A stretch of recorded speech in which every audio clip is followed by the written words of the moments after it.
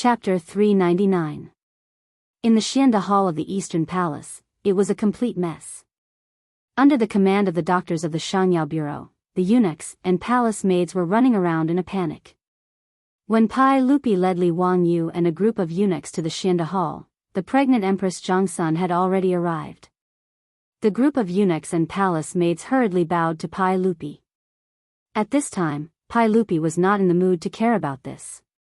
He impatiently waved his hand at the crowd and then looked at Empress Zhongsun. Guanyin servant, how is Qingxian? Why does his stomach hurt all of a sudden? Qingxia also does not know. Just now, the eunuchs of the Eastern Palace came to report that Qingxian's stomach was in unbearable pain. Qingxia hurriedly sent people to summon the imperial physician and doctors of the Shangyao Bureau. Right now, they are still treating him. Empress Zhongsun also appeared very panicked. She had been 7 or 8 months pregnant and her body was not well.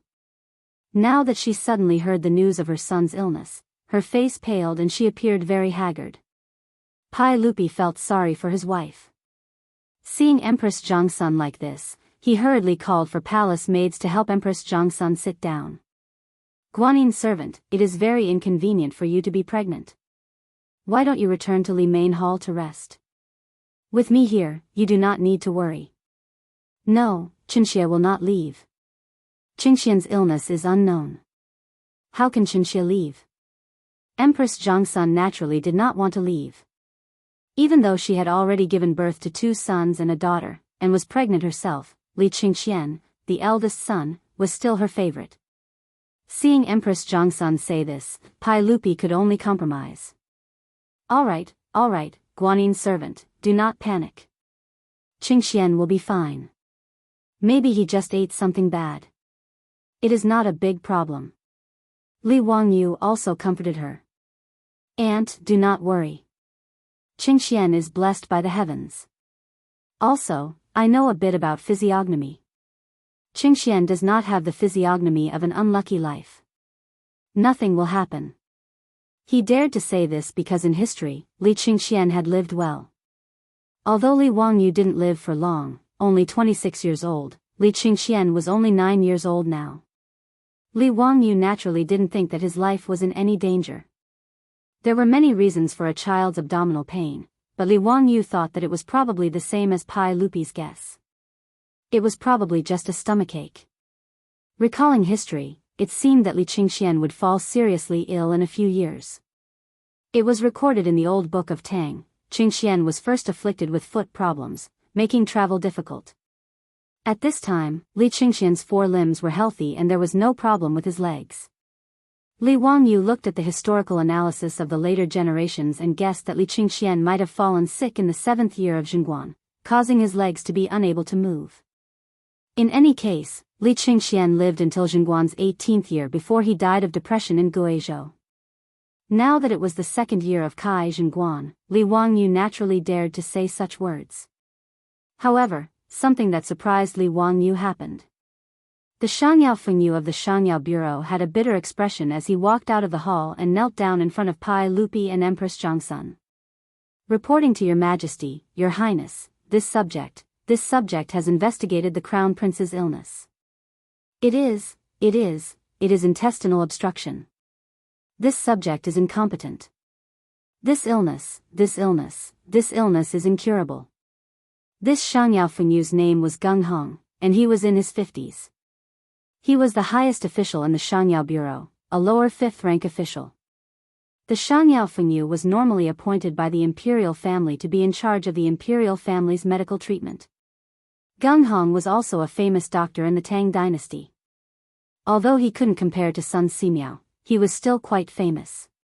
Hearing Gung Fengyu say that her son had intestinal obstruction, Empress Zhongsun's face instantly lost all color, becoming as white as paper. Her body swayed a few times, and just as she was about to fall, Pai Lupi hurriedly reached out to support her. At this time, Pai Lupi's eyes were also filled with anger, as if he wanted to devour someone. What did you say? Our crown prince even came to greet us today, so how did he get this intestinal abscess? We order you to quickly treat the crown prince. If there is even the slightest mistake, we will skin you alive. Your Majesty, this intestinal obstruction, this subject obeys the decree. Gung Fengyu still wanted to explain what intestinal obstruction was. However, seeing Pai Lupi's frightening appearance, he didn't dare to say anything else. He scrambled back into the hall to discuss with the other doctors of the Shangyao Bureau how to treat the crown prince. Empress Zhongsun cried out in pain. She broke free from Pai Lupi's arm and stumbled back into the hall. Pai Lupi was afraid that something would happen to her body, so he hurriedly chased after her. The group of eunuchs and palace maids behind him also followed like a swarm of bees. When Li Wangyu heard the Shangyao Fengyu's words, it was as if he was struck by lightning, and he stood there dumbfounded. What the hell? What happened? How could Li Qingxian have intestinal obstruction? There was no record of it in the history books. Intestinal obstruction was appendicitis, and in ancient times, it was an incurable disease. Although there were many vague records in the ancient texts that said that intestinal obstruction could be treated, Chinese medicine did not have this ability. In the modern era, appendicitis was just a minor operation that even fourth-year medical students could easily perform. However, in an era without Western surgery, intestinal carbuncle was definitely an incurable disease. But how could Li Qingxian have appendicitis? If Li Qingxian had contracted appendicitis in history, how could he have lived until the 18th year of Zhenguan, and how could he have colluded with Hou Junji to rebel? Li Wangyou's mind was blank, and it took him a long while to come back to his senses and run into Xianda Palace. In the bedchambers of Xianda Palace, Empress Zhongsun was sobbing next to the spacious bed. Doctors, eunuchs, and palace maids were kneeling next to the bed, and the atmosphere was extremely oppressive. Li Wangyu rushed over to check on Li Qingxian's condition. The crown prince of the Tang dynasty had his eyes closed and was motionless. His forehead was covered in sweat from the pain, and he had already lost consciousness. Grabbing Gung Fengyu's collar, he asked, "Did you really diagnose that His Highness the Crown Prince has intestinal obstruction?" You didn't misdiagnose, did you?" Even now, Li Wangyu still did not believe that Li Qingxian had appendicitis. This simply did not make sense in history. There can't be a mistake. His Highness the Crown Prince has abdominal pain, muscle tension, and rebound pain in his lower right leg, accompanied by nausea, fever, vomiting, bloating, red skin, yellow skin, and a flood of pulses. This is definitely intestinal obstruction.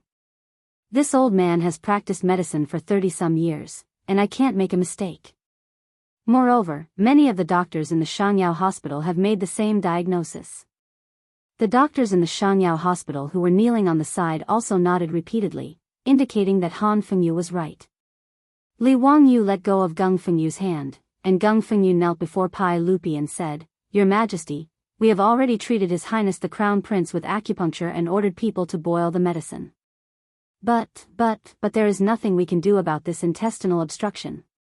We can only rely on His Highness the Crown Prince's fate." Before he could finish speaking, he saw the furious Pai Lupi rush over with gritted teeth and kick him to the ground. "If anything happens to my Dalong, I want all of you to be buried with him." Pai Lupi's words were naturally spoken out of anger. With the medical standards of the Tang dynasty, if they could not cure the patient, they would be buried with him. No matter how many heads there were in the Shangyao Hospital, it would not be enough to cut off. But in the face of the furious Pai Lupi, no one dared to make a sound. All the doctors, eunuchs, and palace maids were silent like cicadas in winter. Chapter 400. Li Wangyu looked at the unconscious Li Qingxian on the bed and couldn't help but feel his heart ache. He couldn't understand what was wrong with history for such a thing to happen. Towards Li Qingxian and Li Tai, the two little fellows, Li Wangyu originally held prejudice in his heart. After all, these two fellows weren't anything good in the history books. There was no need to talk about Li Qingxian. He was licentious and even colluded with Hou Junji and the others to rebel. Li Tai wasn't a good person either. Although he pretended to be an obedient child in front of Pai Lupi, Li Qingxian had betrayed him. He actually said to Pai Lupi, "This subject has an unfilial son. In 100 years, this subject will kill him for His Majesty and pass him down to King Jin." From this, one could see his character. Thus, when Pai Lupi asked Li Wangyu to be the teacher of these two fellows, Li Wangyu had rejected the idea. However, it was hard to go against the imperial decree. After Li Wangyu reluctantly accepted these two fellows, he realized that they weren't bad people. That was the truth. Children of 8 or 9 years old had been in the palace for too long and had been flattered by those palace maids, so they were a little domineering and lacked education. Under Li Wangyu's guidance, both Li Qingxian and Li Tai got along very well with those brats from Dingzhou village. They didn't seem as domineering as before. And these two sons of Pai Lupi were rather smart. They were also very respectful to their teacher, Li Wangyu, so how could he not like them? 2 days ago, he had sprained his waist and was bedridden, so he didn't have the nerve to send Li Qingxian and Li Tai to Dingzhou village for lessons. He had originally planned to visit the two fellows in the Eastern Palace after speaking with Pai Lupi, but who could have imagined that such a situation would occur? Why would Li Qingxian suddenly get appendicitis? Li Wangyu couldn't figure it out. Then, he heard the conversation between Pai Lupi and Fengyu from the Shangyao bureau. Gung Fengyu, let me ask you, why did the crown prince suddenly get this intestinal abscess? Your Majesty, intestinal abscesses are usually caused by a lack of food and drink, as well as dampness and heat. This depends on what the crown prince has been eating recently. Gung Fengyu hurriedly replied. What did the crown prince eat today? Pai Lupi glared at the eunuch in the Eastern Palace. Replying to everyone, I didn't eat anything. It was all food sent by the Shangshi bureau. The eunuch's words were somewhat evasive. Pai Lupi angrily shouted, tell me the truth. What the crown prince ate was recorded by the food bureau. Do you think you can fool me? The eunuch repeatedly kowtowed to the ground with so much force that blood seeped out of his forehead. Replying to everyone, the weather has been hot recently, and His Highness the Crown Prince said that he wants to eat ice cream. This servant will have the Shangshi bureau prepare it for the Crown Prince.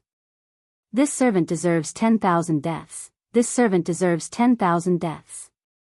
Ice cream? Li Wangyu was stunned. Eating ice cream wasn't enough to cause appendicitis. Li Qingxian and Li Tai, the two little guys, liked to eat ice cream. This was no secret. The two little ones had already asked him for the ice cream recipe and gave it to the Shangshi bureau. It was said that even Pai Lupi and Empress Zhongsun liked it very much. He suddenly thought of something and interrupted to ask, how much ice cream did the crown prince eat today? 8 bowls. The eunuch in the Eastern Palace replied in a low voice. His words angered Pai Lupi so much that he kicked the Eastern Palace eunuch a few times. The eunuch fell to the ground and didn't even dare to scream. Although Pai Lupi didn't know much about medicine, he knew that overeating was not a good thing. Moreover, Gung Fengyu had already said that the crown prince's intestinal abscess was caused by a lack of food. Someone come, drag this dog away. Flog him to death. Pai Lupi's voice was cold and made people tremble. The Eastern Palace eunuch didn't even dare to cry for mercy. He was so scared that his eyes rolled back and he fainted. Immediately, eunuchs came forward and dragged the Eastern Palace eunuch away. The outcome was self-evident. Li Wangyu was stunned speechless. Eating 8 bowls of ice cream in a row, it would be strange if he didn't get sick. This group of damned Eastern Palace eunuchs clearly flattered Li Qingxian. They actually allowed a 9-year-old child to eat so many cold drinks. Being beaten to death was not an injustice at all. He had a trace of understanding in his heart. Li Qingxian's sudden illness was different from history and seemed to have something to do with him. The ice cream he made was like the wings of a butterfly. With a light flap, it changed the original trajectory of history. There was no such delicious cold drink in history, so Li Qingxian naturally wouldn't overeat. Naturally, there was no sudden appendicitis. With all these twists and turns of karma, it seemed that the responsibility for Li Qingxian's appendicitis was on Li Wangyu. When Li Wangyu understood this point, his expression became rather ugly. Empress Zhongsun looked at the unconscious Li Qingxian beside the bed and cried bitterly. This made Pai Lupi even more anxious. Empress Zhongsun was currently pregnant. If something happened to her due to excessive grief, that would be even more unfortunate. Guanyin maid, return to Li Main Hall first. I can stay here with Qingxian. No, I won't leave. How could Empress Zhongsun listen to Pai Lupi at this time? Pai Lupi didn't dare let her stay in Xianda Hall any longer. If it was as Feng Yu of the Shangyao Bureau had said, there was no cure for this intestinal blockage. If he let Empress Zhongsun watch Li Qingxian die prematurely, who knew what would happen? Come, escort the Empress back to Li Main Hall. Serve her carefully, but if there are any mistakes, we will skin you alive. Gung Feng Yu, have some doctors from the Shangyao Bureau go to Li Main Hall to examine the Empress' body. Yes. Empress Zhongsun was helpless. She was carefully supported by a group of palace maids and eunuchs back to Li Main Hall in tears. At this time, Li Wangyu was extremely conflicted. Looking at Li Qingxian's current situation, it was clear that Feng Yu and the doctor's diagnosis was correct. It should be because he suddenly ate too many cold drinks that caused acute appendicitis. He vaguely remembered that he had once seen a report saying that a certain hospital had treated more than 20 patients with acute appendicitis in a short 2 months. Most of them were youths between 5 and 15 years old. The reason was because they ate too many cold drinks during the summer, so the public was reminded not to give children too many cold drinks during the summer. In the modern world, acute appendicitis required surgery, but this was the Tang dynasty. Who could operate on Li Qingxian? Li Wangyu admitted that he didn't have this ability. He had seen some time-traveling TV dramas where the main character didn't care about the consequences and would cut open someone's stomach and use a knife. He felt that it was incomparably absurd. If it was so easy to save someone, would there be a need to study clinical medicine for 5 years? If Li Wangyu was given a scalpel and had him go to the operating table, then it would be better to directly inform the patient's family and arrange a funeral. However, if he didn't do the surgery, Li Qingxian's chances of survival were extremely slim. If he didn't do anything and just watched Li Qingxian die, Li Wangyu was afraid that his conscience wouldn't be at ease for the rest of his life. This was neither right nor left. Li Wangyu was so aggrieved that he almost wanted to bang his head against a pillar. Just as he was feeling conflicted, his hands suddenly inadvertently touched the dagger at his waist. The item inside reminded him. Li Wangyu's eyes couldn't help but light up. Chapter 401. Li Wangyu felt that there were a few pieces of crystals in the box. The medicine king, Sun Simiao, had entrusted these crystals to him to help make microscopes. Today, Li Wangyu had brought them with him to Chang'an. He planned to go to the eastern and western cities after leaving the palace to see if there were any shops that specialized in grinding crystals. When he felt the crystals, he thought of Sun Simiao. Although Sun Simiao didn't know how to perform appendicitis surgery, he knew that Sun Simiao had some surgical skills based on the fact that he had removed the rotten flesh from Niu Yang's wound and stitched it up. Since Sun Simiao knew how to debridement, suture, and bandage a broken intestine, he could try to let Sun Simiao perform surgery on Li Qingxian. At least it was better than watching Li Qingxian die in pain in front of him. However, the risk of doing so was extremely high. If Sun Simiao's surgery failed, Pai Lupi would blame him. He couldn't afford to take the blame. Furthermore, cutting open someone's stomach to perform surgery was unheard of. Would Pai Lupi be willing? Would Sun Simiao agree? Li Wangyu hesitated and opened his mouth for a long time, but he didn't know how to tell Pai Lupi his thoughts. Just as he was hesitating, he heard Feng Yu from the medicine bureau whisper to Pai Lupi, "Your Majesty, we have already performed acupuncture on His Highness and given him medicine. However, His Highness's pulse is getting weaker and weaker. I'm afraid it will be difficult to save him. We are willing to die 10,000 times. Your Majesty, please be prepared." Hearing this, Pai Lupi's body couldn't help but shake. A line of tears rolled down his face. When he heard Feng Yu and the doctor say that his eldest son had an intestinal abscess, he had already guessed the result. Pai Lupi sadly sat beside Li Qingxian's bed and reached out to hold Li Qingxian's burning hand. After a long time, he ordered in a hoarse voice, "If His Highness dies, don't tell the Empress for now. The Empress is pregnant and shouldn't be agitated. Do you understand?" "Yes." Inside the Xianda Hall, the eunuchs and maids all knelt on the ground.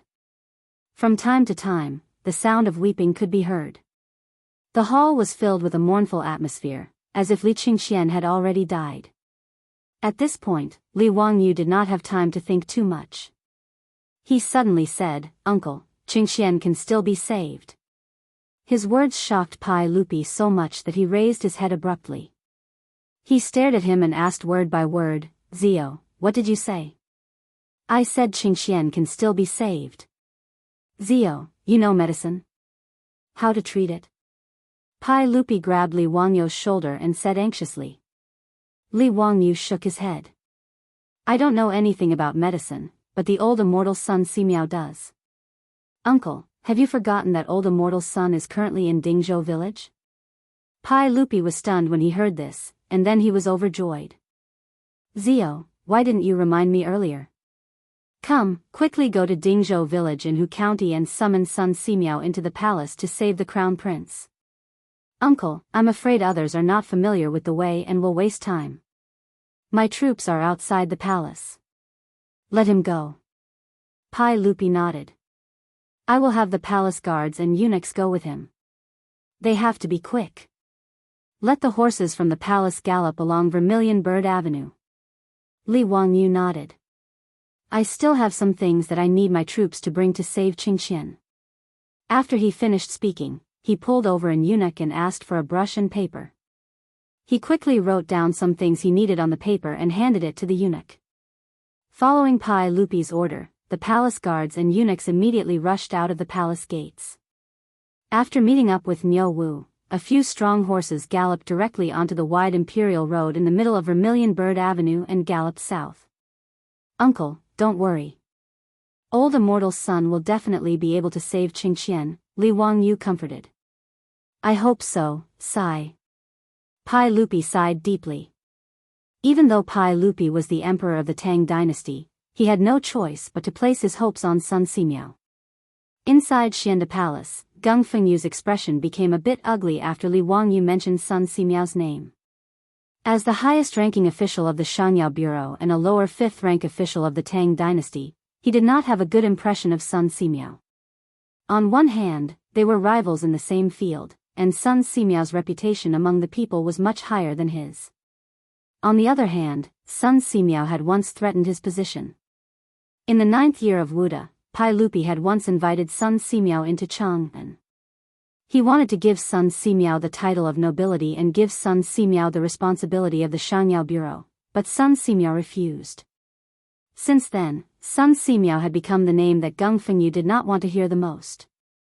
Now that the crown prince was critically ill and the Shangyao Bureau was helpless, Hu Xianzi had actually recommended Sun Simiao to Pai Lupi at this time.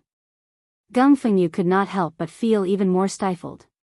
He could not help but say, "Your Majesty, forgive me for speaking so boldly, but even Sun Simiao might not be able to save His Highness the Crown Prince. This intestinal blockage is an incurable disease. Apart from the legendary Huatua, who can cure intestinal blockages, no one has ever heard of anyone being able to save someone with intestinal blockages. The medical books have recorded Huatuo's divine prescription for intestinal blockages. We have already made medicine according to this prescription and fed it to His Highness the Crown Prince, but there was no effect. I'm afraid." Before he finished speaking, Li Wangyu could not help but interrupt, "Shut up. It's fine if you're useless, but what do you mean by saying that His Highness the Crown Prince is incurable?" Geng Fengyu had always been like a crow, saying that Li Qingxian was incurable. He had even told Pai Lupi to prepare for the funeral in advance. Li Wangyu had long since been annoyed by his words. Now that he had sent someone to invite Sun Simiao, he was blabbering on and on about how Sun Simiao could not cure Li Qingxian. It really made people want to beat him up. When Pai Lupi kicked Geng Fengyu, Li Wangyu felt that the old man did not have it easy. Now, he felt that Pai Lupi's kick was too light. How can you humiliate this old man like this? Hu Xianzi, this old man is also a fifth-rank official. I have practiced medicine for more than 30 years and have saved countless people. How can I be incompetent?" Geng Fengyu immediately exploded when he heard Li Wangyu's words. He then knelt before Pai Lupi and spoke in an aggrieved and tearful voice, "Your Majesty, please see clearly. Ever since this subject took over the Shangyao Bureau, I have not dared to slack off in the slightest. This subject naturally hopes that His Highness the Crown Prince will be healthy. However, this intestinal abscess is difficult to cure with medicine. This subject is not incompetent. Please see clearly, Your Majesty. Pai Lupi's mood was irritable.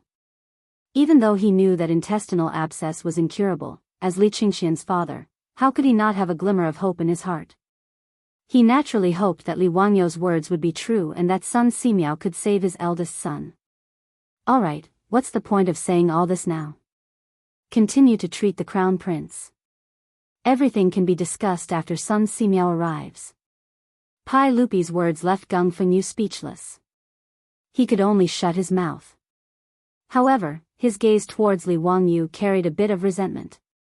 Li Wangyu naturally could not be bothered to pay attention to Gung Fengyu. He walked to the side and beckoned for an internal eunuch to come over. His words caused the internal eunuch's expression to become somewhat hesitant. However, when he saw the restless Pai Lupi, he did not dare to report.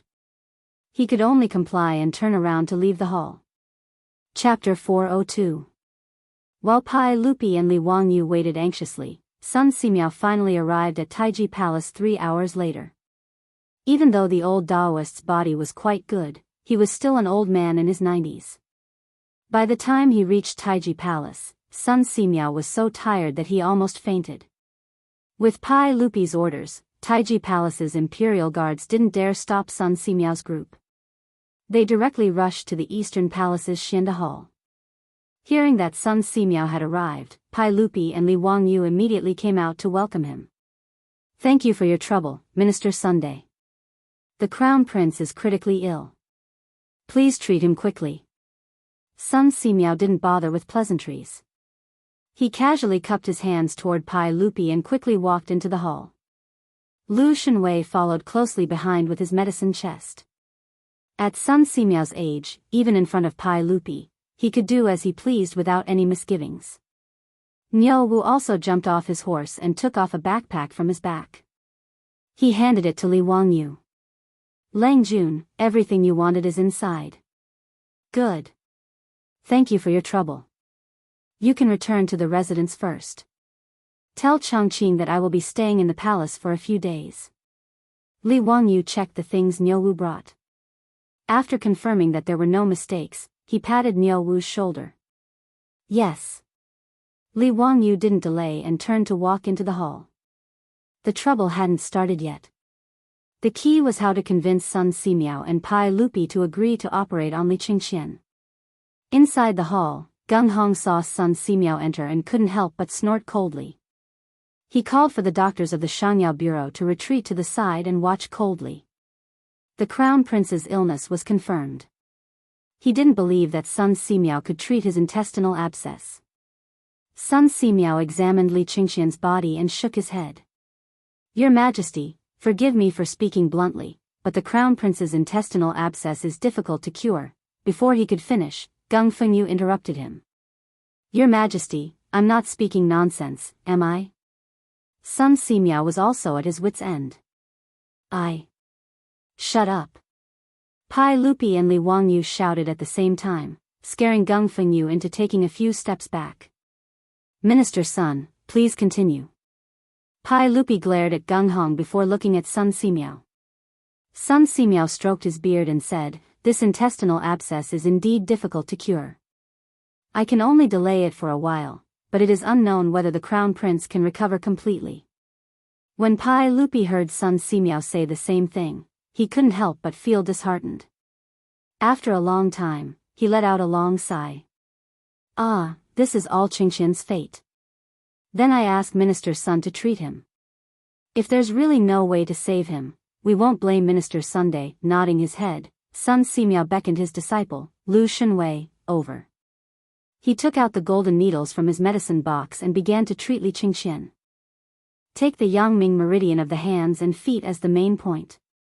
Use the catharsis method when inserting the filiform needles. Leave the needles for 15 minutes. Sun Simiao whispered to Lu Shenwei as he applied the needles. Your disciple understands. After he finished with the golden needles, Li Wangyu invited Sun Simiao to a place where there was no one else around.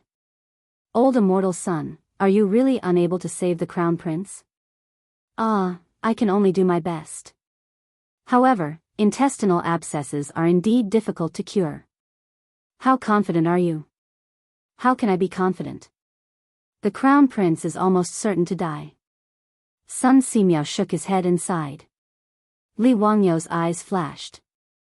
Old immortal son, if I have a way to save the crown prince, would you be willing to help? What?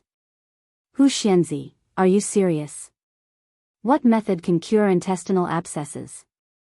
Hearing Li Wangyu's words, Sun Simiao immediately became spirited. May I ask old immortal son, what is intestinal abscesses? Ulcerative abscesses in the intestines. Ulcerative abscesses were acute suppurative diseases. They were a type of poisonous sore. That's right. Since medicine is ineffective, then the only way is to cut open the abdomen and remove the ulcerative abscesses. Wouldn't that cure him? How can that be done? If this person's abdomen is cut open, how can he survive? Even though Sun Simiao would be revered as the medicine king in the future, when he heard Li Wangyu's words, he couldn't help but jump in fright and shake his head. Why can't he survive? Old immortal son, didn't you once tell me that people with severed intestines can be stitched up and bandaged and survive? Why can't the person live after removing the ulcerative abscesses? Li Wangyu's words stunned Sun Simiao. He had never thought of such a thing. How can that be the same? People with severed intestines often have their abdomens cut open on the battlefield by lethal weapons. Sun Simiao was halfway through his words, but he couldn't continue. On the battlefield, there were many people who had their abdomens cut open and their intestines cut open. Many of the soldiers could survive if they received timely treatment. He had experienced the chaos of the world and saved countless wounded and disabled soldiers. If the soldiers who had their abdomens cut open could survive, then if he cut open the crown prince's abdomen and removed the ulcerative abscesses, he might be able to survive. Sun Simiao was silent for a moment before carefully saying, this method may work, but I have never tried it before. It may not be able to save the crown prince's life. Furthermore, the saint may not agree. This is cutting open the crown prince's abdomen. As long as old immortal son is willing to help, I will explain it to the saint. Sun Simiao calculated the gains and losses in his heart for a long time before finally nodding gently. As long as the saint agrees, I am willing to try. Seeing that he had convinced Sun Simiao, Li Wangyu didn't dare to delay. He walked in front of Pai Lupi and carefully asked, Uncle, I do have an idea that may be able to save Qingqian, but, hearing him say this, Pai Lupi was like a drowning person who had found a life-saving straw. He immediately asked, but what? Zio, if you have an idea, just tell me. I will not blame you. Uncle, do you know what the pathology of intestinal abscess is? Hearing this, Pai Lupi couldn't help but frown. He only knew that intestinal abscess was an incurable disease, but he didn't know the pathology. Pai Lupi raised his eyes to look at Gung Hong, the Minister of Medicine at the side. Gung Hong immediately answered, Your Majesty, intestinal abscess is a carbuncle in the intestines. Li Wangyu glanced at Gung Hong and continued, So, Uncle, the intestines are spoiled, and the medicinal stone can't do anything about it. There is only one way to cure the disease. Seeing Li Wangyu suddenly stop talking halfway, Pai Lupi couldn't help but panic. He quickly asked, What is it? Zio, don't stutter. Tell me in detail. Yes, Uncle. The intestines are spoiled, so there is only by cutting it out, the person will be fine. Cut it out? Pai Lupi was surprised to hear this. He muttered to himself, The intestines are in the abdomen. How do you cut it out? Naturally, you cut open the abdomen first. Nonsense. Hearing this, Pai Lupi jumped to his feet in fright. If you cut open the abdomen, wouldn't Qingqian die even more? Hearing Li Wangyu's words, Gung Fengyu couldn't help but sneer, Your Majesty, Hu Xianzi is simply spreading lies to confuse people. If you cut open the abdomen, how could he still be alive? Does he want to save the crown prince or harm the crown prince? Your Majesty, please punish Hu Xianzi for speaking nonsense. You shut up. If you dare to speak any more nonsense, do you believe that I won't slap you to death? Li Wangyu was also angry. He directly scolded Gung Hong right to his nose. Although Gung Hong was a lower 5th rank official, he didn't dare to speak in front of the furious Li Wangyu. He awkwardly took a few steps back. Chapter 403. After ordering Gung Fengyu to retreat, Li Wangyu looked at Pai Lupi with a serious expression. Uncle, it was recorded in the book of the later Han that the divine physician Hua Tuo made an anesthetic powder and caused the patient to lose consciousness. He then cut open the abdominal cavity, remove the ulcers, wash away the rot, suture them with mulberry thread, and apply divine ointment. After 4 or 5 days, the patient will recover in a month. Why doesn't Uncle believe that this can cure Qingxian's intestinal abscess? But the divine physician Hua Tuo's secret technique has long been lost. We have never heard of anyone who could perform the technique like Hua Tuo. I roughly know how to perform the surgery, and old immortal son is also willing to give it a try. I am willing to assist him in saving Qingxian. Li Wangyu's words made Pai Lupi hesitate. Cutting open the stomach and cutting out the festering intestines, this was really too inconceivable. Li Er looked at the unconscious Li Qingxian on the bed and really couldn't make up his mind. Your Majesty, you must not do this. If His Highness the Crown Prince were to be cut open, what kind of scandal would that be? Wouldn't that be skinning the Crown Prince alive? County Magistrate Hu Xian is simply crazy. I have been a doctor for more than 30 years and have never heard of anyone saving people like this. The matter of Hua Tuo is only a legend. How could it be true? Seeing Pai Lupi hesitate, Gung Hong jumped out and knelt in front of Pai Lupi. He looked like a loyal and devoted servant as he complained tearfully. Before he could finish, he felt a huge pain in his back.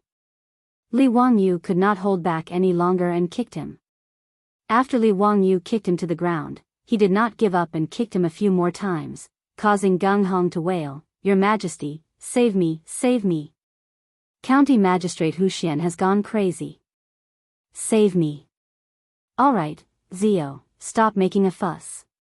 After Pai Lupi spoke, Li Wangyu kicked Gung Hong again to stop beating this County Magistrate Hu Xian. However, his actions frightened the doctors of the Shangyao Bureau quite a bit.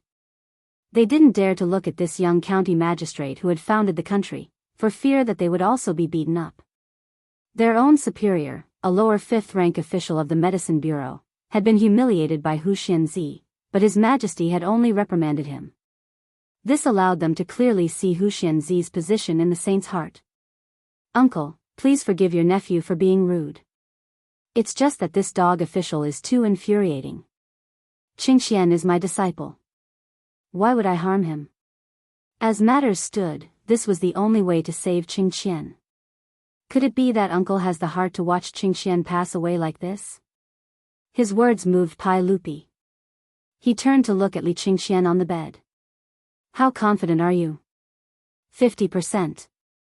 Li Wangyu was very determined. If something happens to Qingxian, Uncle, you only need to remove my title of nobility and demote me to a commoner. In reality, he didn't have much confidence. He didn't even have a 10% chance. He didn't even know where the appendix was or what it looked like. He didn't know how to operate or how to close the wound. All of this depended on Sun Simiao. However, if he didn't say this, why would Pai Lupi agree to operate on Li Qingxian? Li Wangyu's only weapons were alcohol and cephalosporin. Alcohol could disinfect, and cephalosporin could reduce inflammation. With these two things, his survival rate would increase by a lot. Otherwise, if he rashly operated on him, he really didn't know whether he was saving or hurting people. This was also what he had Niu Wu bring back from Dingzhou village. Li Wangyu's words made Pai Lupi silent for a long time. His heart was in a mess. Originally, the Medicine Bureau and Sun Simiao's diagnosis had both sentenced Li Qingxian to death. This had already made Pai Lupi heartbroken. When Li Wangyu said that he had a way to cure the Crown Prince, Pai Lupi was like a ray of light in the darkness. However, he didn't think that Li Wangyu's method would be to cut open his own son's stomach. How could he believe such a thing? Although Li Wangyu said that the history books recorded the matter of Huatua, that was only a legend. Who had actually seen it? Pai Lupi hesitated for a long time before shaking his head. He slowly said, Ziyu, I can't take this risk. If the crown prince dies, that's his fate. I can't let Qingxian be buried with a broken body. Pai Lupi's words made Li Wangyu about to go crazy. This was the only way to save Li Qingxian, and Pai Lupi actually rejected it. Uncle. You. Li Wangyu still wanted to continue persuading him. However, Pai Lupi waved his hand and interrupted him. Ziyu, don't mention this again. Your Majesty is wise. On the side, Gung Hong heard Pai Lupi's words and actually came over. Li Wangyu was so angry that he wanted to hit him again. Seeing that Pai Lupi didn't allow him to carry out the operation, Li Wangyu was so angry that he turned and left. This bastard was too stubborn. Hiding a disease for fear of treatment. This was the classic case of hiding a disease for fear of treatment. Li Wangyu somewhat understood why the divine Dr. Huatua had lost his life when he wanted to treat Chow Chow's head disease. Sad, it was too sad. Walking out of the Shinda Palace, Li Wangyu felt suffocated when he thought of the little brat who usually called him teacher, and was about to be separated by life and death. Ah! Li Wangyu clenched his fists and let out a heart-wrenching scream. It startled the guards and eunuchs near the Shinda Palace. After venting, Li Wangyu slowly calmed down. In the eyes of the Tangs, disemboweling someone was indeed incomprehensible. It was no different from murder. Now that Pai Lupi didn't agree to carry out the operation, Li Qingxian would definitely die. This feeling of powerlessness when there was a chance to save someone was really terrible. Li Wangyu felt that he couldn't just let it go like this. He had to find a way to save Li Qingxian. Even if the chances were low, he had to try. Li Wangyu wanted to find Empress Zhongsun. If she agreed, perhaps the operation could be carried out. But now Empress Zhongsun was pregnant. According to the history books he knew, she would give birth in more than a month. At this time, he didn't dare to tell Empress Zhongsun that he could save her son, but he needed to disembowel him and cut something out. If something happened to Empress Zhongsun, he would really be finished. In a fit of rage, Pai Lupi would probably push him to Shi City and behead him. After thinking for a while, Li Wangyu made up his mind and thought of a method that wasn't really a method. Li Wangyu returned to the Shinda Palace again and found Sun Simiao. Old immortal son, tell me the truth. How much longer can the crown prince last? Sun Simiao hesitated, then replied, I've performed acupuncture on the crown prince, but there was no improvement. The crown prince's pulse is weak. I'm afraid he won't make it through tonight. Li Wangyu looked up at the sky. It was about 3:00 in the afternoon. There should still be time to carry out his plan. He nodded and thanked Sun Simiao. Then he found Pai Lupi, who was sitting beside the bed. Uncle, I have something to do and need to return to Hu County. Please allow me to ride a horse on Vermilion Bird Avenue so that I can get back to the palace before the curfew. I'm Qingxian's master and disciple, and I want to see him off. Pai Lupi nodded and didn't object. He waved his hand to summon a palace guard and had him hand over a token to Li Wangyu, allowing him to ride a horse in Chang'an. After receiving the token, Li Wangyu immediately left the palace, mounted his horse, and galloped away. Chapter 404. Li Wangyu galloped the entire way and returned to Dingzhou village in less than 2 hours. Lang Jun, why are you back? Didn't Niu Wu say that you were going to stay in the palace for a few days? Li Heng asked in surprise when he saw Li Wangyu return. Li Heng, don't say such nonsense. Hurry up and pack the valuables in the house. Bring more gold and don't bring any copper coins. Get everything ready, we're leaving soon. Li Wangyu didn't bother to explain. His words stunned the old housekeeper, Li Heng. Lang Jun, why is that? Where are we going? Don't ask so many questions, hurry up and pack. Where's Chongqing? Lady Su is in the backyard. Before Li Heng could finish, Li Wangyu had already run to the backyard. Li Heng was confused by Li Wangyu's actions, but he could only listen to him and hurry back to the residence to pack. In the backyard, Su Changqing was in her room listening to music on her phone when the door was suddenly burst open, giving her a fright.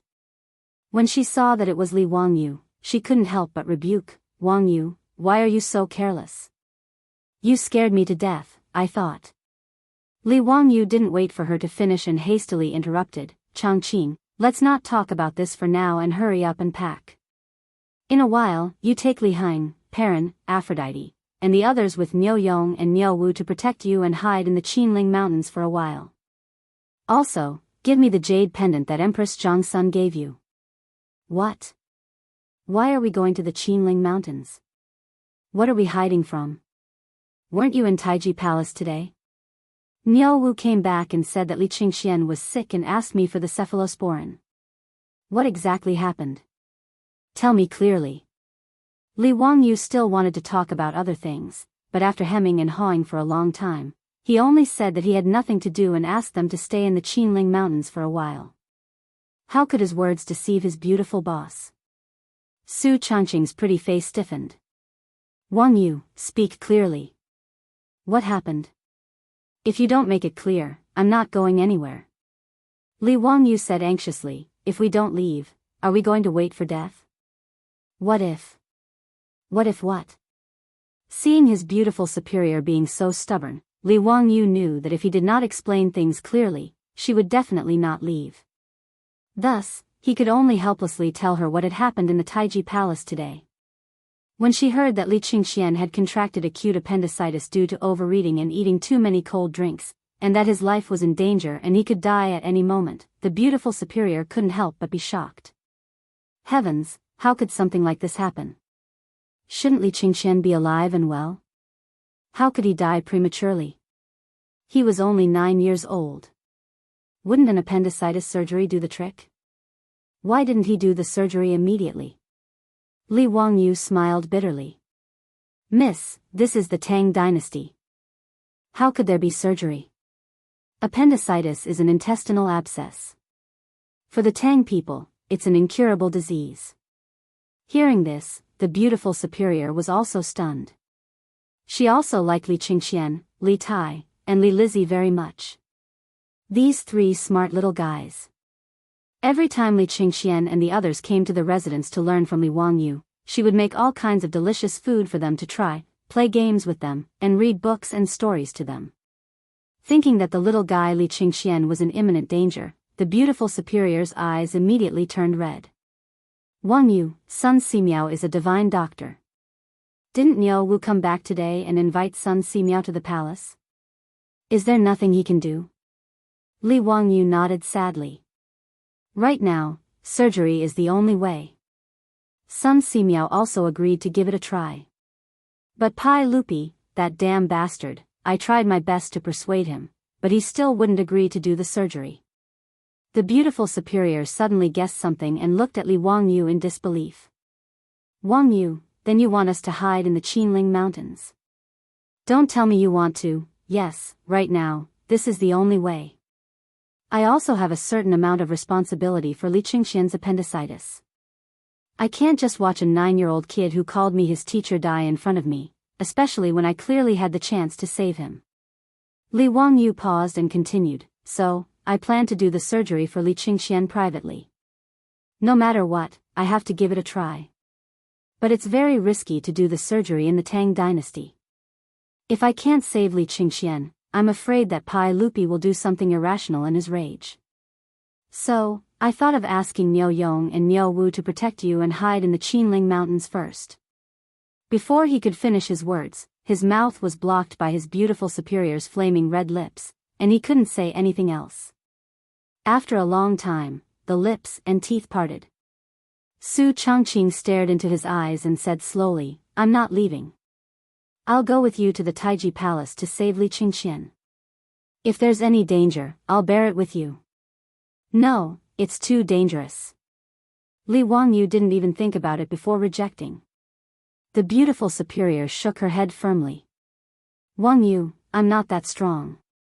If you're not here, I won't be able to survive in the Tang dynasty alone." Tears flowed out of her eyes, but she forced a smile and wiped her tears. I'm not like those heroines in novels who can still show off their skills in ancient times after transmigrating. If you're not here, who will take care of me? Hee, if that's the case, then let's go to the Taiji Palace together. The beautiful superior's words made Li Wangyo's heart clench. He reached out and hugged the beautiful woman in front of him. Changqing, we're not going. We're not going to the Taiji Palace. Pai Lupi, that bastard, son of a bitch, I'm not going to play with him anymore. It's his own son. If he wants to die, then let him die. It's none of my business. We're not going. We're not going. We're staying in Dingzhou village. We're not going anywhere. Li Wangyu was a little out of control by the beautiful superior's words. He only wanted to let the beautiful superior and the others hide far away. If he didn't save Li Qingxian, Pai Lupi wouldn't be able to retaliate against Su Changqing and the others. But the beautiful superior's words made him regret it. He wasn't a saint. Why should he risk his life to save Li Qingxian?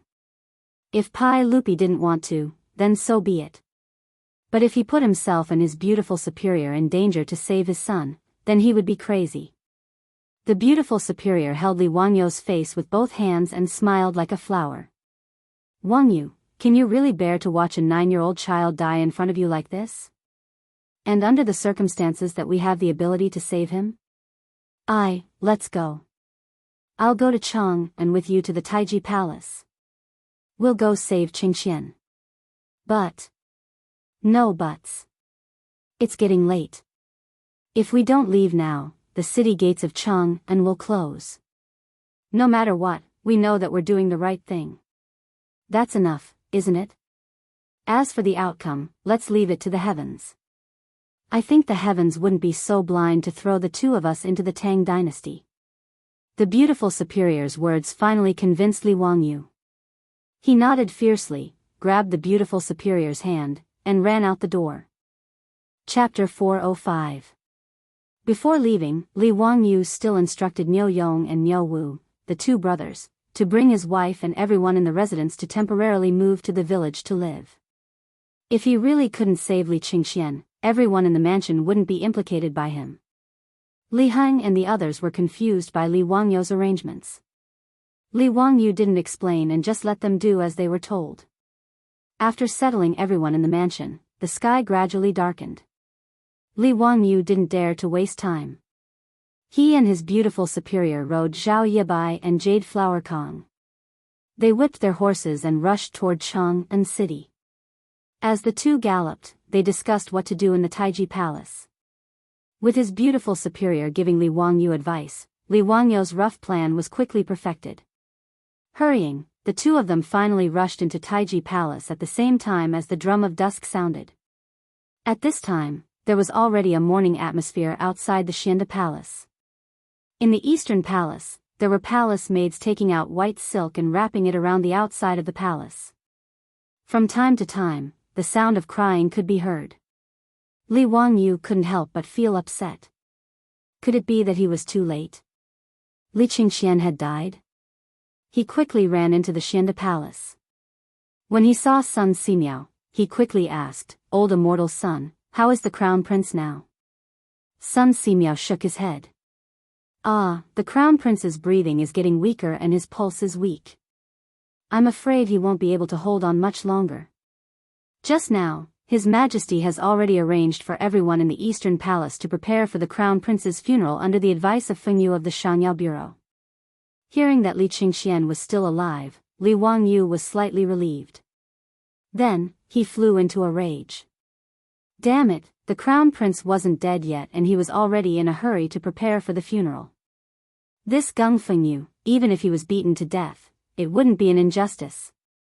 Li Wangyu was so angry that the roots of his teeth itched. He was so angry that he almost rushed in and beat that damned old man again. However, saving Li Qingxian was more important now. Li Wangyu didn't have the time to find trouble with Gung Feng Yu. He stretched out his hand to summon a palace attendant and asked where Li Tai, the king of Yu, was. As Li Tai was still young, he lived in the Chongren Palace. Chongren Hall was adjacent to Lijin Hall where Empress Zhongsun lived. Today, Crown Prince Li Qingxian was critically ill. Li Tai obediently stayed in Lijun Hall to accompany his mother. After asking about Li Wangyu's whereabouts, Li Wangyu and his beautiful superior hurried over to Li Main Hall. Most of the imperial guards and eunuchs in the Eastern Palace knew Li Wangyu and knew that he was the Crown Prince's imperial tutor. Naturally, they wouldn't stop him. As for his beautiful superior, she often went to the Li Main Hall, so the imperial guards in the palace were even more familiar with her. The two of them had a smooth journey and arrived at Lijun Hall to seek an audience with Empress Zhongsun. "Greetings, Auntie." "Greetings, Your Highness." At this time, Empress Zhongsun's face was full of worry, and her eyes had lost their usual vigor. She weakly nodded towards Li Wangyu and her beautiful superior. "Ziyu, Chongqing, have you gone to see Qingxian? How is he now? Is there any improvement? I want to go see Qingxian, but Erlang won't agree no matter what." "Auntie, don't worry, nothing will happen to Qingxian." Li Wangyu could only comfort her like this. "Ah, thank you for your auspicious words. I hope the Taoist ancestor blesses Qingxian so that he can successfully survive this disaster." Li Wangyu and his beautiful superior comforted Empress Zhongsun for a bit and then used the excuse that Pai Lupi wanted to summon Li Tai to Xianda Hall. Empress Zhongsun didn't suspect anything and nodded for Li Tai to follow Li Wangyu. After leaving Lijun Hall, Li Wangyu stopped the little fatty Li Tai. "Qingke, right now, your brother is critically ill. Do you want to save him?" "Teacher, of course I want to save brother." "Is brother's illness very serious?" "Teacher, you can save brother, right?" The little fatty nodded and immediately asked. At this time, Li Tai and Li Qingxian naturally wouldn't turn against each other like they did when they became adults and fought for the throne. In addition to Li Wangyu's education of the two little ones, Li Qingxian and Li Tai could be said to be brothers who respected each other and were as close as real brothers. The little fatty didn't know what illness his brother had.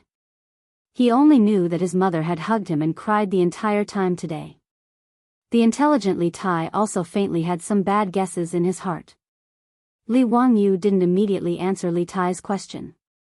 Instead, he waved his hand and had the eunuchs behind Li Tai move a bit further away. Only then did he whisper a few words into his ear. "Qingke, are you willing to help me with this matter that teacher has asked of you? If I do this, I can save brother?" The little fatty asked suspiciously. "Qingke, you don't believe your master? When have I ever lied to you?" Li Wangyu said with a stern expression. Li Tai tilted his head and thought for a while.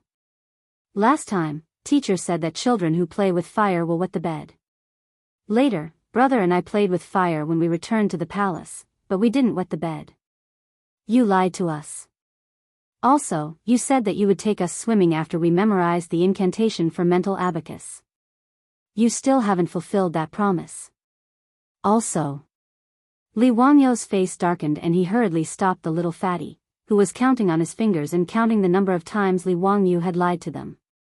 "Those were just jokes. Cough cough. Today's matter concerns your brother's life and death. I won't lie to you." Li Tai's face was full of suspicion as he raised his eyes to look at his beautiful superior. Only when his beautiful superior nodded, indicating that Li Wangyu wasn't wrong, did little fatty Li Tai finally nod in agreement. His reaction almost angered Li Wangyu to death. What kind of disciple was this? He actually didn't believe his words. If it weren't for the fact that they were in a hurry to save Li Qingxian, he would definitely teach this little fatty what it meant to respect one's teacher. After dealing with little fatty Li Tai, the group continued their journey to Xianda Palace. By the time they arrived at Xianda Palace, the sky had already darkened and the lights in the Eastern Palace had already been lit. Li Wangyu gave Li Tai a look that said, "Good luck, I have faith in you." Then he pulled his beautiful superior to him and stood in the darkness outside the palace. Li Tai jogged towards Xianda Palace. Father, Mother said that her stomach isn't feeling well. She asks you to go to Lijun Palace." Pai Lupi, who was sitting next to Li Qingxian's bed with a worried expression, jumped up in fright when he heard his son's words. "Qingke, what did you say? What's wrong with your mother?" Where is she feeling unwell? Mother said that her stomach isn't feeling well and wants you to go. Little Fatty blinked his eyes, lying as soon as he opened his mouth. This was what Li Wangyu had instructed him to say. His purpose was naturally to lure Pai Lupi away, using the tactic of luring the tiger away from the mountain. The reason why he had asked Li Tai to come forward was, of course, because other than him, no one else would dare to spread false information and make fun of Pai Lupi. In any case, Li Tai would at most be beaten up by Pai Lupi. It wasn't a big deal. But if it was someone else, not to mention whether or not they would dare to make fun of Pai Lupi, even if they dared, the consequences would most likely be losing their heads. With Pai Lupi guarding Li Qingxian, Li Wangyu didn't have the ability to perform surgery on Li Qingxian, no matter how great his abilities were. The distance between Xianda Palace, where the Crown Prince lived, and Lijian Palace was not close. As long as Pai Lupi left, Li Wangyu would have enough time to move the Crown Prince away. Pai Lupi naturally didn't doubt Li Tai's words at all. He glanced at Li Qingxian, who was still unconscious, and ordered Geng Fengyu and Sun Simiao, Geng Fengyu, minister's son, take good care of the Crown Prince. We will be back soon. Yes. Pai Lupi held Li Tai's hand, left Xianda Palace, and hurried towards Lijian Palace. As little Fatty walked, he turned his head and winked at Li Wangyu, who was hiding in the dark. Chapter 406. As soon as Pai Lupi's figure disappeared from sight, Li Wangyu pulled his beautiful superior into the Xianda Palace. Her Highness the Empress' imperial decree has arrived. Li Wangyu shouted as soon as he entered the palace, raising the jade pendant in his hand. In his hand was the jade pendant that Empress Zhongsun had given to his beautiful superior that day.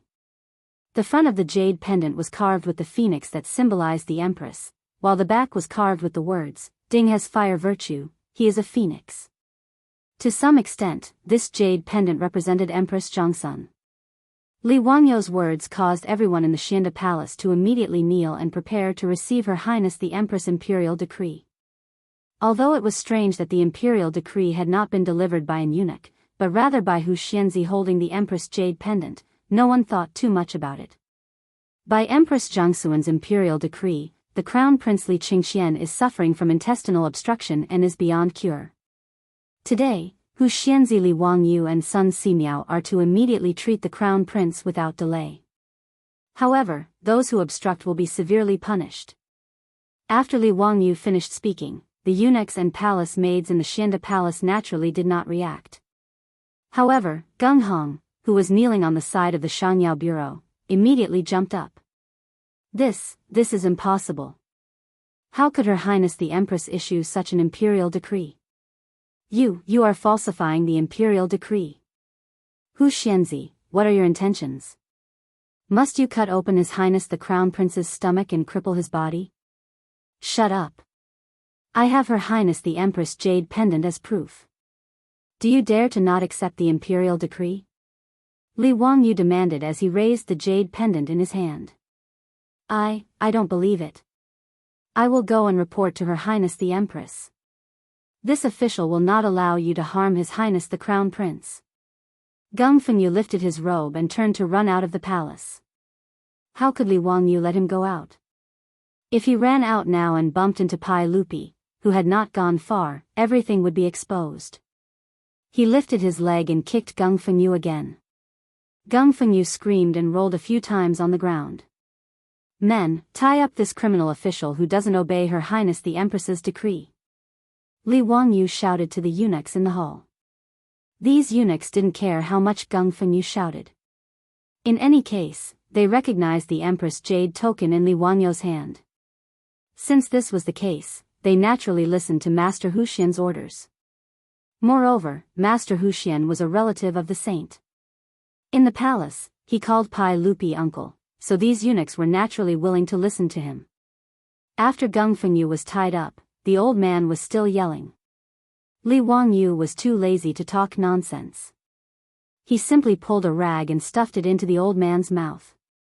As for the doctors of the Shangyao Bureau, no matter how unwilling they were, no one dared to say anything when they saw that their superiors had been tied up. After dealing with Geng Hong, Li Wangyu bowed to Sun Simiao. Old immortal son, thank you for your trouble. Now that Her Highness the Empress has agreed, let's hurry up and prepare to treat His Highness the Crown Prince. Sun Simiao looked at Li Wangyu with deep meaning, as if he had already seen through the problem. However, Sun Simiao, who had lived for more than 90 years, wouldn't say anything. Since Li Wangyu had the Empress Jade token and faked a decree, he would pretend that he didn't know.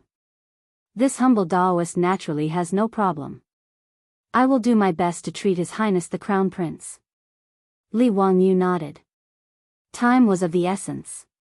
It was hard to say how much time little fatty Li Tai could buy. It was better to hurry up. He looked around the hall and found the eunuch he had ordered in the afternoon. He reached out and called him over. I asked you to find a clean and spacious palace room. Are you ready? County Head Huxian, this servant is ready. I have already followed your instructions and had someone sweep it clean. The eunuch quickly replied. Have you sent the bronze mirrors I asked you to collect in the Eastern Palace to that palace room? They are all ready. That's good. Lead the way and send His Highness the Crown Prince there. Li Wangyu waved his hand and called for a few strong eunuchs to carry over a palanquin. They carefully lifted Li Qingxian onto it. Li Wangyu stopped the other eunuchs and palace maids from following. He only led his beautiful superior, Sun Simiao, and Lu Shenwei out of Xianda Palace while carrying Li Qingxian's palanquin. When Li Wangyu and the others disappeared, the doctors of the Shangyao Bureau hurried forward. They pulled out the rag stuffed in Gung Heng's mouth and untied the ropes binding him. Quick, go to Lijian Palace and find His Majesty. Hui Xianzi wants to murder His Highness the Crown Prince. This is treason and wild ambition. Go quickly. Go find His Majesty and have His Majesty issue an edict to arrest Hui Xianzi. Gung Heng didn't wait for the ropes to be untied before he began to howl at the top of his lungs. Upon hearing his words, the doctors of the Shangyao Bureau hurriedly ran out of the Hall of Illustrious Virtue to look for Li Er. On Li Wangyu's side, the eunuchs led him through many twists and turns in the Eastern Palace until they arrived at another palace. Hui Xianzi, this palace room is usually unoccupied. This servant has already cleaned it as you ordered. Li Wangyu nodded and had the eunuchs carry Li Qingxian inside. Together with his beautiful superior, he took out the alcohol that Niu Wu had delivered and sprayed it all over the room to disinfect it. Soon, the room was filled with the pungent smell of alcohol. As for the knives in Sun Simiao's medicine box, Li Wangyu had him take them out and soak them in alcohol to disinfect them. The surgery required fine cotton cloth and catgut. They had all been prepared and could start the surgery at any time. At this time, the light in the room was dim. Sun Simiao shook his head and said, Hui Xianzi, the candlelight isn't very bright. How are we going to treat His Highness the Crown Prince? Li Wangyu had naturally prepared for this. He had ordered the eunuchs to collect bronze mirrors in the Eastern Palace to prepare for the surgery. Edison used mirrors to gather light to provide light for the surgery.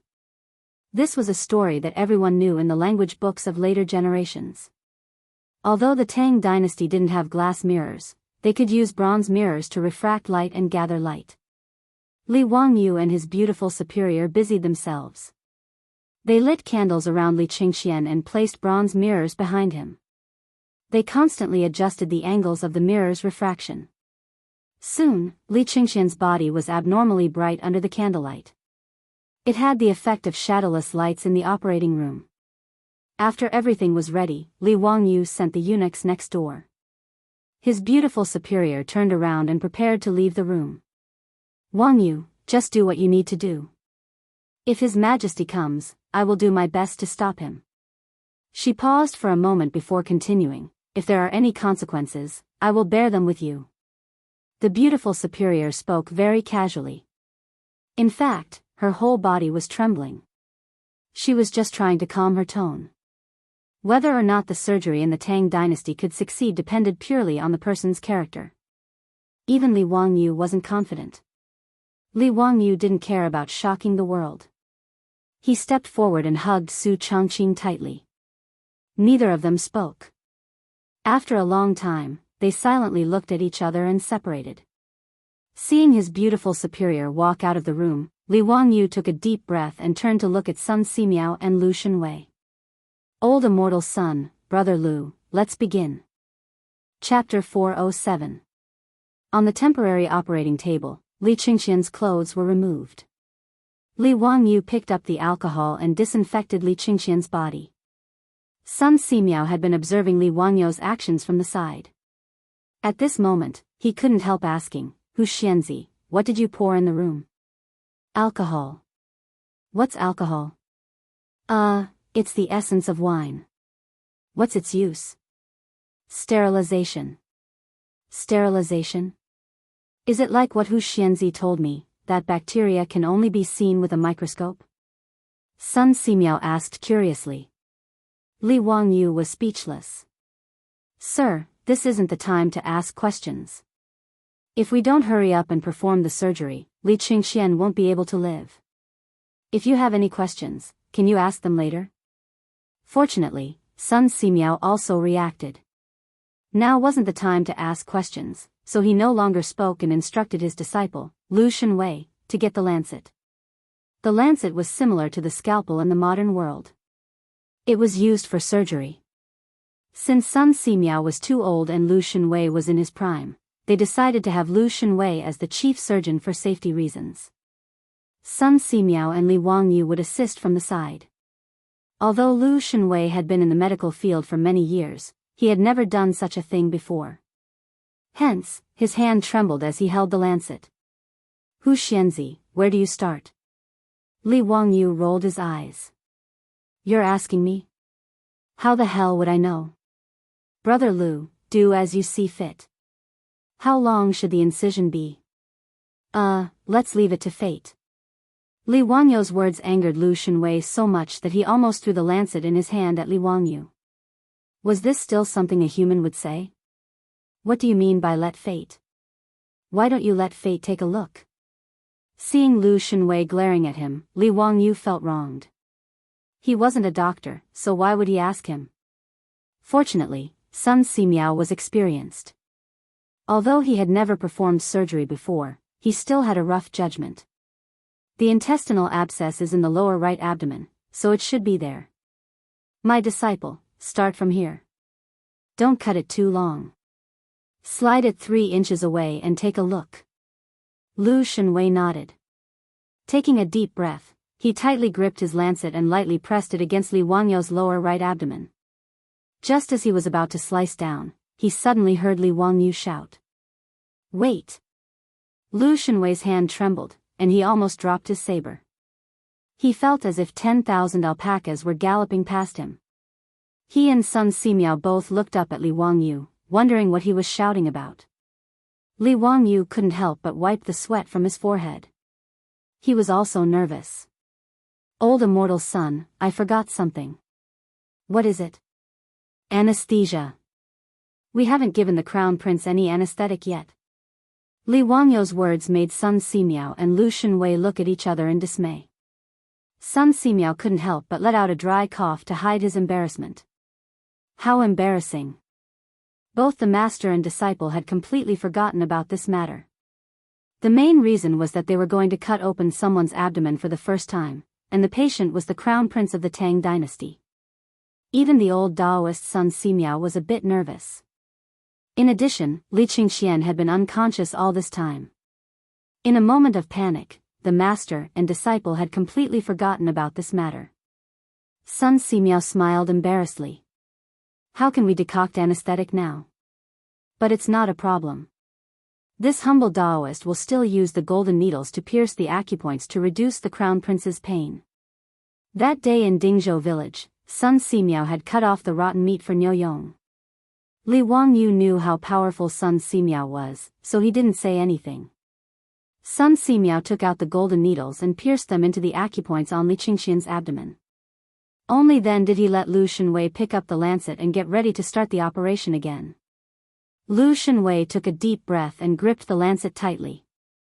The muscles on his arm bulged. The incomparably sharp lancet instantly cut open Li Qingqian's skin on his abdomen. Blood immediately seeped out. At the side, Li Wangyu's heart almost jumped out of his throat when he saw this. After the incision was about 3 inches long, Lu Shenwei's forehead was already sweating. Teacher, what should we do now? Sun Simiao looked at Li Wangyu with an inquiring gaze. County Head Huxian, what do you think? What do I think? I'll King use my own eyes to see. Li Wangyu was also about to faint. How would he know what to do next? He didn't even know what the inside of the abdominal cavity looked like, let alone what the appendix looked like. Old immortal son, can you see if there's any lesion? If there's any ulcerated intestines, it should be enough to just cut it out. Li Wangyu, Sun Simiao, and Lu Shenwei were like bad students going to an examination hall. At this moment, they could only rely on their intuition to perform the operation on the crown prince of the Tang dynasty, Li Qingqian. At this time, before Pai Lupi and Li Tai arrived at Li Main Hall, someone hurried over from behind. The person was stopped by the palace guards and hurriedly shouted, I'm a doctor from the Shangyao Bureau. I have something important to report to His Majesty. Let me pass. Pai Lupi couldn't help but frown when he heard the commotion behind him. He was in an extremely bad mood today. At this time, there were still people who didn't open their eyes and were making noise in the palace. This made him even more irritated. What's going on? Why is it so noisy? Replying to everyone, it's a doctor from the Shangyao Bureau. He said that he has something important to report, the eunuch quickly replied. Let him come over. Pai Lupi's heart thumped. He was afraid that the news of the crown prince's death had come. The doctor from the Shangyao Bureau was brought to Pai Lupi and hurriedly knelt down. Your Majesty, just now, County Head Huxian went to the Xianda Palace with Her Majesty the Empress's jade pendant. He said that Her Majesty the Empress ordered him and Sun Simiao to immediately treat His Majesty the Crown Prince.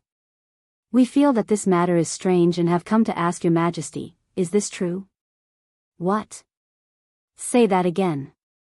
Li Wangyu said that he was following the Empress's imperial decree. Pai Lupi asked in disbelief. Yes, Gung Fengyu wanted to stop him, but he was beaten by County Head Huxian. We were incompetent and couldn't stop County Head Huxian from acting recklessly. Pai Lupi suddenly turned his head and looked at the uneasy Li Tai. Qingke, does this matter have anything to do with you? Tell us honestly, did your mother really tell you to go to the Xianda Palace to find us? Only now did he come to his senses. If Empress Zhongsun was truly unwell, she would have sent an eunuch to inform her. How could she have let a brat like Li Tai go to the Xianda Palace? Li Tai was frightened by his father's glare. He hurriedly knelt down and honestly replied, Father, it was my teacher who told me to say this. My teacher said that this was the only way to save elder brother.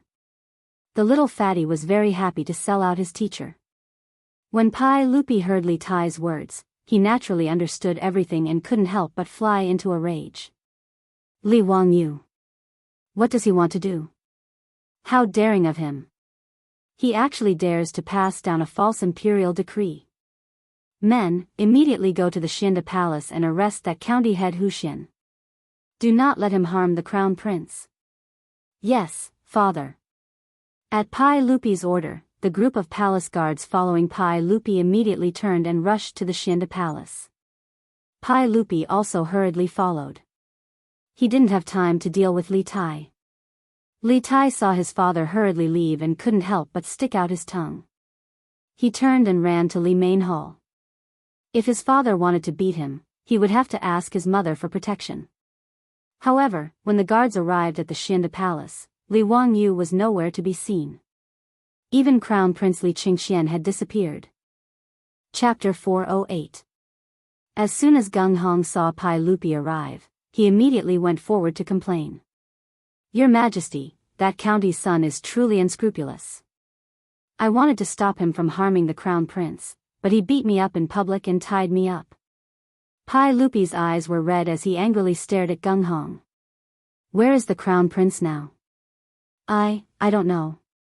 After Li Wangyu tied me up, he found a few eunuchs to carry the Crown Prince away on a palanquin. He must be looking for a place to cut open the Crown Prince's stomach. Before Gung Hong could finish his sobbing words, another wave of pain came from his body. He was kicked to the ground by the furious Pai Lupi. If anything happens to the crown prince, I will have someone cut open your stomach. You bastard, what did I tell you before I left? Is this how you take care of the crown prince? Your Majesty, I am innocent. That Li Wangyu has the Empress Jade tablet, so I can't do anything to him. Gung Hong repeatedly kowtowed. Pai Lupi ignored him and angrily said, "Scram. Men, search the area immediately. You must find the crown prince. Don't let that Li Wangyu hurt the crown prince." Following Pai Lupi's orders, the Eastern Palace was like a hornet's nest being poked. There were imperial guards and eunuchs carrying lanterns everywhere, searching for traces of Li Wangyu and the crown prince. There were only so many rooms in the Eastern Palace, and the room Li Wangyu was in wasn't a hidden place, so it was quickly discovered by the imperial guards. However, when the imperial guards wanted to rush into the room to rescue the kidnapped crown prince, they were stopped outside by their beautiful superior holding the Empress Jade tablet. "Stop. The Empress Jade tablet is here. Whoever dares to take a step forward is disgraceful. The crown prince is currently being treated inside, so no one is allowed to enter. Do you want to kill the crown prince?" His beautiful superior was like a mother hen protecting her chicks. She spread out her arms and blocked the entrance of the palace. This put the imperial guards in a difficult position and they did not dare to act rashly. They simply surrounded the palace and hurriedly sent someone to inform Pai Lupi. Pai Lupi, who had received the news, was escorted by many palace guards and eunuchs to the outside of the palace where the surgery was taking place. "Lady Su, get out of the way. You can't stop these guards. I don't want to hurt you. As long as my crown prince is not harmed, I can let bygones be bygones. Don't make a mistake." Pai Lupi's mood was unusually irritable, but he still showed some mercy to Su Chongqing, who was standing outside the hall with his bare hands. The beautiful boss bit her lower lip and shook her head with unusual firmness. "Your Majesty, forgive me for speaking bluntly, but the only ones who can save the crown prince are Li Wangyu and Sun Simiao. Your Majesty, you must believe in Wangyu. He is Qingxian's teacher, why would he harm him? He really does want to save Qingxian." The corner of Pai Lupi's mouth twitched. He had also thought that Li Wangyu would not harm his son. However, he did not believe Li Wangyu's words. Could cutting open someone's stomach save a life? Could it cure an intestinal abscess? "Lady Su, get out of the way. No matter what Li Wangyu wants to do, let me go take a look at Qingxian first."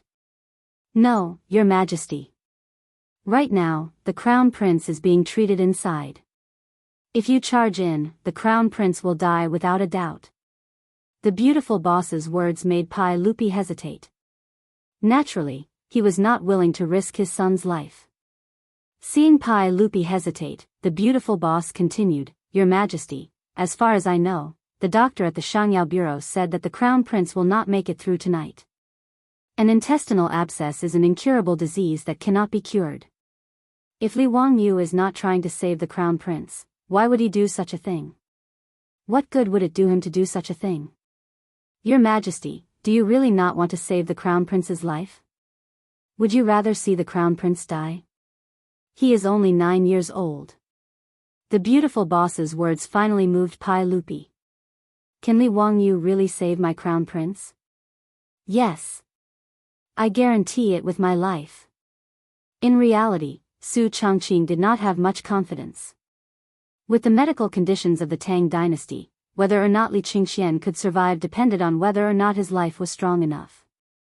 However, she could only grit her teeth and insist that she could save Li Wangyu to buy time for Li Qingxian and the others, who were still in surgery. Pai Lupi could not help but be moved when he heard this. After a while, he slowly said, "Since that is the case, I will give him this time. Men, surround this palace. No one is allowed to leave." At this time, the group of doctors from the Shangyao Bureau, as well as Fengyu Gung Hong, received the news and hurried over. Hearing Pai Lupi say this, Gung Hong could not help but panic. "Your Majesty, you cannot. Even if a Daluo golden immortal came, it would be difficult to save this intestinal abscess. How can we allow His Highness the Crown Prince to be wantonly insulted by Li Wangyu? Your Majesty, do not listen to this woman's nonsense. You cannot. Enough. Pai Lupi suddenly roared, scaring Gung Hong, who was still incessantly trying to persuade Pai Lupi, into immediately shutting his mouth and keeping quiet out of fear. If anyone tries to stop Huxianzi from saving the Crown Prince again, they will be beaten to death. Pai Lupi coldly ordered, then glanced at Gung Hong with disgust. He had also thought things through. His son had an incurable disease and was on the verge of death. The Shangyao Bureau's Feng Yu and doctors were incompetent and could not save the Crown Prince. At this time, Li Wangyu dared to risk universal condemnation, which meant that he really wanted to save Li Qingqian. As a teacher, he could do what Li Wangyu did, even going as far as falsifying an edict to save his son.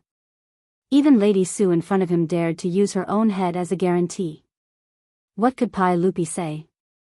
Her Highness the Empress has arrived. Another eunuch announced loudly. It was the pregnant Empress Zhongsun, who had also arrived with Li Tai. The matter in the Eastern Palace had become so big that Empress Zhongsun naturally also received the news. In addition, Li Tai was afraid of being punished by Pai Lupi, so he straightforwardly confessed everything to Empress Zhongsun. After learning that Li Wangyu had faked her imperial edict and kidnapped Li Qingqian from Xianda Hall, how could Empress Zhongsun sit still? She did not care whether Pai Lupi allowed it or not. She led a group of eunuchs and palace maids and hurried to the Eastern Palace. Erlang, how is Qingqian? How could Zio cause trouble like this? I will definitely take care of him later. Pai Lupi hurriedly and carefully supported his wife. Guanyin maid, didn't I tell you to properly rest in Lijian Hall? Qingqian's matter is with me, why are you doing this?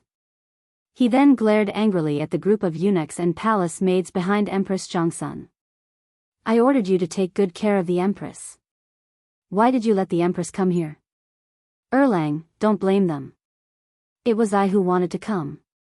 Quickly tell me, how is Qingqian right now? Pai Lupi grimaced and pointed at his beautiful superior blocking the door to the palace. I also don't know. This Lady Su is fighting with her life and will not allow me to enter the palace. She said Li Wangyu, that bastard, is currently treating Qingqian. Empress Zhongsun finally noticed Su Chongqing and hurried forward. Niece Chongqing, is it possible for me to go in and take a look at Qingqian? I will go in alone and not bring anyone else. Your Highness, it is not that I do not want you to enter.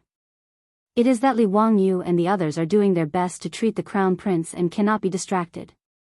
Also, you have not disinfected it. If you rashly enter, it will be easy to cause the Crown Prince's wounds to fester and endanger his life. Pai Lupi and Empress Zhongsun did not fully understand Su Chongqing's words. But now, it was too late to say anything. Li Wangyu acted first and reported later. No matter how nervous the husband and wife were, they could only wait patiently outside the palace and hope for the blessings of the heavens. Chapter 409. Inside the palace, Li Wangyu and the others naturally heard the commotion outside. However, Li Wangyu could only choose to trust his beautiful boss and hope that she could stop Pai Lupi. He had no time to be distracted. Huxianzi, do you think we should remove this part? This section of intestine looks like it has ulcerated, so it should be the lesion. Old immortal son, do as you see fit. Li Wangyu looked at Li Qingqian's abdomen and almost vomited. He had never seen a living human organ before. He only felt that it was a mess of flesh and blood. How could he tell if there was a lesion in the intestine? Lu Shenwei's voice trembled. Teacher, should we cut it? Cut. Sun Simiao was still calm and gave his disciple an encouraging look. Lu Shenwei calmed himself down and swung the lancet in his hand. The next moment, a section of intestine stained with blood was thrown in front of Li Wangyu. Li Wangyu, who was already feeling nauseous, could no longer hold it in. He covered his mouth and ran to the side hall. He grabbed a decorative porcelain bottle and vomited. He had overestimated his own mental endurance, but Li Wangyu couldn't be blamed for this. Even in the future, many new medical students would vomit during their first dissection class. This was a normal physiological reaction. As for Sun Simiao and Lu Shenwei, although they had never performed surgery on anyone before, they had been doctors for many years and treated patients. They had seen bloody scenes before, so they were already used to it. Li Wangyu swore that he would never eat his beloved intestines again. Yes, he would not eat them for at least a week. After vomiting for a long time, Li Wangyu wiped his mouth clean and rinsed his mouth with water before returning to the operating table. Sun Simiao smiled. Huxianzi, what should we do next? Li Wangyu thought for a moment. We should suture the intestines, right? And then? Then we should suture the cut abdomen. That should be it. Li Wangyu was not sure. Why didn't his beautiful boss bring a medical manual with her when she transmigrated to the Tang dynasty? When Sun Simiao saw that Li Wangyu could not say anything more, he could only follow medical common sense and discuss with his disciple to continue the surgery. An hour later, Li Qingxian's abdomen was finally stitched up. Sun Simiao applied some ointment on the wound on his abdomen and carefully wrapped it with a cotton cloth. That's it? Li Wangyu looked at Sun Simiao, then at Lu Shenwei. Sun Simiao didn't say anything. He just gently placed his finger on Li Qingxian's wrist to feel his pulse. After a while, Sun Simiao smiled and nodded at Li Wangyu. Although the Crown Prince's pulse is weak but strong, it has already improved. There should be no danger to his life for the time being. When Li Wangyu heard Sun Simiao's words, he couldn't help but let out a long sigh. At this time, he felt that his legs were sore and weak, and he almost sat on the floor. Old immortal son, when will the Crown Prince wake up? Anytime. Okay, then let's wait. When he thought of the furious Pai Lupi outside the door, Li Wangyu decided to wait for Li Qingxian to wake up before opening the door. Otherwise, when the Pai Lupi came in and saw his son lying on the operating table with intestines in the porcelain basin next to him. Under this kind of stimulation, wouldn't the Pai Lupi have the imperial guards behead him on the spot? That would be too much of an injustice. Sun Simiao and Lu Shenwei had the servants in the side hall bring in clean water to wash their hands. They also wiped away the blood that had seeped out during the surgery. The operating table finally didn't look so scary. After waiting for the time it takes to burn a stick of incense, Li Wangyu acutely noticed that Li Qingxian's eyelids trembled a few times before he slowly opened his eyes.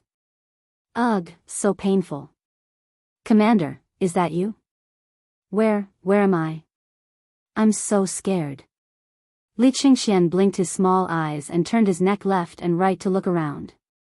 When he saw Li Wangyu, the rims of his eyes immediately turned red. Qingxian, be good. Don't be afraid. When you were sick before, I helped you with old immortal son and the others. Qingxian, listen to us and you'll get better soon. I promise to bring you and Qingke to swim. Li Wangyu used his hand to gently stroke Li Qingxian's small head and comforted him. Although he took such a big risk to let Sun Simiao perform surgery on Li Qingxian, he still couldn't say that Li Qingxian was safe and sound. Removing the appendix was only the first step. The more important thing was to prevent the wound from getting infected. Forget about performing surgery in the Tang dynasty, even in the future, before penicillin was invented, most of the wounded soldiers on the battlefield died from wound infections after surgery. In the TV dramas of the anti-Japanese war, there were often such scenes. The underground workers risked their lives and fought a battle of wits and courage to obtain the medicine penicillin and send it to the rear to save the wounded. Penicillin was penicillin. Although it couldn't be taken seriously in the TV dramas, it indirectly reflected how dangerous it was for the wound to fester. Li Wangyu was already very careful. Before the surgery, he disinfected all the instruments with alcohol. Because they didn't have rubber gloves, Li Wangyu not only let Lu Shenwei and Sun Simiao wash their hands several times, but also carefully wiped them with alcohol. In addition, he still had the remaining cephalosporin capsules. If Li Qingxian's wound still got infected, then he really couldn't do anything. Now, he could only do his best and leave it to fate. He hoped that God would bless him. After Li Qingxian woke up, Li Wangyu called the anxious servants in the side hall and asked them to carefully serve Li Qingxian. Li Wangyu walked to the door of the palace and pushed it open with a creak. The scene outside the door gave Li Wangyu a fright. The palace guards, clad in armor and holding torches, tightly surrounded the palace. Li Wangyu almost cried. Wasn't it just a surgery? Was there a need to make such a big fuss? When Pai Lupi and Empress Zhongsun saw the door of the palace open, they hurried forward. Li Wangyu, you bastard, you still dare to come out. You really have guts. You actually dared to send a fake edict and even kidnap the crown prince. You really want to kill me. I ask you, how is Qingxian now? Pai Lupi was truly anxious. His words were incoherent. Li Wangyu secretly curled his lips. What do you mean I still dare to come out? Am I going to stay in this palace forever? Now that Li Qingxian had already woken up, Li Wangyu's courage had increased a bit. Uncle, hee, why are you so angry? Nephew greets aunt. Aunt, you also came? Humph. Stop laughing and smiling here. How is Qingxian? Can I go in and see Qingxian now? Pai Lupi still remembered what his beautiful superior had said to scare him. Something about there being germs on his body and not being disinfected. Although he was anxious, he didn't dare to rush in rashly. Li Wangyu made a gesture of invitation. The crown prince is safe and sound. Uncle, aunt, please. Pai Lupi and Empress Zhongsun looked at each other. The couple lifted their feet and walked into the palace. Gung Hong and a group of doctors from the Shanyao Bureau also wanted to follow in, but they were stopped by Li Wangyu. Stop. His Highness the Crown Prince is recuperating inside. The Shanyao Bureau and dogs are not allowed to enter. When he said this, Gung Fengyu and the group of doctors' faces changed. Their old faces instantly flushed red. They glared angrily at Li Wangyu, so angry that their bodies trembled. Chapter 410. Li Wangyu doesn't care how Gung Fengyu and the other doctors of the Shanyao Bureau glares at him. He doesn't allow them to enter.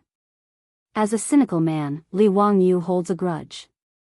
He has already written down the names of Gung Fengyu and the others who spoke ill of him in the black notebook. Pai Lupi also heard Li Wangyu's words, but he ignored them and helped his wife into the hall. The little fatty Li Tai blinked and quickly followed. Pai Lupi naturally doesn't have a good impression of Gung Fengyu from the Shanyao Bureau. If Li Wangyu really saves Li Qingxian, it undoubtedly proves the incompetence of Gung Fengyu and the group of doctors in the Shanyao Bureau. What's more, Pai Lupi now understands. After all, Li Wangyu is his nephew. He dares to take such a big risk and insists on saving Li Qingxian. Naturally, he has his reasons. So when Li Wangyu insults the people of the Shanyao Bureau, Pai Lupi just pretends not to hear. Li Wangyu pulls his beautiful boss into the hall, turns around, and closes the door with a bang. Gung Fengyu and the others are so angry that they stomp their feet outside. Father, mother. Li Qingxian, who is still lying on the operating table, immediately cries when he sees Pai Lupi and Empress Zhongsun. Qingxian, don't cry, don't cry. How is it? Does your stomach still hurt? Empress Zhongsun is overjoyed to see her son wake up. She gently caresses Li Qingxian's pale little face with her hand. Tears of heartache fall like pearls from a broken necklace. It hurts, it still hurts. Li Qingxian's words scared Li Wangyu to the side. His face is almost white. F***ck, could it be that Sun Simiao and Lu Shenwei cut the wrong place? But before, it was abdominal cramps. Now it doesn't hurt, but the stomach still hurts. Li Wangyu finally breathed a sigh of relief. This stinky boy, he speaks with a big pause. Since the abdominal cramps are no longer there, it means that the inflamed appendix has been removed. As for the stomachache, that was not strange. No matter who it was, they would feel pain when their stomach was cut open. Empress Zhongsun and Pai Lupi didn't understand the difference. Hearing Li Wangyu say that his stomach hurt, they couldn't help but turn to look at Li Wangyu. Pai Lupi was even more furious. Li Wangyu, you bastard, didn't you say you treated Qingxian? Why was his lower abdomen still hurting? Is this intestinal abscess cured or not? Li Wangyu hurriedly picked up the porcelain basin that contained the removed appendix. Uncle, Aunt, this is Qingxian's ulcerated intestine. It has already been removed by old immortal's son and his disciples' miraculous hands. The pain that Qingxian feels now is only from the wound on his abdomen. After a few days of rest, the wound will heal completely. When Empress Zhongsun saw the bloody appendix in the porcelain basin, she couldn't help but exclaim. She covered her face with her hands and didn't dare to look again. Pai Lupi didn't have much of a reaction. He even moved closer for a closer look. He was an emperor on horseback and had been on the battlefield for a long time. He had killed countless people with his own hands. How could he be afraid of this intestine? Yes, it really is ulcerated. Was this really removed from Qingxian's body? Of course. Uncle, look, the wound is still here. Li Wangyu pointed at the bandaged wound on Qingxian's abdomen. Then has Qingxian's intestinal abscess been cured? Empress Zhongsun didn't have time to cover her eyes and asked impatiently.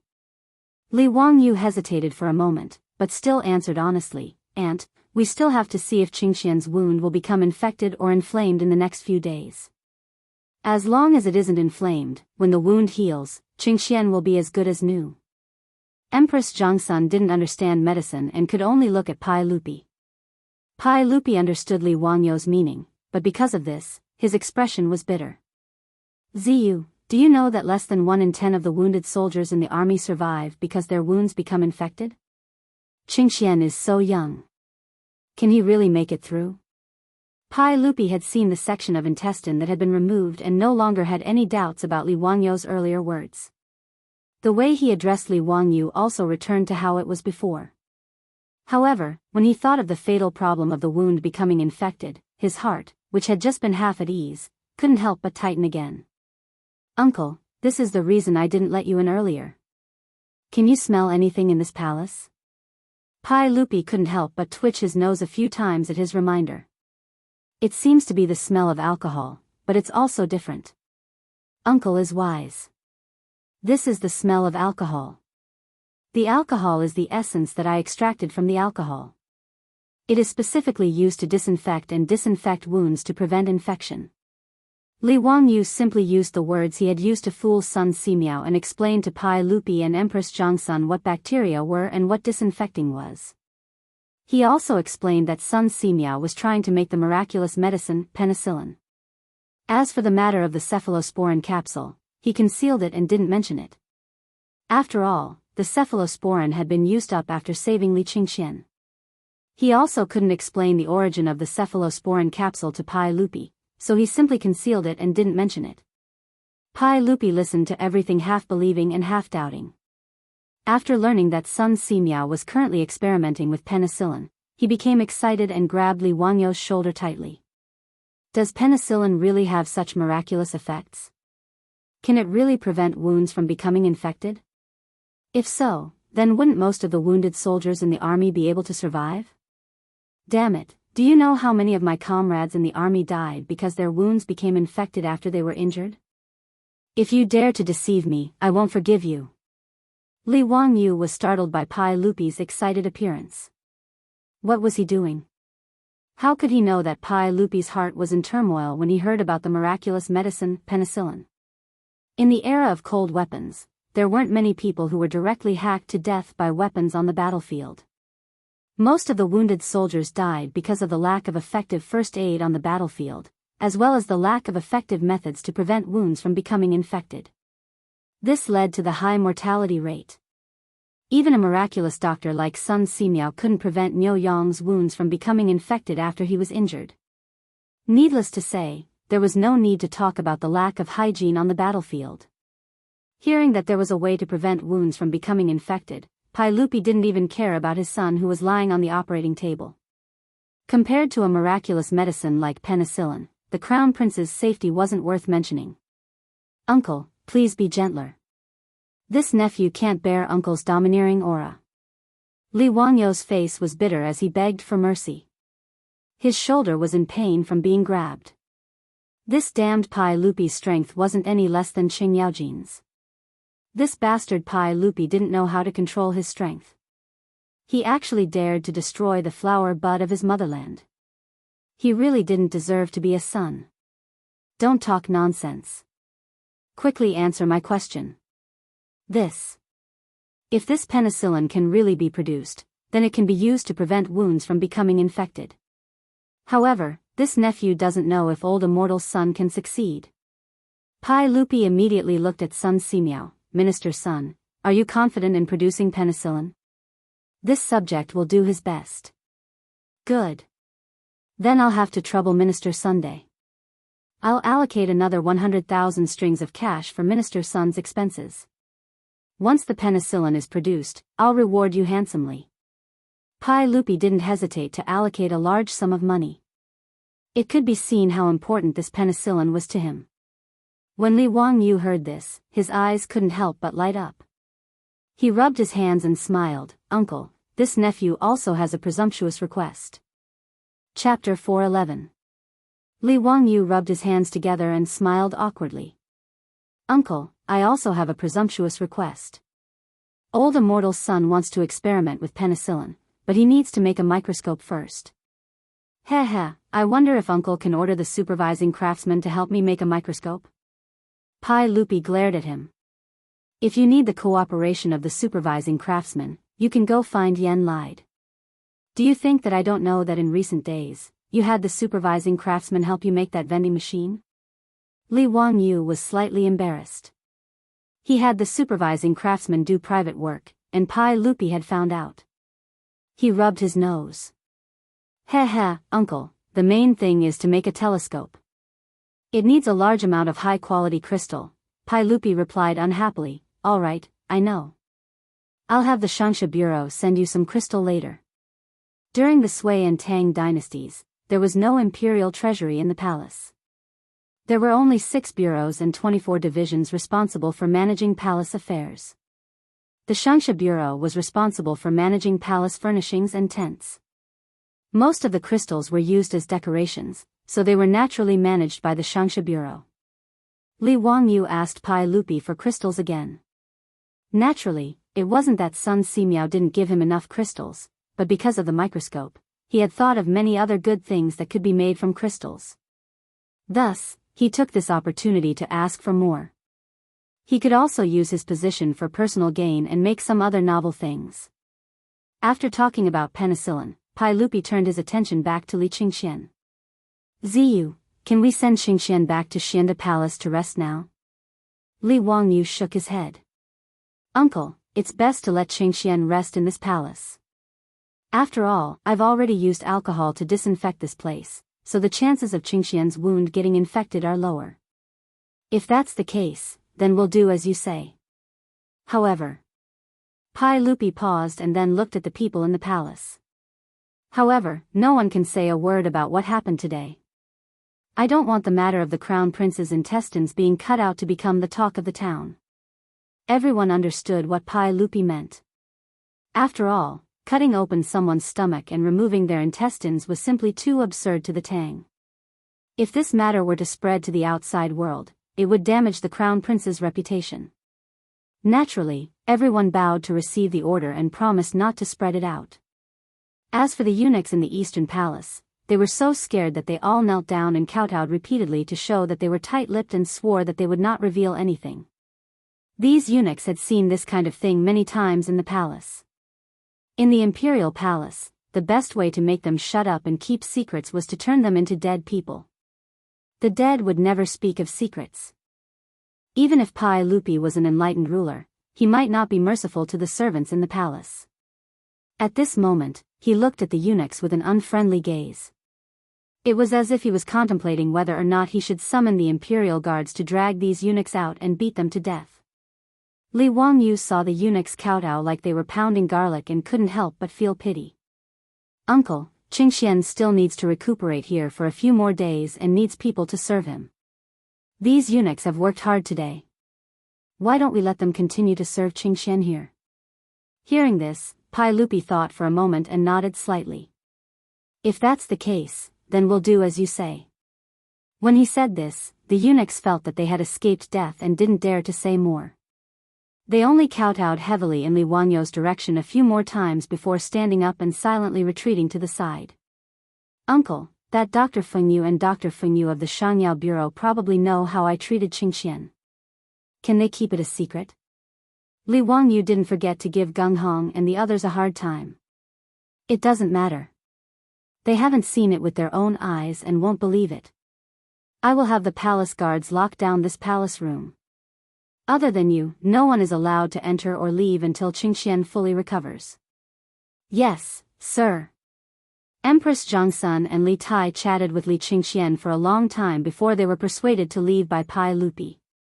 As for Li Qingxian, he was naturally left to recuperate in this palace room.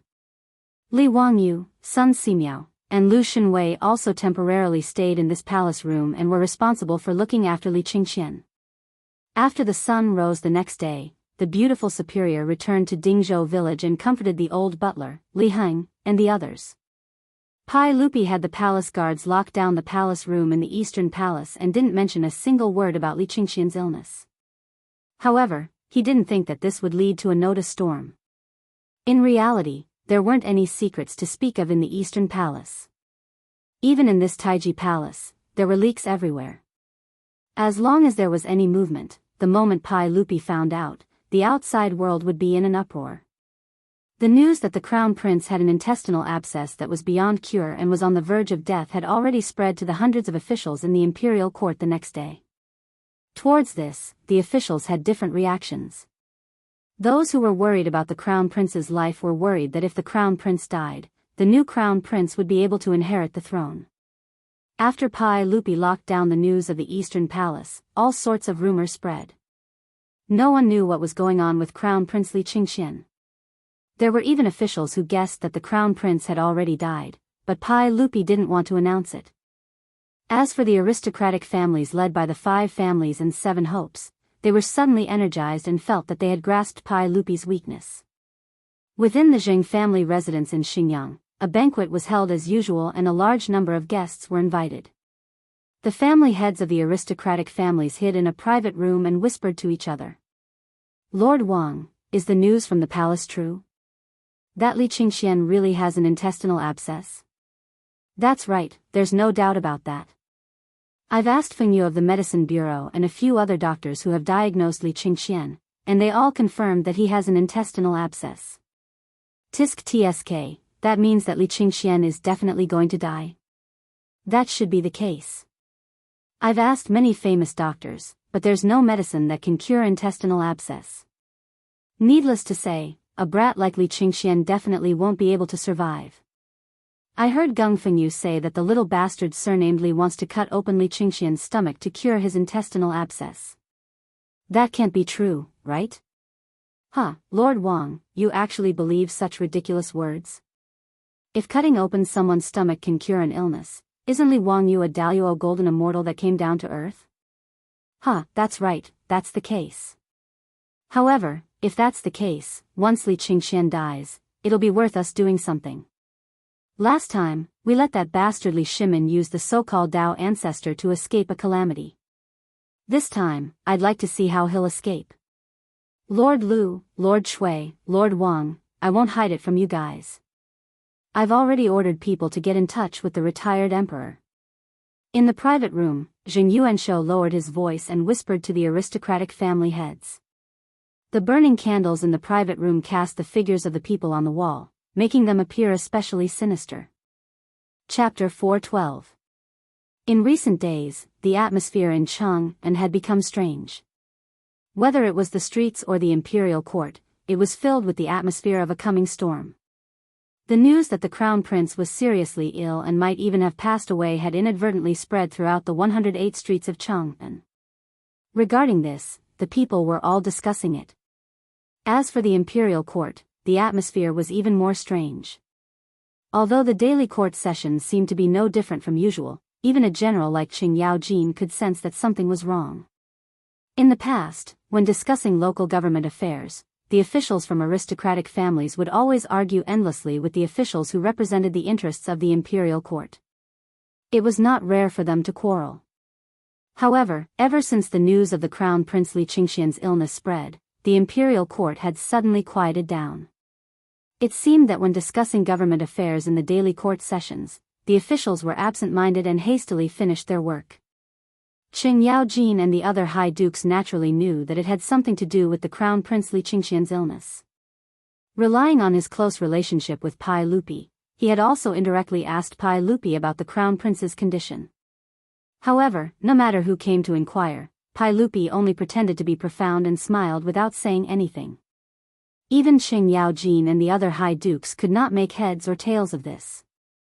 The news that spread from the Eastern Palace was that the eunuchs and palace maids had not seen the Crown Prince for some time. This news was naturally known by the 100 Horsemen Department and reported to Pai Lupi. Li Er only laughed at this and did not care at all. There was no need to care about this kind of nonsense. Once his son fully recovered, he would naturally be able to slap the faces of these gossiping officials. He would visit Li Qingxian in the Eastern Palace every day. Li Qingxian's condition was getting better and better. Pai Lupi, who was originally stubborn, had no choice but to believe that disemboweling someone could really cure the illness. With Li Wanyo's alcohol disinfection and the lethal cephalosporin capsule, as well as the meticulous treatment by Sun Simiao and Lu Shenwei, Li Qingxian's wounds were healed. Not only was Li Qingxian's wound not infected after the surgery, but he could also get off the bed and walk slowly. He would recover in a few days. Therefore, Pai Lupi didn't take the 100 Cavalry Department's report to heart. However, Pai Lupi had not expected that by hiding Li Qingxian's illness, he would detonate a huge bomb in the imperial court. On the 7th day of the 7th month of the 2nd year of Zhongguan, it was the day of the imperial examination. The 1st and 15th of every month was the time for the imperial court assembly. All civil and military officials above the 9th rank would enter Taiji Palace to participate in the imperial court assembly. The imperial censor Wei Zhang led his subordinates to the Taiji Palace hall, urging the hundreds of officials to go to work. In the main hall, the officials and civil servants were on the left and the generals on the right. Pai Lupi ascended to the throne, and all the officials kowtowed. After a series of complicated formalities, Pai Lupi had yet to open his mouth when an attendant in the hall suddenly announced loudly, "The retired emperor has arrived." These words caused an uproar among the officials, and Pai Lupi's expression greatly changed. The retired emperor of the Tang dynasty was naturally his father, Li Yuan. Ever since the Xuanwu Gate incident in the 9th year of Wuda, Li Yuan had been forced to abdicate and live in seclusion in Taiji Palace. Although it was called living in seclusion, it was actually more like being imprisoned. But today, Li Yuan had appeared in Taiji Palace without his knowledge. Pai Lupi couldn't help but feel his scalp go numb. Who was so bold? Without Pai Lupi's permission, Li Yuan had actually swaggered out of the palace to participate in the imperial court assembly. This was truly inconceivable. Pai Lupi turned his head and angrily glared at the eunuch serving in the 100 Cavalry Department. "Go and find out who it is that dares to act so recklessly." This eunuch's name was Mitua. He was unknown in history, but he was close to Pai Lupi. He was responsible for conveying news from the 100 Cavalry Department and the palace, and was most trusted by Pai Lupi. Yes. Mituo's face was pale with fear, and cold sweat covered his forehead. He hurriedly bowed and then slowly retreated, disappearing into the back of the hall. When Li Yuan's figure appeared in Taiji Palace, Pai Lupi had no choice but to leave his seat and respectfully kneel in front of all the officials to salute Li Yuan. Greetings to the retired emperor. Although Pai Lupi had obtained his position through the Xuanwu Gate incident, the Tang dynasty promoted filial piety, so Pai Lupi was very respectful in front of Li Yuan, and acted like a good son.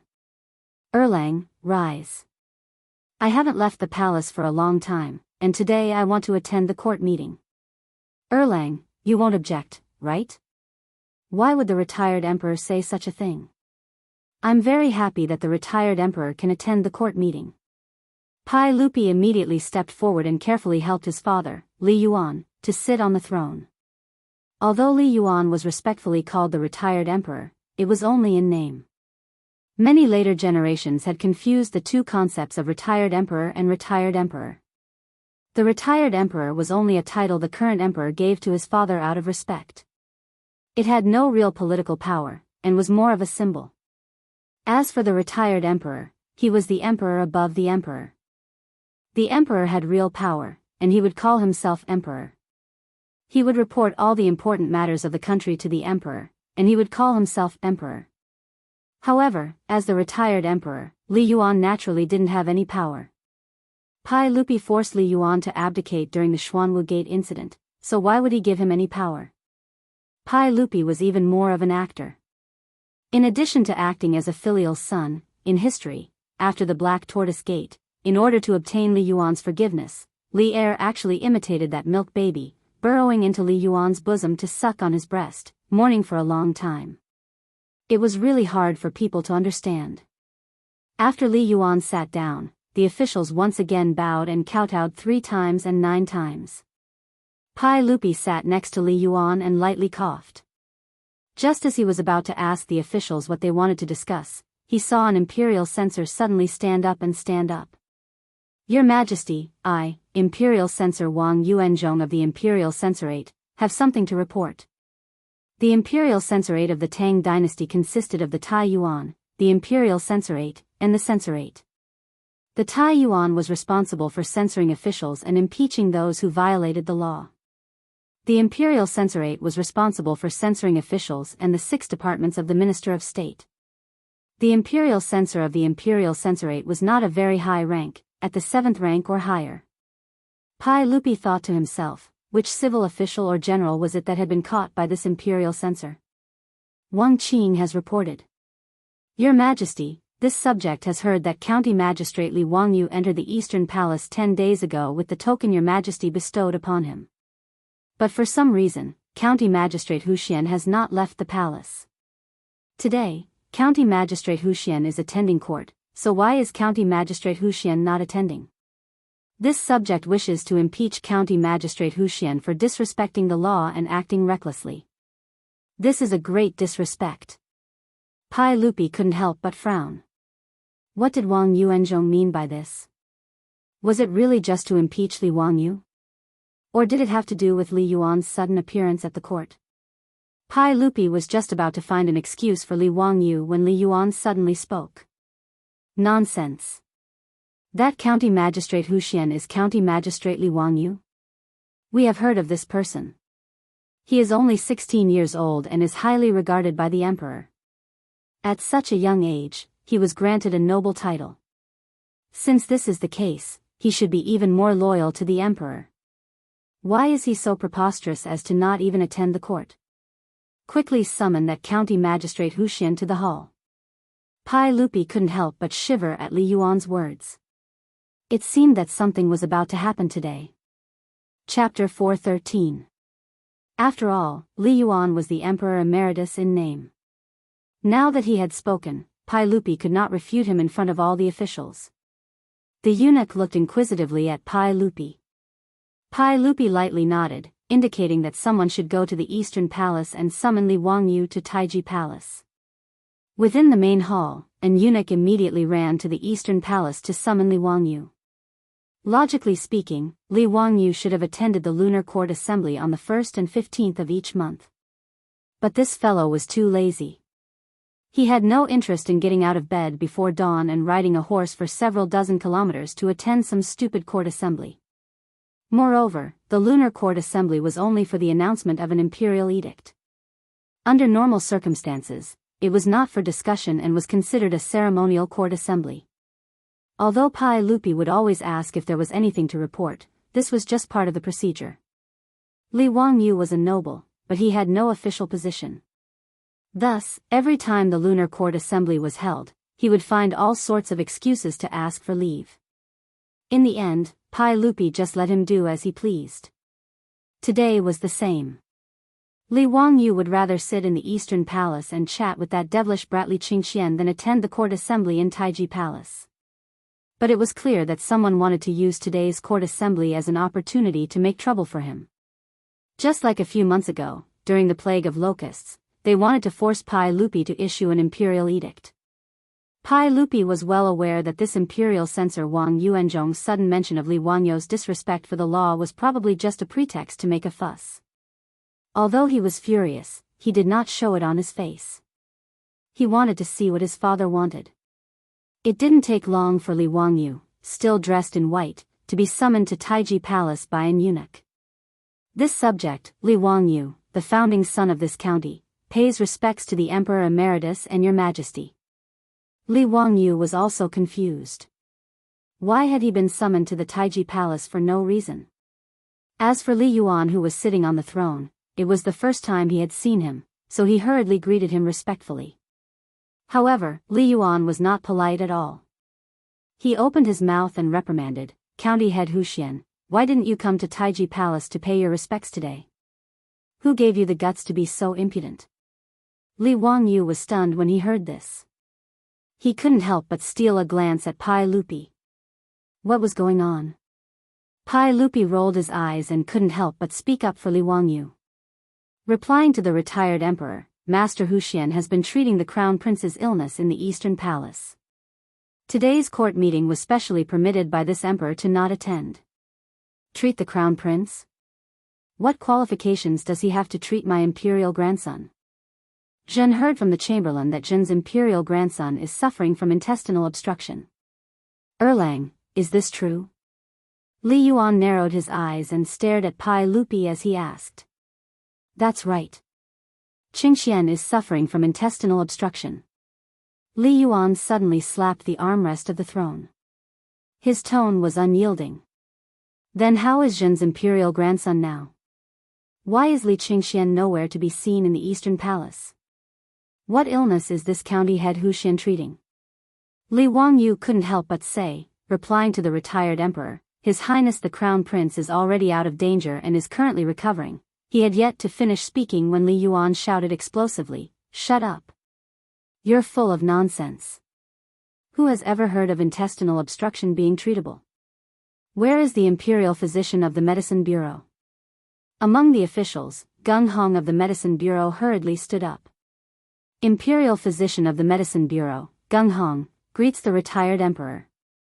Zhen asks you, is there a way to treat intestinal obstruction in your medical knowledge?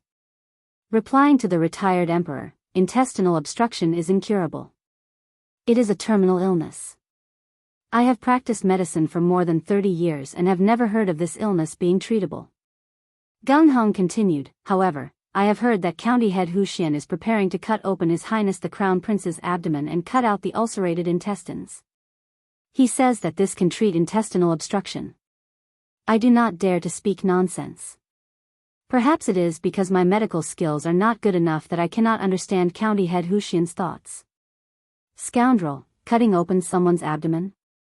Can that person still live? Is this a treatment or a plot to kill Zhen's imperial grandson?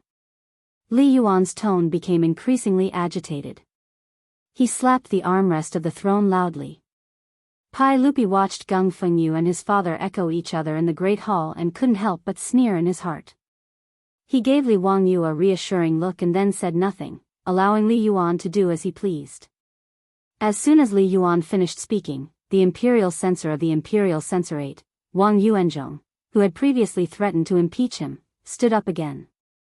County Head Huxian, tell me the truth.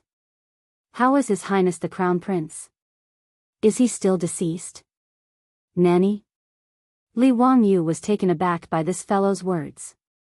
What did he mean by the Crown Prince was deceased?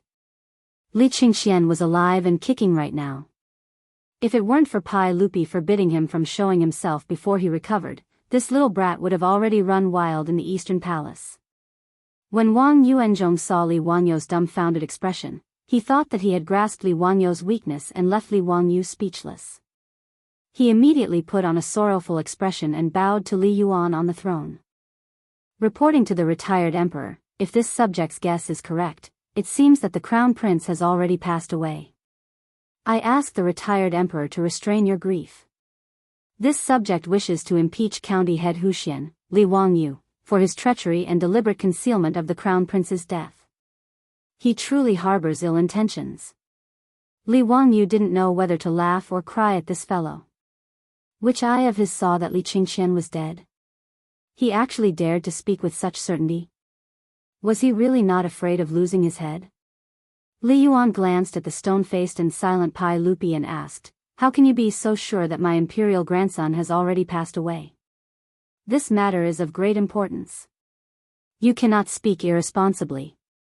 Wang Yuanzhong quickly replied, the retired emperor can ask the Shangyao Bureau's Geng Fengyu about this matter. Geng Hong quickly replied, reporting to the retired emperor, the crown prince fell ill 11 days ago in the Eastern Palace's Xianda Hall.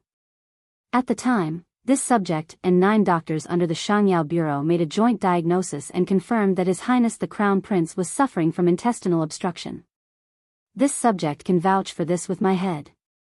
This subject has practiced medicine for many years and rarely has anyone with intestinal obstruction lasted more than 3 days. He then pointed at Li Wangyu. Moreover, that night, County Head Hu Xin falsely issued an imperial edict to Her Highness the Empress, beating this subject and kidnapping the Crown Prince. Later, he falsely claimed that he had cured the Crown Prince. However, other than His Majesty and Her Highness the Empress, no one has seen the Crown Prince's face.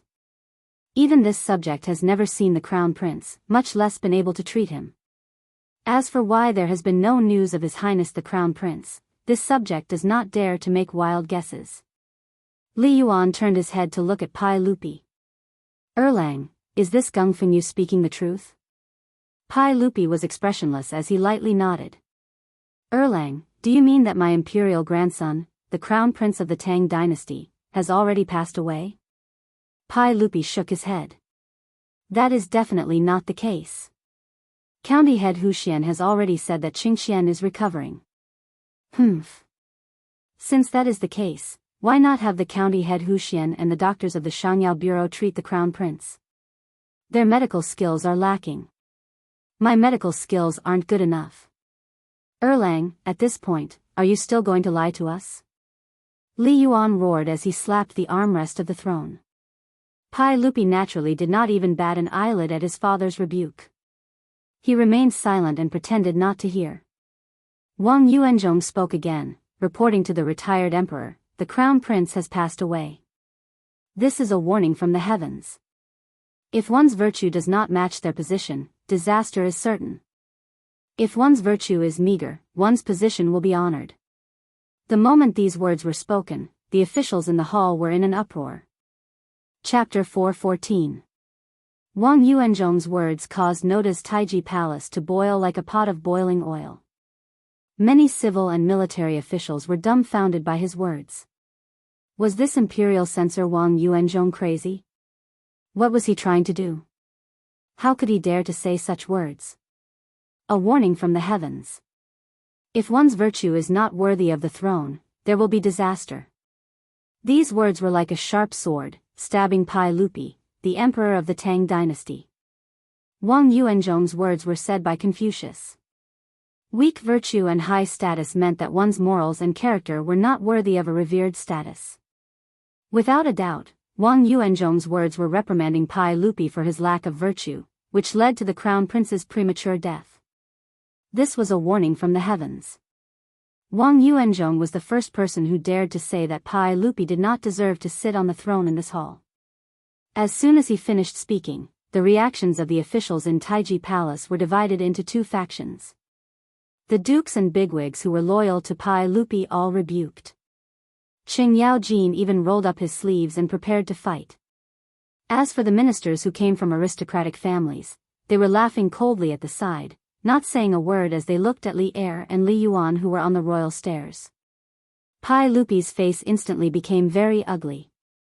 When Wang Yuanzhong said these words, he already knew what was going on today. He never thought that this group of people would be so bold. Pai Lupi gripped the armrest with both hands so tightly that the veins on the back of his hands bulged. Wang Yuanzhong raised his head and continued to speak in a loud voice. This official believes that the Crown Prince's death is the fault of your Majesty. In the 9th year of Wuda, your Majesty raised an army and killed His Highness Jiansheng, who was the Crown Prince at that time. This is the crime of regicide, which is disloyalty. You also forced the retired emperor to abdicate, which is unfilial. His Majesty did such a disloyal and unfilial thing, resulting in the Crown Prince's premature death today. He didn't care about Pai Lupi's gaze at all. He looked around at the officials in the hall and raised his voice. Your Majesty is not the eldest son of the retired emperor and has no right to inherit the throne. His Majesty had obtained the throne unjustly. Now, retribution had fallen upon the eldest son of His Majesty. That was why the crown prince had died at such a young age. Your Majesty, haven't you learned your lesson? I beseech your Majesty, for the sake of the common people, issue an imperial edict and return the title of retired emperor. After Wang Yuanzhong finished speaking, the Taiji palace that had been in chaos just a moment ago fell completely silent. He looked straight at Pai Lupi, who was on the royal staircase, with a proud expression on his face. At this point, Wang Yuanzhong felt that he was a moralist today. Even if Pai Lupi immediately ordered people to drag him out and beat him to death, he was not afraid at all. If he, Wang Yuanzhong, was killed by Pai Lupi because of this, he would be a martyr and would be revered by the world. He would be recorded in the history books. 100 years later, 1,000 years later, he would still be a loyal official like Baigan. He, Wang Yuanzhong, was not afraid of death. He even wished that right now, Pai Lupi would order him to be executed in Shi City to fulfill his reputation as a martyr. After Wang Yuanzhong finished speaking, nearly half of the officials in the hall suddenly knelt down. They didn't say anything. They just quietly knelt like this, but their gazes were fixed on Pai Lupi. The meaning was self-evident. Forcing the abdication. This was the aristocratic family's overt plot. During the court conference, they used the crown prince's death to mobilize the officials to force Pai Lupi to abdicate, welcome back the retired emperor, and support Li Yuan to ascend the throne again. In the eyes of the aristocratic families, Li Yuan returning to the throne was more beneficial to them than Pai Lupi continuing to be the emperor. Pai Lupi was too forceful. Even these 1,000-year-old aristocratic families felt great pressure when facing Pai Lupi. And Pai Lupi was constantly working to weaken the aristocratic family's power. This made the 5 clans and 7 aristocratic families feel even more threatened.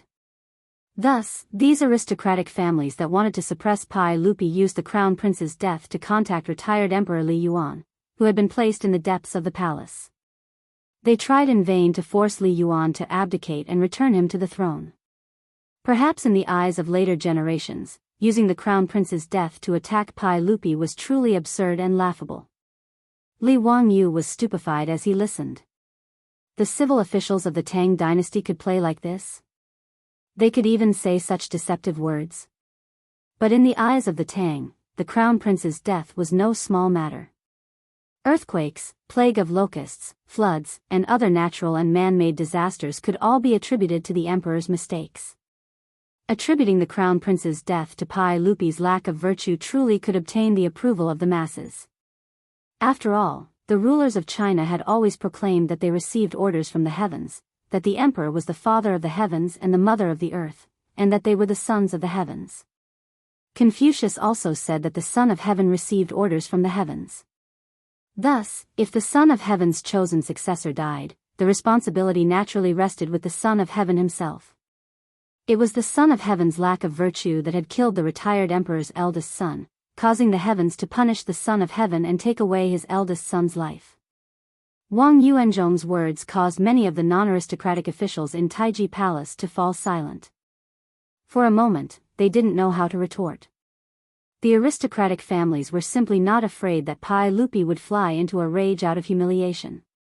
Even if Pai Lupi was furious, so what? Could it be that he, Li Er, could order people to kill half of the officials in this hall? If that really happened, not to mention whether or not the Confucian scholars of the world would spit on him, the aristocratic families would definitely sever ties with Pai Lupi. At that time, it would be just like the chaos at the end of the Sui dynasty. The Tang dynasty would probably fall apart and collapse. Both Jing Yuanshou and Wang Renyu were certain that Pai Lupi wouldn't dare to do such a thing. Pai Lupi's eyes were tightly shut. Li Yuan sat on the throne next to him. He didn't say anything, only smiled and looked at his son. After a long time, Pai Lupi suddenly opened his eyes. His eyes were filled with killing intent. Wang Qing, are you done? Wang Yuanzhong was not afraid of Pai Lupi at all. Your Majesty, this subject asks Your Majesty to execute the founder of Hu County, Li Wangyu. This person has misled the public with his lies and falsified imperial edicts.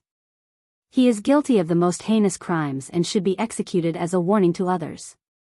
Your Majesty, this subject is doing this for the sake of the Tang dynasty. Your Majesty, please execute this treacherous subject and return the title of Emperor Taishang. Return the Tang dynasty to its former glory.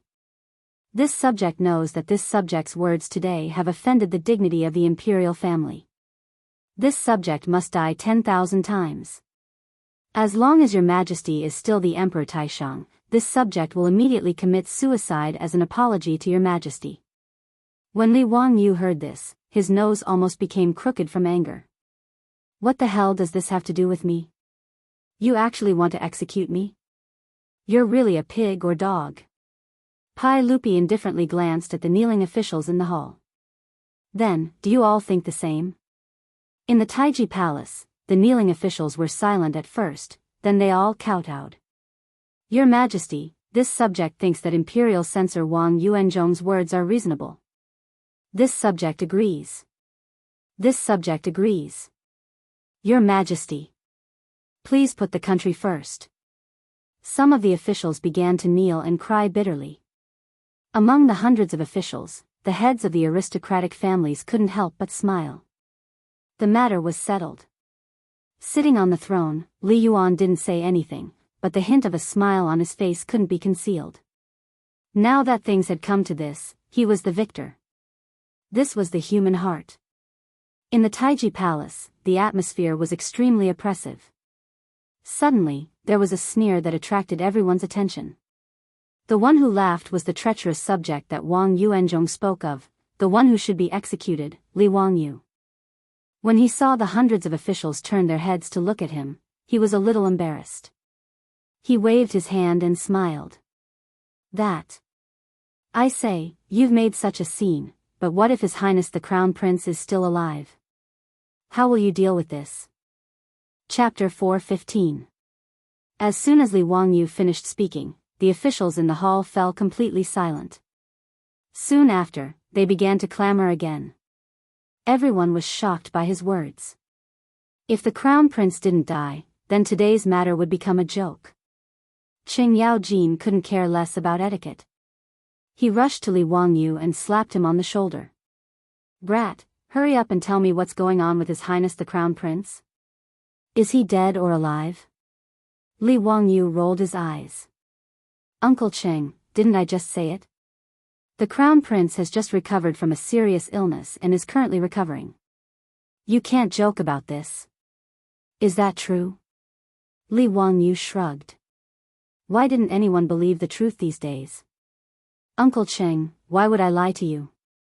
Even if you don't believe me, didn't His Majesty say it just now? You don't even believe His Majesty's words? Wahaha, that's good.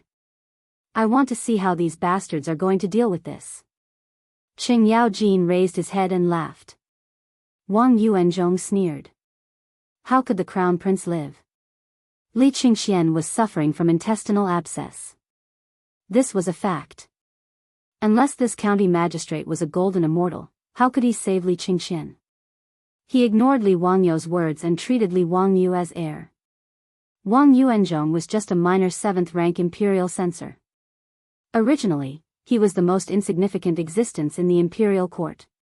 He was like an ant. But so what? Today was the highlight of Wang Yuanzhong's life. He stood straight in the main hall with a smile on his face. So what if Pai Lupi was the emperor of the Tang dynasty? Their aristocratic families controlled the truth of the world. The truth of the world was in the hands of these aristocratic families.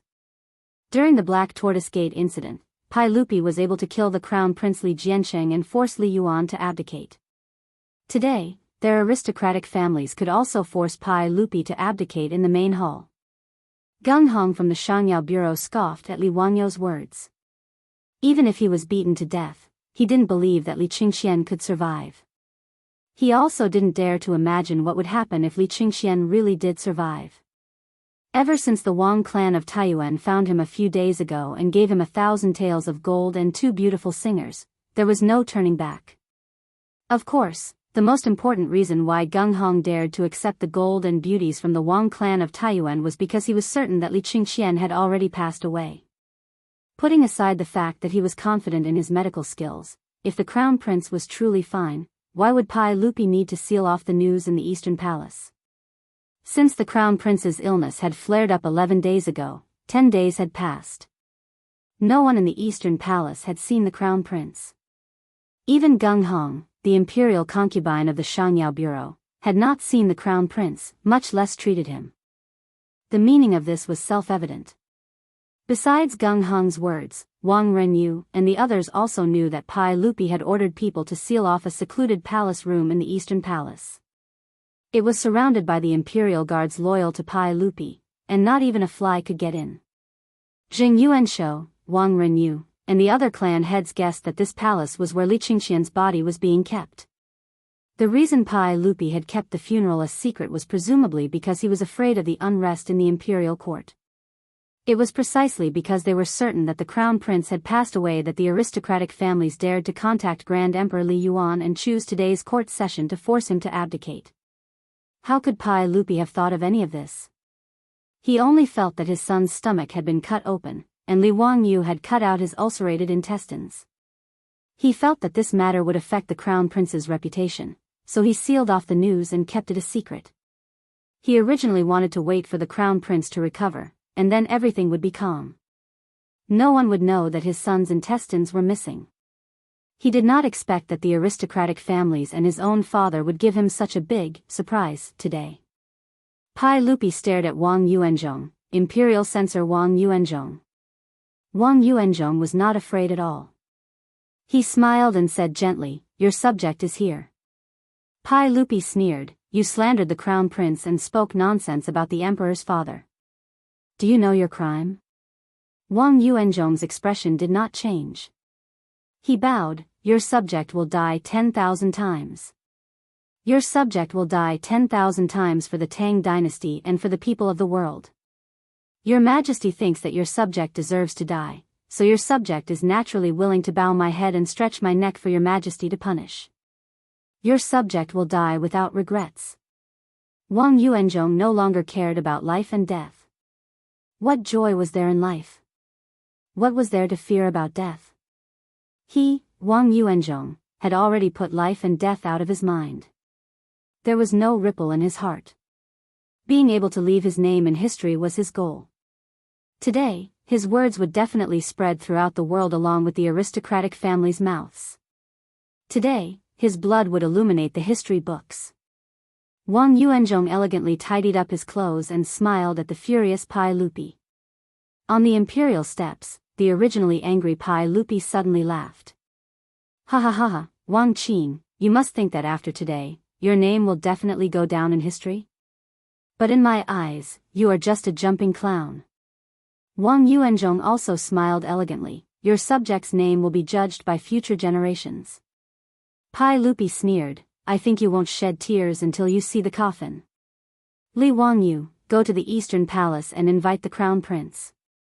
I want to let these blind people see if my crown prince has really died." Li Wangyu immediately accepted the order. He bowed and turned to leave Taiji Palace. As soon as he left, Li Yuan, Wang Renyu, Jing Yuanshou, and the others couldn't help but panic. Could it be that their information was wrong? Crown Prince Li Qingxian was really still alive? If Li Qingxian was still alive and well, then everything that had happened today would really be a farce. A haze flashed through Wang Yuanzhong's heart. He turned to look at Gung Hong and saw that Gung Hong's legs were beginning to tremble. He kept muttering, "Impossible, this is impossible. The crown prince has intestinal obstruction. There is no medicine that can cure it. Impossible, this is absolutely impossible." The aristocratic family officials who were still kneeling in the main hall were even more at a loss. Silence. In the main hall, no one was interested in talking. Everyone was silent, quietly waiting for the moment when the truth would be revealed. Noda's Taiji Palace fell into a deathly silence. The air seemed to have condensed. The distance between the Eastern Palace and Taiji Palace was not close. Everyone in the main hall waited in this anxious and uneasy atmosphere for the time it took for a stick of incense to burn. Finally, footsteps came from outside Taiji Palace. Everyone turned to look. When they saw who it was, many people in the main hall collapsed to the floor as if their spines had been pulled out. Wang Yuanzhong was even worse. He seemed to have aged several decades in an instant. His calm and relaxed appearance was no longer there. His knees gave way and he knelt on the ground. The person who had come was Li Wangyu. He was holding the hand of the bouncing crown prince Li Qingxian. Behind him were Sun Simiao, Lu Shenwei, and a large group of eunuchs and palace guards. Your subject Li Qingxian greets your majesty and grand emperor. Chapter 4:16. After Li Qingxian entered the palace, he respectfully knelt down and paid his respects to his father and grandfather. In formal situations, the crown prince still needed to refer to himself as a subject. Although his face was slightly pale, anyone with a discerning eye could see that Li Qingxian's body was fine. The so-called passing away was even more of a joke. Li Yuan's face was as dark as water, but he had to squeeze out an extremely ugly smile. Our good imperial grandson, you've recovered? In response to Grand Emperor, this subject's illness has recovered.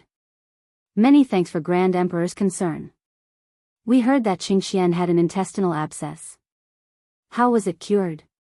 Li Yuan asked again. Grand Emperor, it was this subject's teacher, Li Wangyu, the founder of Hu County, who cured this subject's illness. Li Qingxian very cleverly pointed at Li Wangyu and said with great grievance, this subject heard that some people have cursed this subject to pass away. Grand Emperor, please uphold justice for this subject and punish these bad people. Although Li Qingxian was only 9 years old, being born in a royal family, he matured much earlier than normal children. On the way to Taiji Palace, Li Wangyu had already explained to him what had happened in court today in a few words. Hearing that the aristocratic family officials had actually cursed him to be dead, Li Qingxian, this little brat, was extremely angry. Li Qingxian's words caused Li Yuan's face to redden involuntarily. He had already been embarrassed by Li Qingxian's appearance. Now that his imperial grandson had said this, he felt his old face burn with pain. Wasn't he, Li Yuan, the bad person that Li Qingxian spoke of? Li Yuan coughed lightly and stood up. We are a bit tired and will return to the inner palace to rest. We will leave the matters of court to Erlang. You can handle Qingxian's matters as you see fit. Don't let Qingxian suffer any grievances. Today's so-called abdication had already become a farce. Continuing to stay in the palace would only increase the number of jokes. Li Yuan saw that things were not going well and prepared to slip away. As for those aristocratic families, why would Li Yuan care about their lives? Moreover, Li Yuan also felt resentment towards the aristocratic families. If it weren't for these bastards swearing that Li Qingxian had already passed away, how would he have lost so much face in front of the officials today? Farewell, retired emperor. Pai Lupi smiled and bowed, but he almost laughed out loud in his heart. Hundreds of officials also knelt down one after another to respectfully send off the retired emperor. However, the expressions of those aristocratic family officials were as ugly as they could be. Wang Yuanzhong and Gung Hong, the two people who stood out, could no longer speak. Their faces were even paler than Li Qingxian, who had just recovered from a serious illness. There was no trace of blood in them at all, and their bodies were trembling. Li Yuan had just walked down the royal stairs and hadn't even gotten into the carriage when he saw Pai Lupi's personal attendant, Mito, hurriedly walk in from outside the hall. Li Yuan had also been on the battlefield for a long time. He immediately noticed the strong smell of blood on Mituo's body. The eunuchs of the Tang dynasty wore the same clothes as the officials, according to their rank. As Pai Lupi's most trusted eunuch, Mituo was pardoned from his position as a lower third-rank official and wore a purple robe. Li Yuan's eyesight was also very good. He was already 60 years old, but he could still keenly notice that there were some fresh bloodstains on Mituo's purple robe. Mituo respectfully bowed to Li Yuan, reporting to retired emperor, this servant just received a notice that there were a few eunuchs in the Crane Feather Palace who were not clean and had stolen from the palace. This servant acted on my own initiative and beat those eunuchs to death. This servant, as the eunuch of the eunuch, is not strict enough. Please forgive this servant, retired emperor. The Crane Feather Palace was the palace where Li Yuan lived after he abdicated his position. As for the eunuchs that Mi Tuo mentioned, if there was no accident, they must be Li Yuan's remaining trusted eunuchs. This time, the internal and external contact with the aristocratic families was also carried out through these eunuchs. Li Yuan wanted to get angry, but he couldn't say anything. He knew very well that this was a warning from his son. The eunuch of the emperor was an organization that managed the internal affairs of the palace. Mi Tuo was the eunuch of the eunuch, a lower third-rank official. If he wanted to beat a few eunuchs with dirty hands to death, what could Li Yuan do about it? Could it be that he had to shed all pretense of cordiality with his son?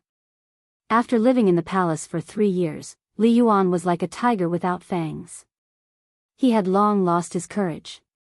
Mi Tuo's actions were naturally ordered by Pai Lupi. As the eunuch of Pai Lupi, he was the most trusted eunuch. During the 23rd year of Taizong Zhengguan, he was the only eunuch who was given a lower third-rank official position. Pai Lupi had made a rule that the eunuch would not have a third-rank official. Fourth-rank eunuchs were the highest. For Mi Tuo to be given a lower third-rank official position, it could be seen how much Pai Lupi trusted him. He went to Li Yuan's palace to investigate who was colluding with the aristocratic families. Without much effort, he found a few eunuchs in Li Yuan's palace. After getting their confessions, Mi Tuo didn't care about Li Yuan's face and beat the eunuchs to death. Li Yuan could only grit his teeth and bear with Mi Tuo's impudent actions. I know, Li Yuan's face was gloomy and he didn't say anything else. He sat on the carriage and planned to return to the Crane Feather Palace. Mi Tuo stopped in front of the carriage and continued to report. Retired Emperor, I also found that in the Crane Feather Palace, there were concubines in the harem who were disorderly and promiscuous. I also beat them to death. I didn't ask for retired Emperor's permission and acted on my own. I asked for retired Emperor's forgiveness. He said it casually, but in Li Yuan's ears, his body couldn't help but shake. Li Yuan's old face instantly flushed red. His hand trembled as he pointed at Mi Tuo. You have big guts. Mi Tuo didn't say anything. He just smiled and bowed. After a long time, Li Yuan put down his arm. He didn't say anything. He waved his hand and indicated that the eunuchs who were carrying the carriage could leave. In Li Yuan's harem, there were beauties from aristocratic families who were very much favored by him. After he abdicated, there was nothing else to do in the harem. Doting on beauties became his only hobby. From abdication to death, in a few years, Li Yuan, who was 60 years old, gave birth to 17 younger brothers and 18 daughters for Pai Lupi in the harem. He could be called a stallion among stallions. Now, Mi Tuo actually told him so casually that some of his concubines were also beaten to death. This was simply a naked humiliation. But the situation was pressing. Even if Mi Tuo was so presumptuous, Li Yuan could only grit his teeth and endure. Beating his father's eunuchs and concubines to death was just a warning to Pai Lupi. After all, Li Yuan was his father. No matter how dissatisfied he was, he could only do this. He even had to pretend to be a filial son in front of the officials and the world. In this regard, Li Wangyu could only ridicule in his heart. Hypocritical, really King hypocritical. Whether it was Pai Lupi or Li Yuan, in Li Wangyu's eyes, they were both actors. The Oscars owed them a trophy. After respectfully sending off Li Yuan, Pai Lupi sat back on the throne and smiled at the officials in the hall. These damn aristocratic families. Pai Lupi did not plan to let them off so easily.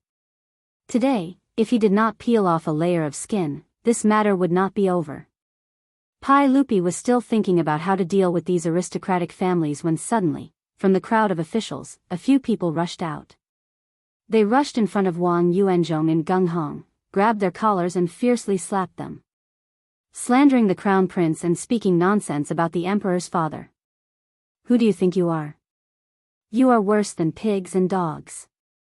This old man will beat you to death, you traitor. After a few slaps, Wang Yuanzhong saw stars and was stunned silly. Gung Hong was hit until his face burned with pain. He howled miserably and fell to the ground like mud.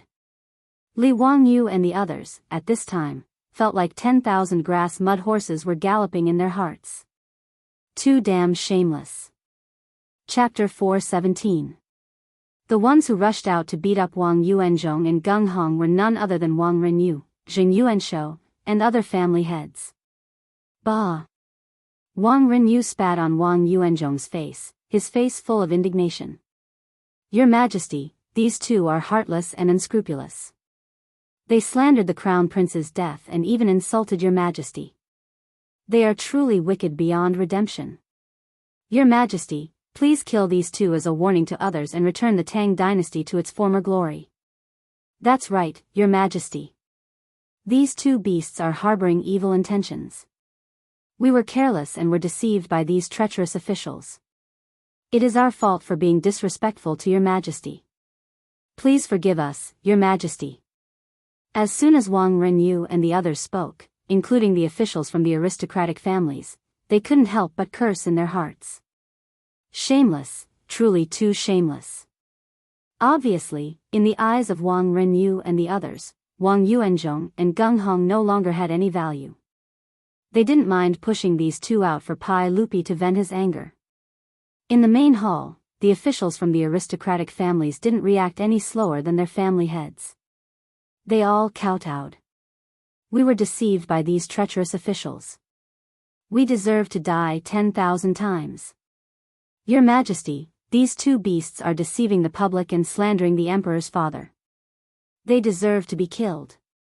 We should die 10,000 times for being deceived by these treacherous officials. Such an unruly and fatherless dog, his death is not worth pitying.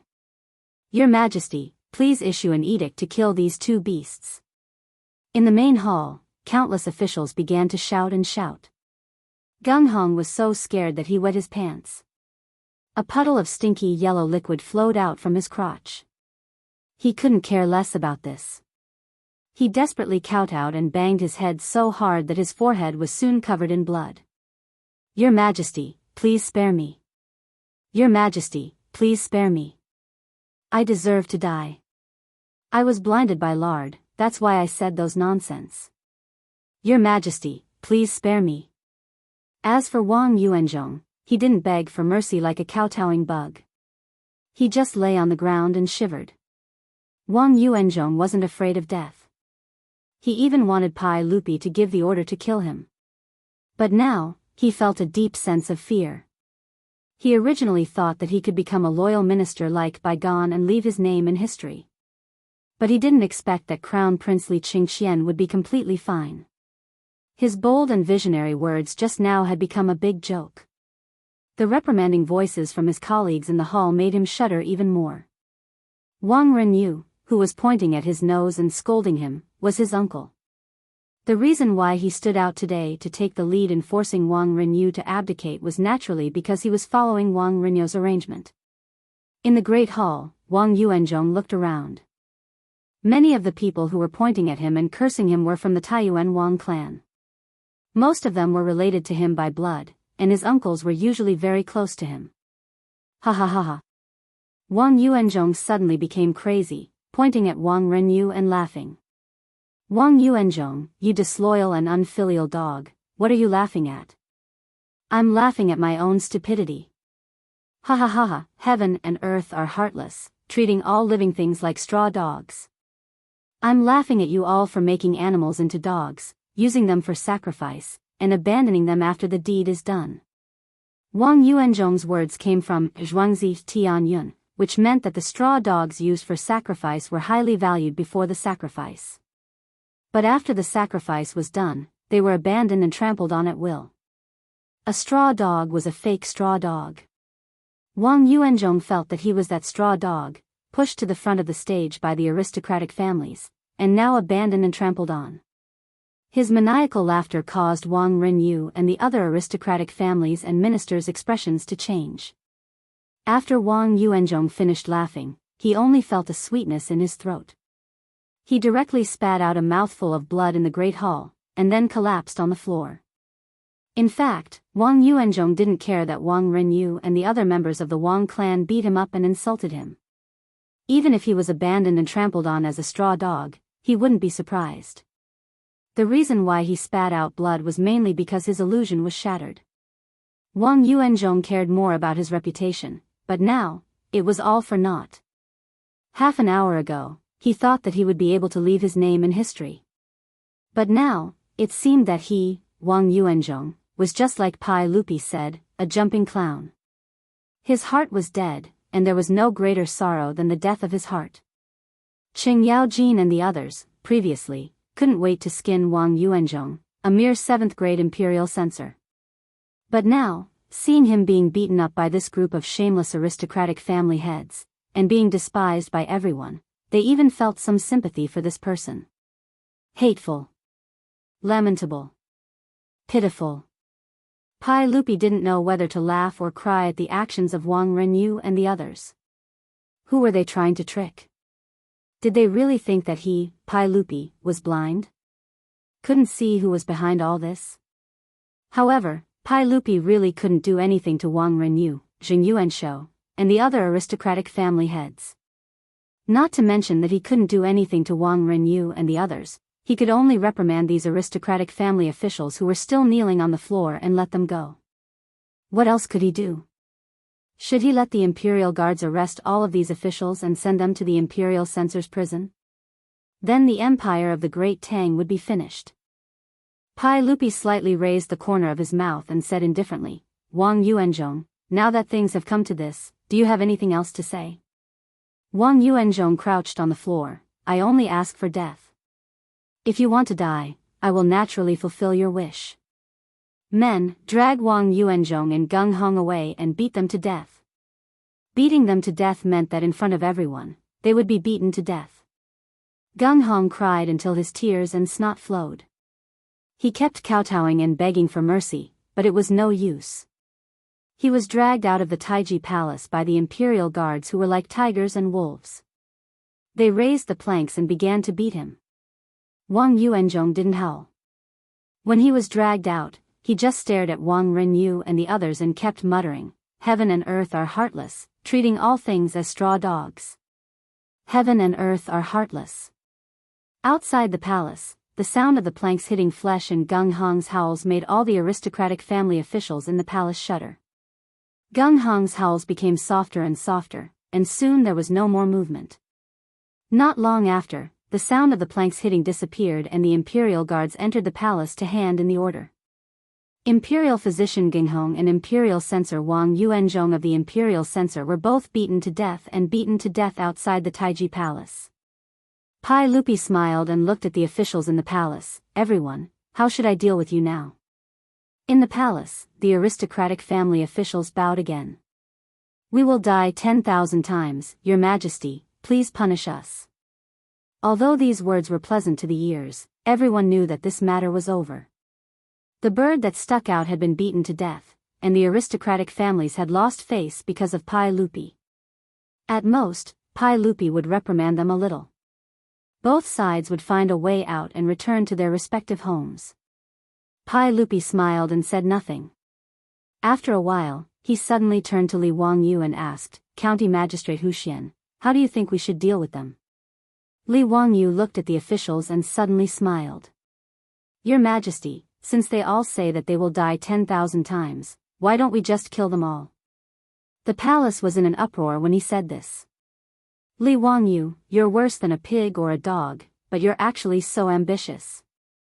In their hearts, the officials had already developed a relationship beyond friendship with Li Wangyu's 18 generations of ancestors, and they were cursing him endlessly. Chapter 4:18.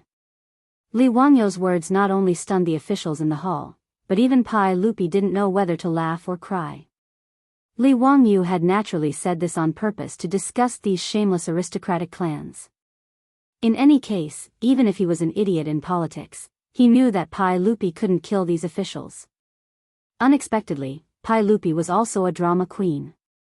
He actually played along with Li Wangyu's words. County Magistrate Hu Xian's words are reasonable. Slandering the emperor's father should be executed. Since that's the case. Before he could finish speaking, the aristocratic clan's officials were already so frightened that their faces turned pale. Li Er must have gone crazy from the shock today, right? Why wasn't he following the script? Could it be that he really dared to kill the more than 300 officials in the hall who were trying to force the emperor to abdicate? Wang Renyu, Zheng Yuanshou, and the other aristocratic clan's big shots all paled. If Pai Lupi really did go crazy and killed them all, the Tang dynasty would inevitably fall into chaos. But what was the use of that? Could it save them? Wang Renyu and the others didn't have the resolve to sacrifice themselves for righteousness and leave their names in history. Just as they were feeling awkward, Li Qingxian suddenly stepped forward and said, "Your Majesty, this subject read from Mencius. If the Son of Heaven is heartless, he cannot protect the four seas. If the feudal lords are heartless, they cannot protect the country. If the ministers and doctors are heartless, they cannot protect the ancestral temple. If the scholars and commoners are heartless, they cannot protect the four bodies. Today, this subject made a mistake, but they have already repented. This subject believes that your Majesty can forgive them. Presumably, they will be grateful for your Majesty's mercy." His words immediately received the approval of the other officials. "His Highness the Crown Prince is wise. Your Majesty, our Tang dynasty is fortunate to have the Crown Prince so intelligent. This is the fortune of our Tang dynasty and our people. Your Majesty, this subject knows his mistake. Today, we were deceived by others and almost made a big mistake. This subject has now completely repented. Please forgive us, Your Majesty." Because of these words, Li Qingxian gained a wave of popularity among the officials. Pai Lupi sat on the throne and looked at the officials with a smile.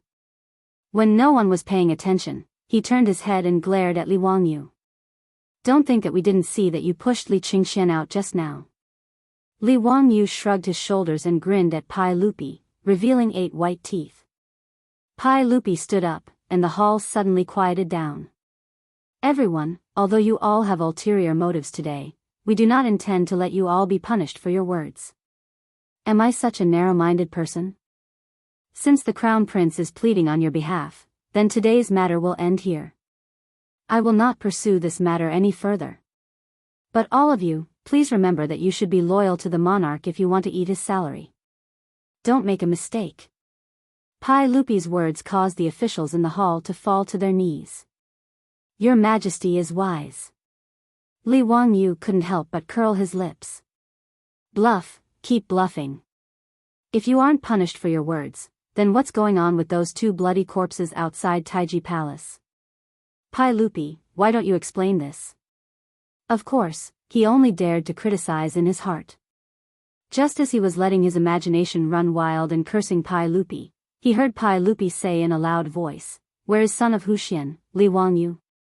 Li Wangyu hurriedly stepped forward. "This official is here. Son of Huxian, Li Wangyu, is brimming with talent and erudite. Today, Li Wangyu saved the Crown Prince and should be rewarded for his service. He is granted the title of County Count, and the title of County Count. 700 households. He will be rewarded with 200,000 taels of gold for his service." Nanny? Another title? County Count? Li Wangyu felt his mind go blank. He had been conferred the title of Count by Pai Lupi. Being conferred the title of County Count by Pai Lupi didn't make Li Wangyu happy. On the contrary, he wanted to cry. He really couldn't live like this. He had originally thought that it would be difficult to get Pai Lupi and Empress Zhongsun to agree to him marrying a beautiful superior. Now that his title had been increased, wouldn't he be forced to elope with his beautiful superior? Pai Lupi, King did this on purpose, didn't you? Biting the hand that feeds you. Not a son. Return 200,000 taels of gold, not fess. Do you dare to directly say 200,000 copper coins? Li Wangyu really wanted to ask Pai Lupi, why was your family's gold not gold, but copper coins?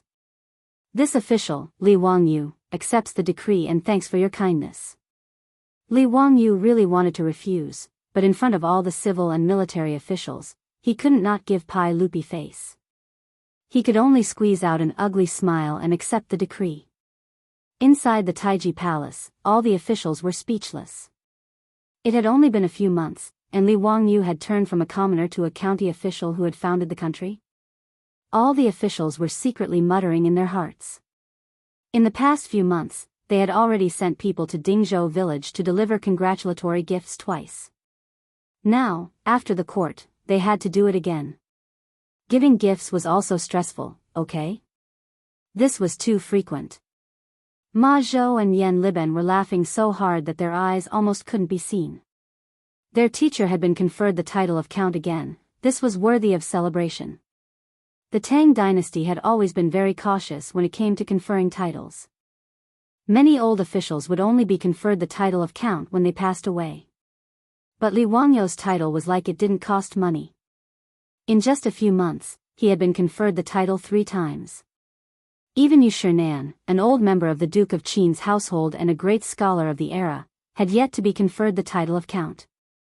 In history, Yu Shinan was only conferred the title of Count of Yongxing by Pai Lupi in the 7th year of Zhongguan era.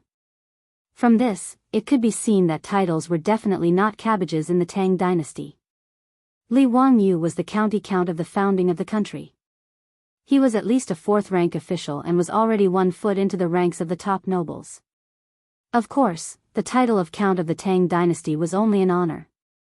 Other than not having to pay taxes and being able to live in a village, which allowed them to enjoy the same treatment as officials, there weren't many other benefits.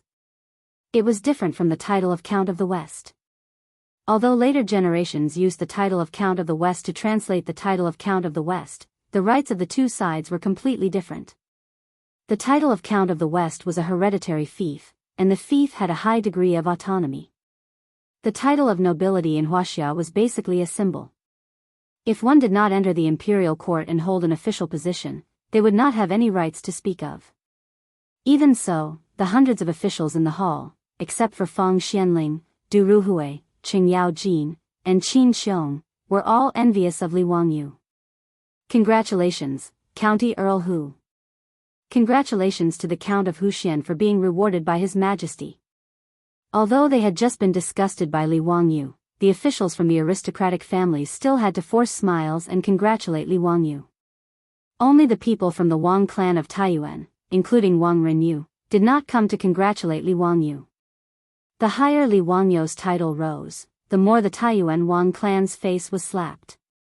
The Taiyuan Wang clan's annulment of the marriage with County Earl Hu, oh, no, County Earl Hu, had long become an unavoidable topic in Chang'an. It was widely used and spread widely. Perhaps only the tea eggs and pickled mustard stalks of the future could compare. After Li Er increased Li Wangyu's nobility in front of everyone, he looked at Sun Simiao and his disciple Lu Shenwei. Where is Lu Shenwei? I am here. Lu Shenwei's medical skills are superb, and he is young and promising. He helped County Earl Hu treat Crown Prince Li Qingxian and has contributed to the country. I hereby confer Lu Shenwei the title of Minister of Medicine. I accept the decree and thank you for your kindness. In truth, Pai Lupi wanted to confer Sun Simiao a title, but the old Taoists still refused.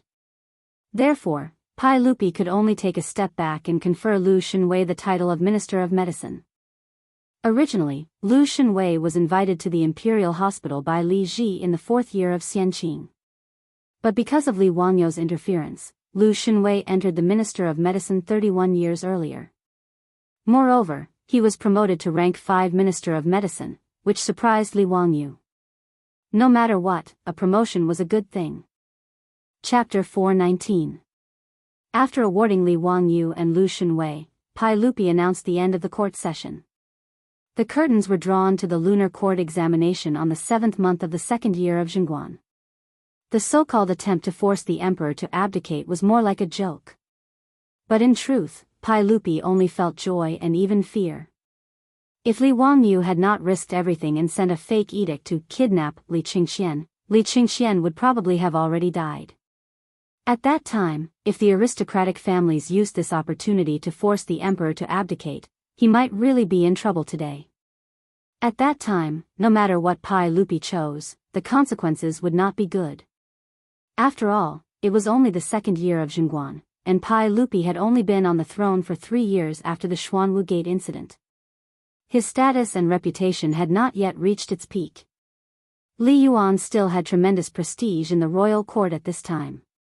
If he had used the crown prince's death and the hundreds of officials forcing the emperor to abdicate, Li Yuan might have had a chance to return to the throne. After understanding all this, Pai Lupi could only rejoice that he had such a capable nephew like Li Wangyu. He also rejoiced that he had forced Li Wangyu to take Li Qingxian as his disciple. Pai Lupi was very proud of this.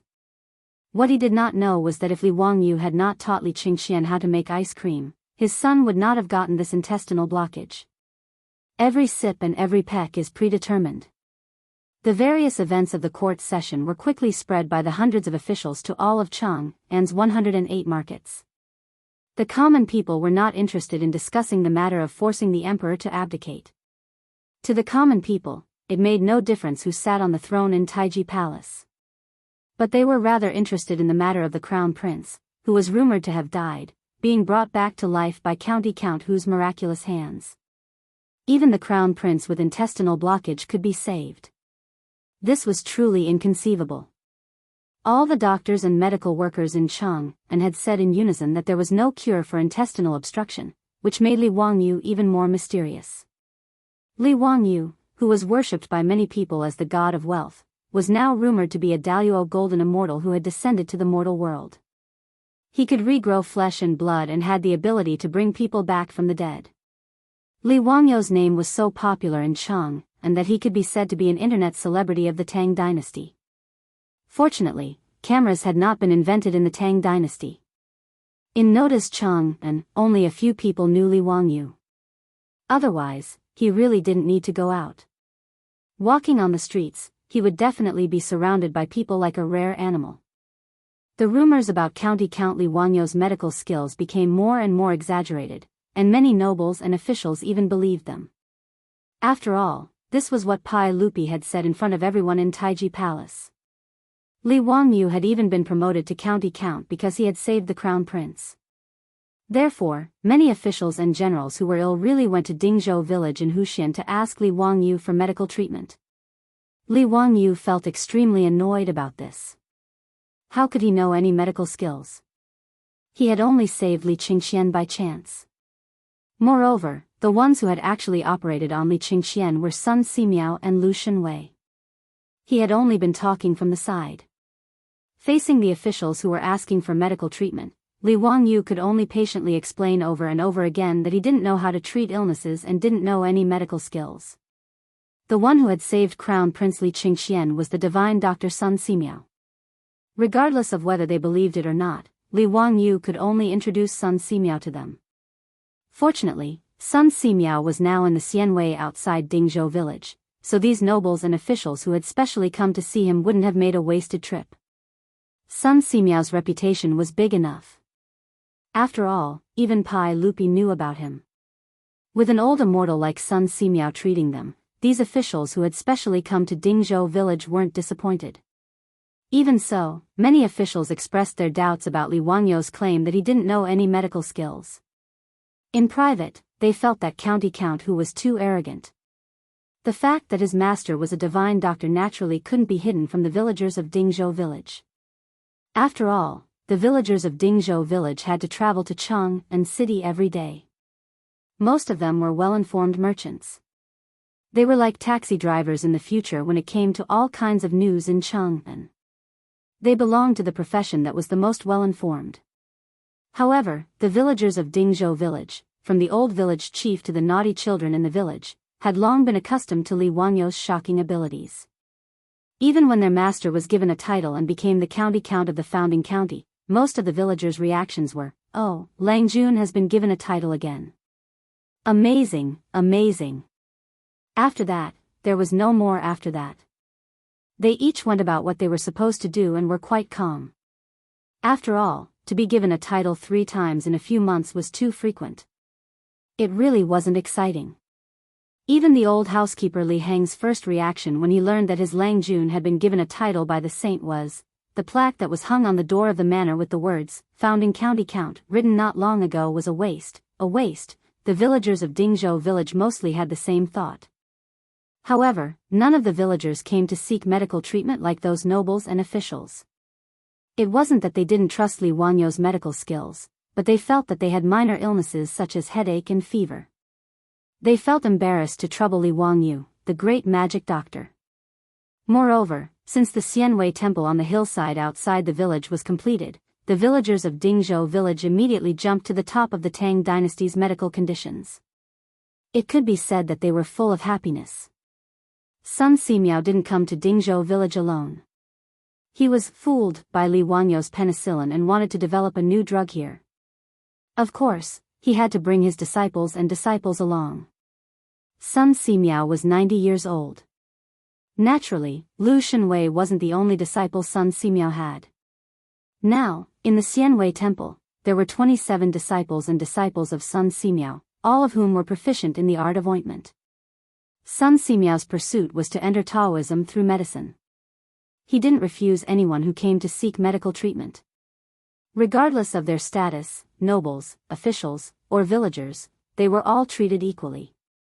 Therefore, whenever the villagers had headaches, fevers, or bumps, they would go to the Xianwei temple to ask the Taoist priests for help.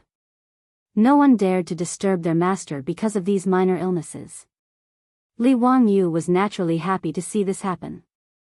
He felt that it was a wise decision to trick Sun Simiao into coming to Dingzhou village. However, there were always exceptions to everything. On this day, Li Wangyu was leisurely drinking tea with his legs crossed. Suddenly, someone knocked on the door of the Li family's old residence. Lang Jun, help. Someone is going to die. Lang Jun, please save my wife. The old butler, Li Heng, hurriedly ran to open the door. A person stumbled in from outside. It was Carpenter Lu's eldest son. Lu Dalong, why are you in such a panic? Don't worry, speak slowly. Li Wangyu quickly stood up and asked. Lu Dalong's forehead was covered in sweat. He said in a panicked tone, Lang Jun, my wife is going to give birth today. Li Wangyu was baffled. Damn, what does your wife giving birth have to do with me? Go find the midwife. However, Lu Dalong quickly said, the midwife said that my wife's fetus is not in the right position. She's afraid that she'll have a difficult labor. I'm afraid that she won't be able to save the child. Lang Jun, please save them. As Lu Dalong spoke, he knelt down in front of Li Wangyu and kowtowed repeatedly. Li Wangyu was dumbfounded. What was going on? Difficult labor? What's the use of looking for me? Chapter 420. As an ordinary person in the future, if someone suddenly came to you and told you that your wife was having a difficult labor and asked you to save her, your first reaction would be to be very confused. Li Wangyu was the same. He didn't come back to his senses for a long time. Lu Dalong's wife was having a difficult labor. Why was she looking for him? Lu Dalong, you idiot. What are you waiting for? Hurry up and ask old immortal's son for help. Why are you looking for me? Lu Dalong said with a crying face, my father has already asked old immortal's son for help. He said the same thing. He said that my wife's child is in a wrong position and the umbilical cord is wrapped around the neck. He can't do anything. Lang Jun, please save my wife and child. Li Wangyu was even more dumbfounded when he heard that Sun Simiao couldn't do anything. If even the king of medicine couldn't do anything, what could he do? While he was in a daze, he heard a commotion outside. His beautiful superior, who had come out to see what was going on, heard that Lu Dalong's wife was having a difficult labor. She subconsciously blurted out, hurry up and do a cesarean section. Why are you still in a daze? What? Cesarean section? Li Wangyu looked at his beautiful superior in a daze. Are you sure you're not talking nonsense? Who knows how to do a cesarean section? Is it you or me? Or Sun Simiao? Wangyu, you and Sun Simiao can perform an appendectomy for Li Qingqian. You should be able to do a cesarean section, right? Li Wangyu was speechless. How could they be the same thing? Besides, if they cut open Lu Dalong's wife's stomach, how could they prevent her wound from getting infected? They didn't have any cephalosporin capsules. As for the penicillin that Sun Simiao wanted, they couldn't even find it. If they really cut open Lu Dalong's wife's stomach, whether she could survive or not would depend on her luck. Wang Yu, why are you still in a daze? Hurry up, it's more important to save people. The beautiful boss was also anxious and pushed Li Wangyu out. I. Li Wangyu was so anxious that he started sweating. He said incoherently, ask Niao Wu to bring the alcohol from home. Sigh, what's going on? Got it. Hurry up and go. I'll have Niao Wu send the things over later. The beautiful boss said anxiously. Li Wangyu was at his wit's end. He could only wait and see. He could only follow Lu Dalong out of the manor and jog towards Carpenter Lu's house. Lu Dalong thought that Li Wangyu was running too slowly, so he bent down and carried Li Wangyu on his back before running home. This fellow was worried about his wife, so he ran as fast as he could. However, Li Wangyu, who was lying on his back, was jolted so much that he almost vomited. When Lu Dalong ran back to his house and put Li Wangyu down, Li Wangyu's little face was pale and cold sweat was dripping down his forehead. He glared at Lu Dalong angrily, but he didn't have the time to find trouble with this idiot. He hurried into the house. Since ancient times in Huaxia, giving birth to a child was akin to a woman breaking through the gates of hell. Not to mention these ordinary peasant women, even in the imperial palace, there were countless concubines who had died because of difficult childbirth. Lu Dalong's wife had a difficult birth. That was basically a step into the bridge of helplessness. Li Wangyu didn't care about the taboo between men and women. He pushed the door open and entered the house. Lu Dalong wanted to follow him in, but he was stopped by his father, Carpenter Lu. You idiot, the woman inside is giving birth. Why are you going in? Then why did Lang Jun and old immortal son go in? Lu Dalong wasn't convinced and said with a stiff neck. He was worried about his wife, so he didn't care about these things. Nonsense, who is Lang Jun? He and old immortal son are miracle doctors, do you understand? Are miracle doctors human? Li Wangyu, who had just stepped into the house, almost tripped when he heard Carpenter Lu's words. What is this old man talking about? How am I not human? He didn't care about the topic of whether he was human or not. He looked at Sun Simiao and asked, old immortal son, how is Lu Dalong's wife? Is she in danger? Sun Simiao shook his head. I'm at my wit's end. The umbilical cord is wrapped around the fetus neck, and it's not in the right position. I'm afraid it's difficult to save the child. Hey, County Count Hu, do you have any ideas? Ever since Li Wangyu suggested a caesarean section to cut out Li Wangyu's ulcerated intestines and really save the crown prince, Sun Simiao had an inexplicable expectation for Li Wangyu. He felt that this young county count might have some strange ideas. As expected, Li Wangyu did not disappoint him. However, the words that came out of his mouth stunned Sun Simiao. Yes, we can only do a caesarean section now. A caesarean section? How? Cut open the stomach, take out the fetus, and then suture the wound. Li Wangyu said it very simply. It wasn't that he was a man of few words, but that he only knew so much about a caesarean section. Who the hell knew how to perform a caesarean section? Li Wangyu also felt wronged. He was a student at a second-tier university who majored in e-commerce. How did he fall to the point where he had to perform surgery to save someone's life? It was a shame for the education he had received over the years. It's that simple. Why don't we give it a try? Sun Simiao was a little tempted. It seemed to be the same when he treated Li Qingxian. Cut open the stomach, cut out the intestines, and suture the wound. This woman couldn't give birth, so it seemed like it could be done. Let's give it a try. Li Wangyu looked up at the sky and sighed. He could only give it a shot. Whether Lu Dalong's wife could survive or not was up to fate. Anyway, Lu Dalong's wife would definitely die without the surgery, so he might as well take a gamble. Then quickly send this young lady to the visualization room. After I came back from Chang'an, I imitated the Eastern Palace's surgery room and set up the operating room you mentioned. It's just right for today, Sun Simiao said without hesitation. Medical fanatic Sun Simiao had tried surgery once, so he was naturally very interested in it. When he was taking care of Li Qingxian in the Eastern Palace, he asked Li Wangyu about surgery every day. What was surgery, how to set up the operating room, what surgical instruments were needed, why did they have to use alcohol to disinfect, and so on. Li Wangyu was often speechless. He could only rely on the common sense and imagination he had learned from watching television dramas to deal with the curious baby, Sun Simiao. After returning from Chang'an, Sun Simiao immediately ordered someone to set up an operating room, intending to study surgery in depth. It came in handy today. Li Wangyu nodded and walked out of the room. He said to the anxious father and son of the Lu family, "Lu Dalong, old immortal son, and I can try to save your wife, but we might not be able to save her. The risk is great. Are you willing to give it a try?"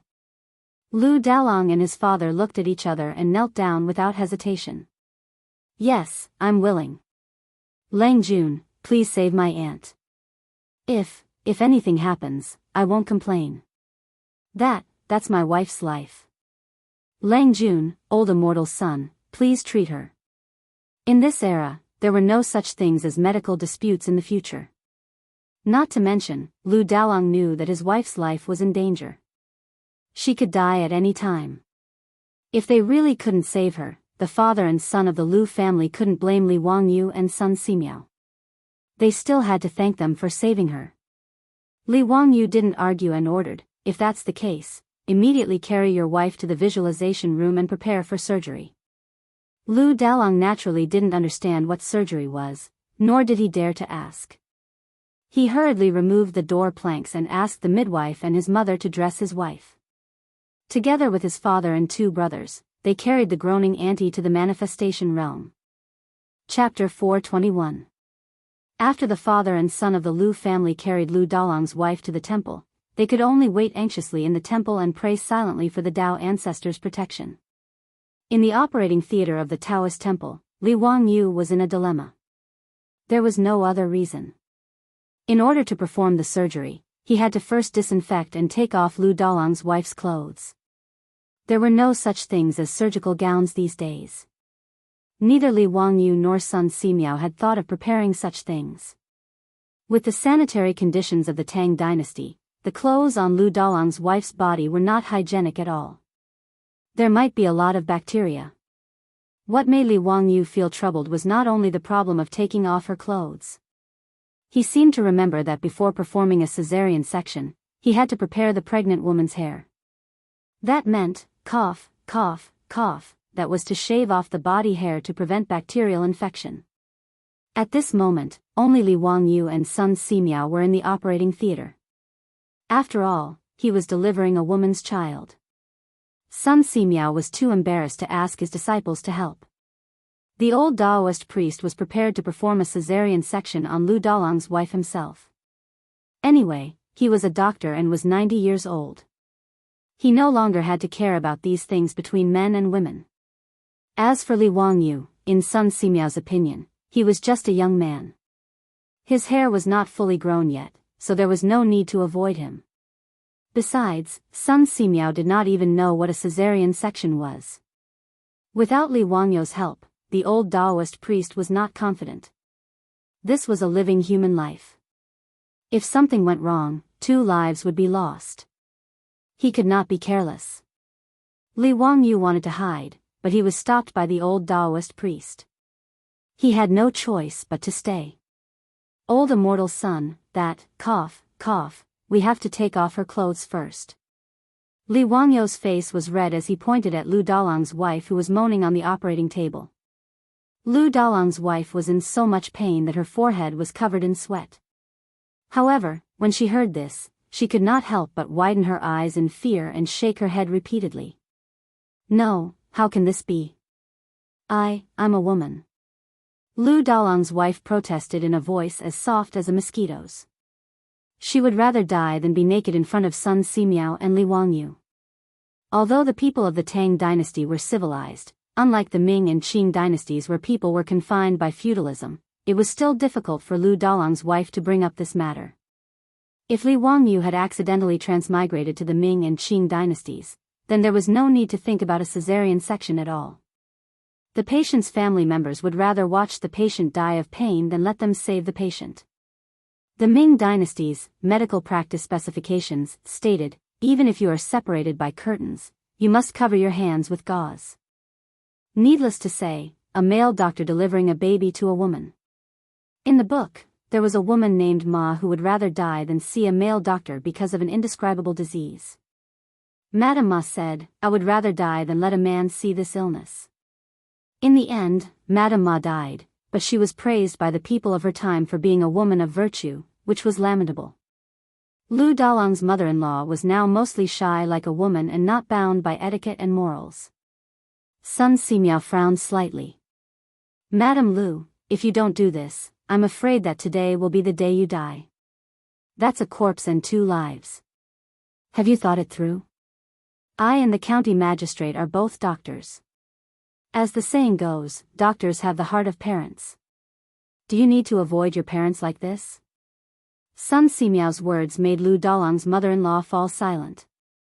In the end, she suppressed her shyness and closed her eyes. She nodded slightly to show that she agreed. Sun Simiao picked up the scissors and handed it to Li Wangyu, indicating that he should cut open Lu Dalong's mother-in-law's clothes. Old immortal son, why don't you go?" Li Wangyu swallowed and asked anxiously. Sun Simiao's face turned red, but he pretended to be calm. "I have to prepare for the surgery. I don't have time." Although he had persuaded Lu Dalong's wife, Sun Simiao had never had the experience of making a female patient take off her clothes completely. He was embarrassed. Li Wangyu and Sun Simiao stared at each other. Neither of them knew what to do. Just as they were struggling, the door of the operating room was pushed open. Their beautiful boss rushed in with alcohol. Seeing their beautiful boss come in, Li Wangyu and Sun Simiao were secretly relieved. "Changqing, you came at the right time. Help Lu Dalong's wife cut open her clothes." "Oh, right, you also need to prepare the hair." "Hee, you do it." Li Wangyu quickly handed over the scissors and signaled for his beautiful boss to help. Su Changqing also knew that Li Wangyu and Sun Simiao were inconvenienced, so he hurried over to help. Without saying anything, he took the scissors and started working. Li Wangyu quickly took the alcohol and sprayed it everywhere in the operating room. He also disinfected Sun Simiao's surgical instruments one by one and prepared for the surgery. At this time, Lu Dalong's wife on the operating table was in so much pain that she almost fainted. Her screams were getting louder and louder. Lu Dalong, his father, and brother, who were outside the door, were all worried. Fortunately, there was no lack of all kinds of herbs in the microscopic world. Sun Simiao gave Lu Dalong's wife anesthetic powder and pierced the acupuncture points on her abdomen to stop the pain. After drinking the anesthetic powder, Lu Dalong's wife quickly fell asleep. However, when he heard that his wife's voice was no longer in the operating room, Lu Dalong's heart tightened again. He grabbed his father's arm and asked, "Father, what's wrong? Why is there no sound? My wife, she couldn't have." Ba, what are you talking about? With old immortal and Lang Jun helping your mother-in-law deliver the baby, there's no need to worry about that laborious surgery. Carpenter Lu comforted his son, as well as himself. However, they didn't know that there was an academic debate going on in the operating room. "Madam Su, are you sure you should cut from here? When I was performing the surgery on the Crown Prince, I cut from here." Sun Simiao held the shining scalpel and kept gesturing on Lu Dalong's wife's big belly. It was very scary. The beautiful boss used her hand to gesture on Lu Dalong's wife's belly. "It must be cut here, there's no mistake. My best friend had a cesarean section, and the scar on her belly was in this position. I remember very clearly that she complained that she didn't look good in a bikini." Before Su Changqing could finish speaking, Li Wangyu covered her mouth with his hand. She then realized that she seemed to have let it slip. "Madam Su, what do you mean by best friend? Is it the meaning of best friend? Has someone done a cesarean section? Who is so amazing? Why haven't I heard of it? Then what is a bikini?" Sun Simiao frowned and asked. Li Wangyu quickly changed the topic. "Cough, cough, old immortal son, now is not the time to ask about this. Saving the baby is more important. Lu Dalong's wife can't hold on for long. Sun Simiao nodded and didn't ask any more questions. He raised the lancet again. Then I'll cut it? Cut it. However, old immortal son, you must be careful. Don't hurt the baby inside. I know. After all, Sun Simiao was an expert who could live for more than 140 years. Although he was already 90 years old, his hands didn't tremble and his eyes didn't blur. He firmly held the lancet in his hand and gently cut open Lu Dalong's wife's belly. Chapter 422. Lu Dalong, who was anxiously pacing back and forth in front of the operating room, heard a woman's scream from inside the room. He couldn't help but tremble in fear and almost fell to the ground. Father, what's going on? Carpenter Lu was also frightened. I don't know. Dalong, don't be afraid. The voice just now didn't sound like your wife's. It sounded like Mrs. Su's voice. That's right. It's Mrs. Su's voice, Carpenter Lu's other two sons quickly replied. Only then did Lu Dalong feel a little relieved. Then, he realized something. What's Mrs. Su's name? Could it be? Don't think too much. It's nothing. Old immortal son and Lang Jun are here. Carpenter Lu comforted himself. The four of them were confused. They couldn't understand what was going on in the operating room. As for Lu Dalong's mother, she was at a loss. She could only murmur, Dao ancestor bless, Dao ancestor bless. The one who screamed was their beautiful superior. When Sun Simiao used the lancet to cut open Mrs. Lu's belly, blood immediately seeped out. Su Changqing, who had never seen such a scene, was shocked and couldn't help but scream. Her scream scared Sun Simiao so much that his hand trembled and the incision was almost crooked. Li Wangyu and Sun Simiao both raised their heads and glared at their beautiful superior with dissatisfaction. She also realized that her performance just now was too embarrassing. She quickly covered her face with her hands and apologized. I'm sorry. I didn't react in time and was scared. Changqing, go prepare some hot water so that we can wash the child later.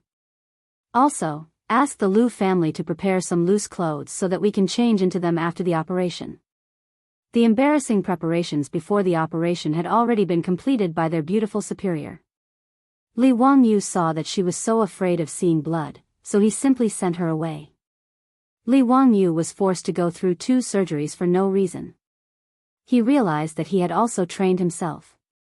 At least when he saw Sun Simiao use the lancet to cut open Mrs. Lu's belly, he didn't feel nauseous to the point of vomiting. Li Wangyu didn't even feel that the Lu family's daughter-in-law was beautiful when he saw her lying naked on the operating table.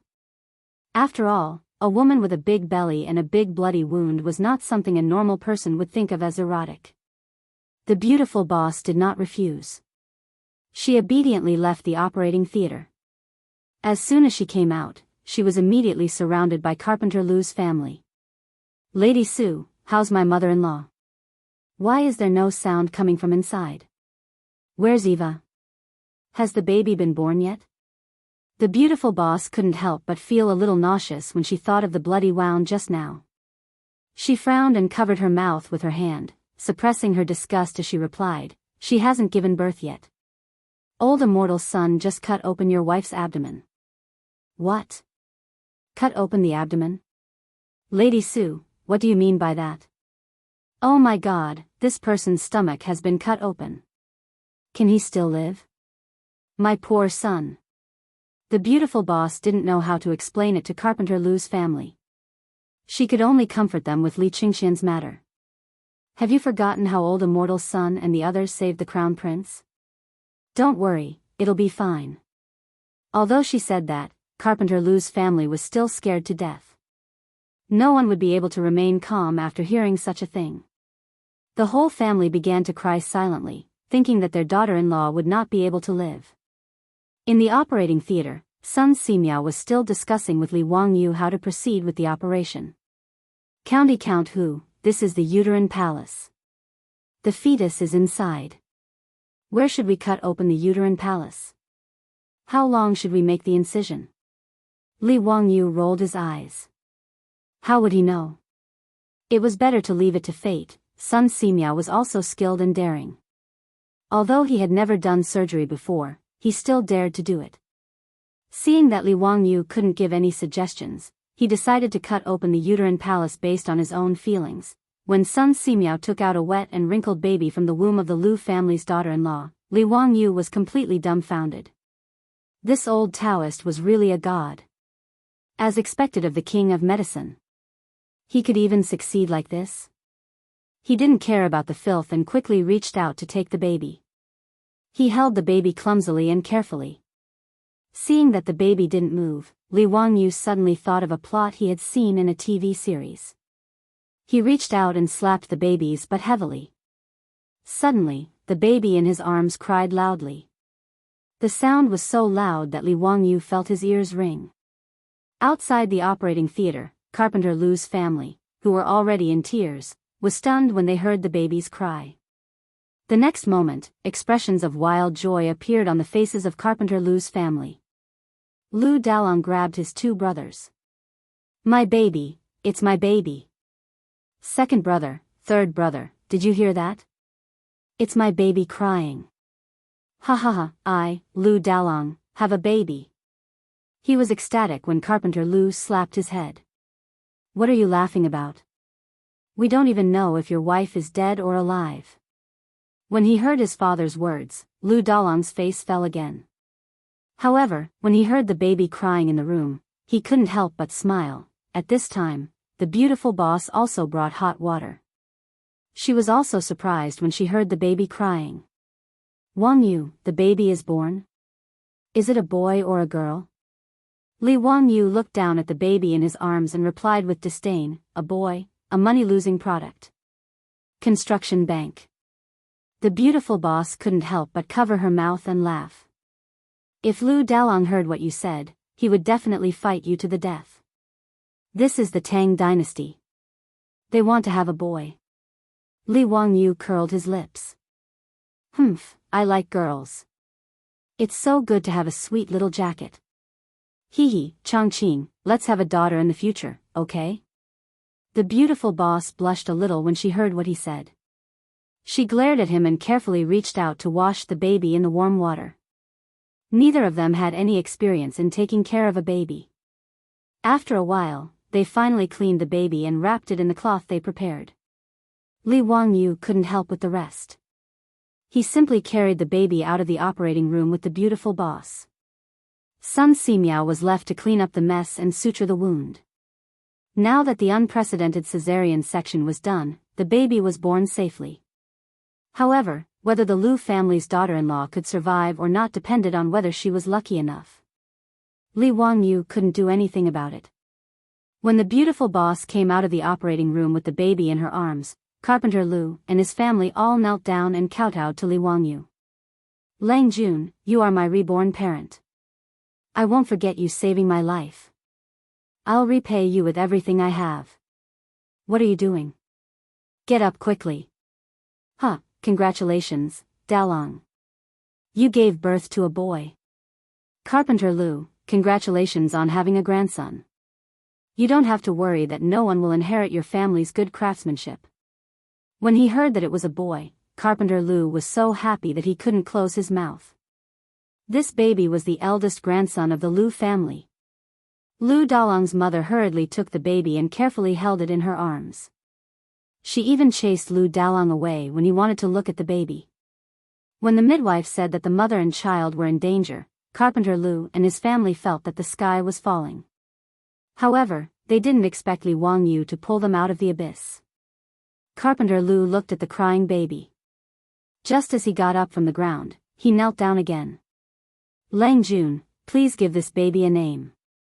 Without Lang Jun's help, this little thing wouldn't have had the chance to be born. Lang Jun, please give this baby a name. A name? Li Wangyu was a little confused.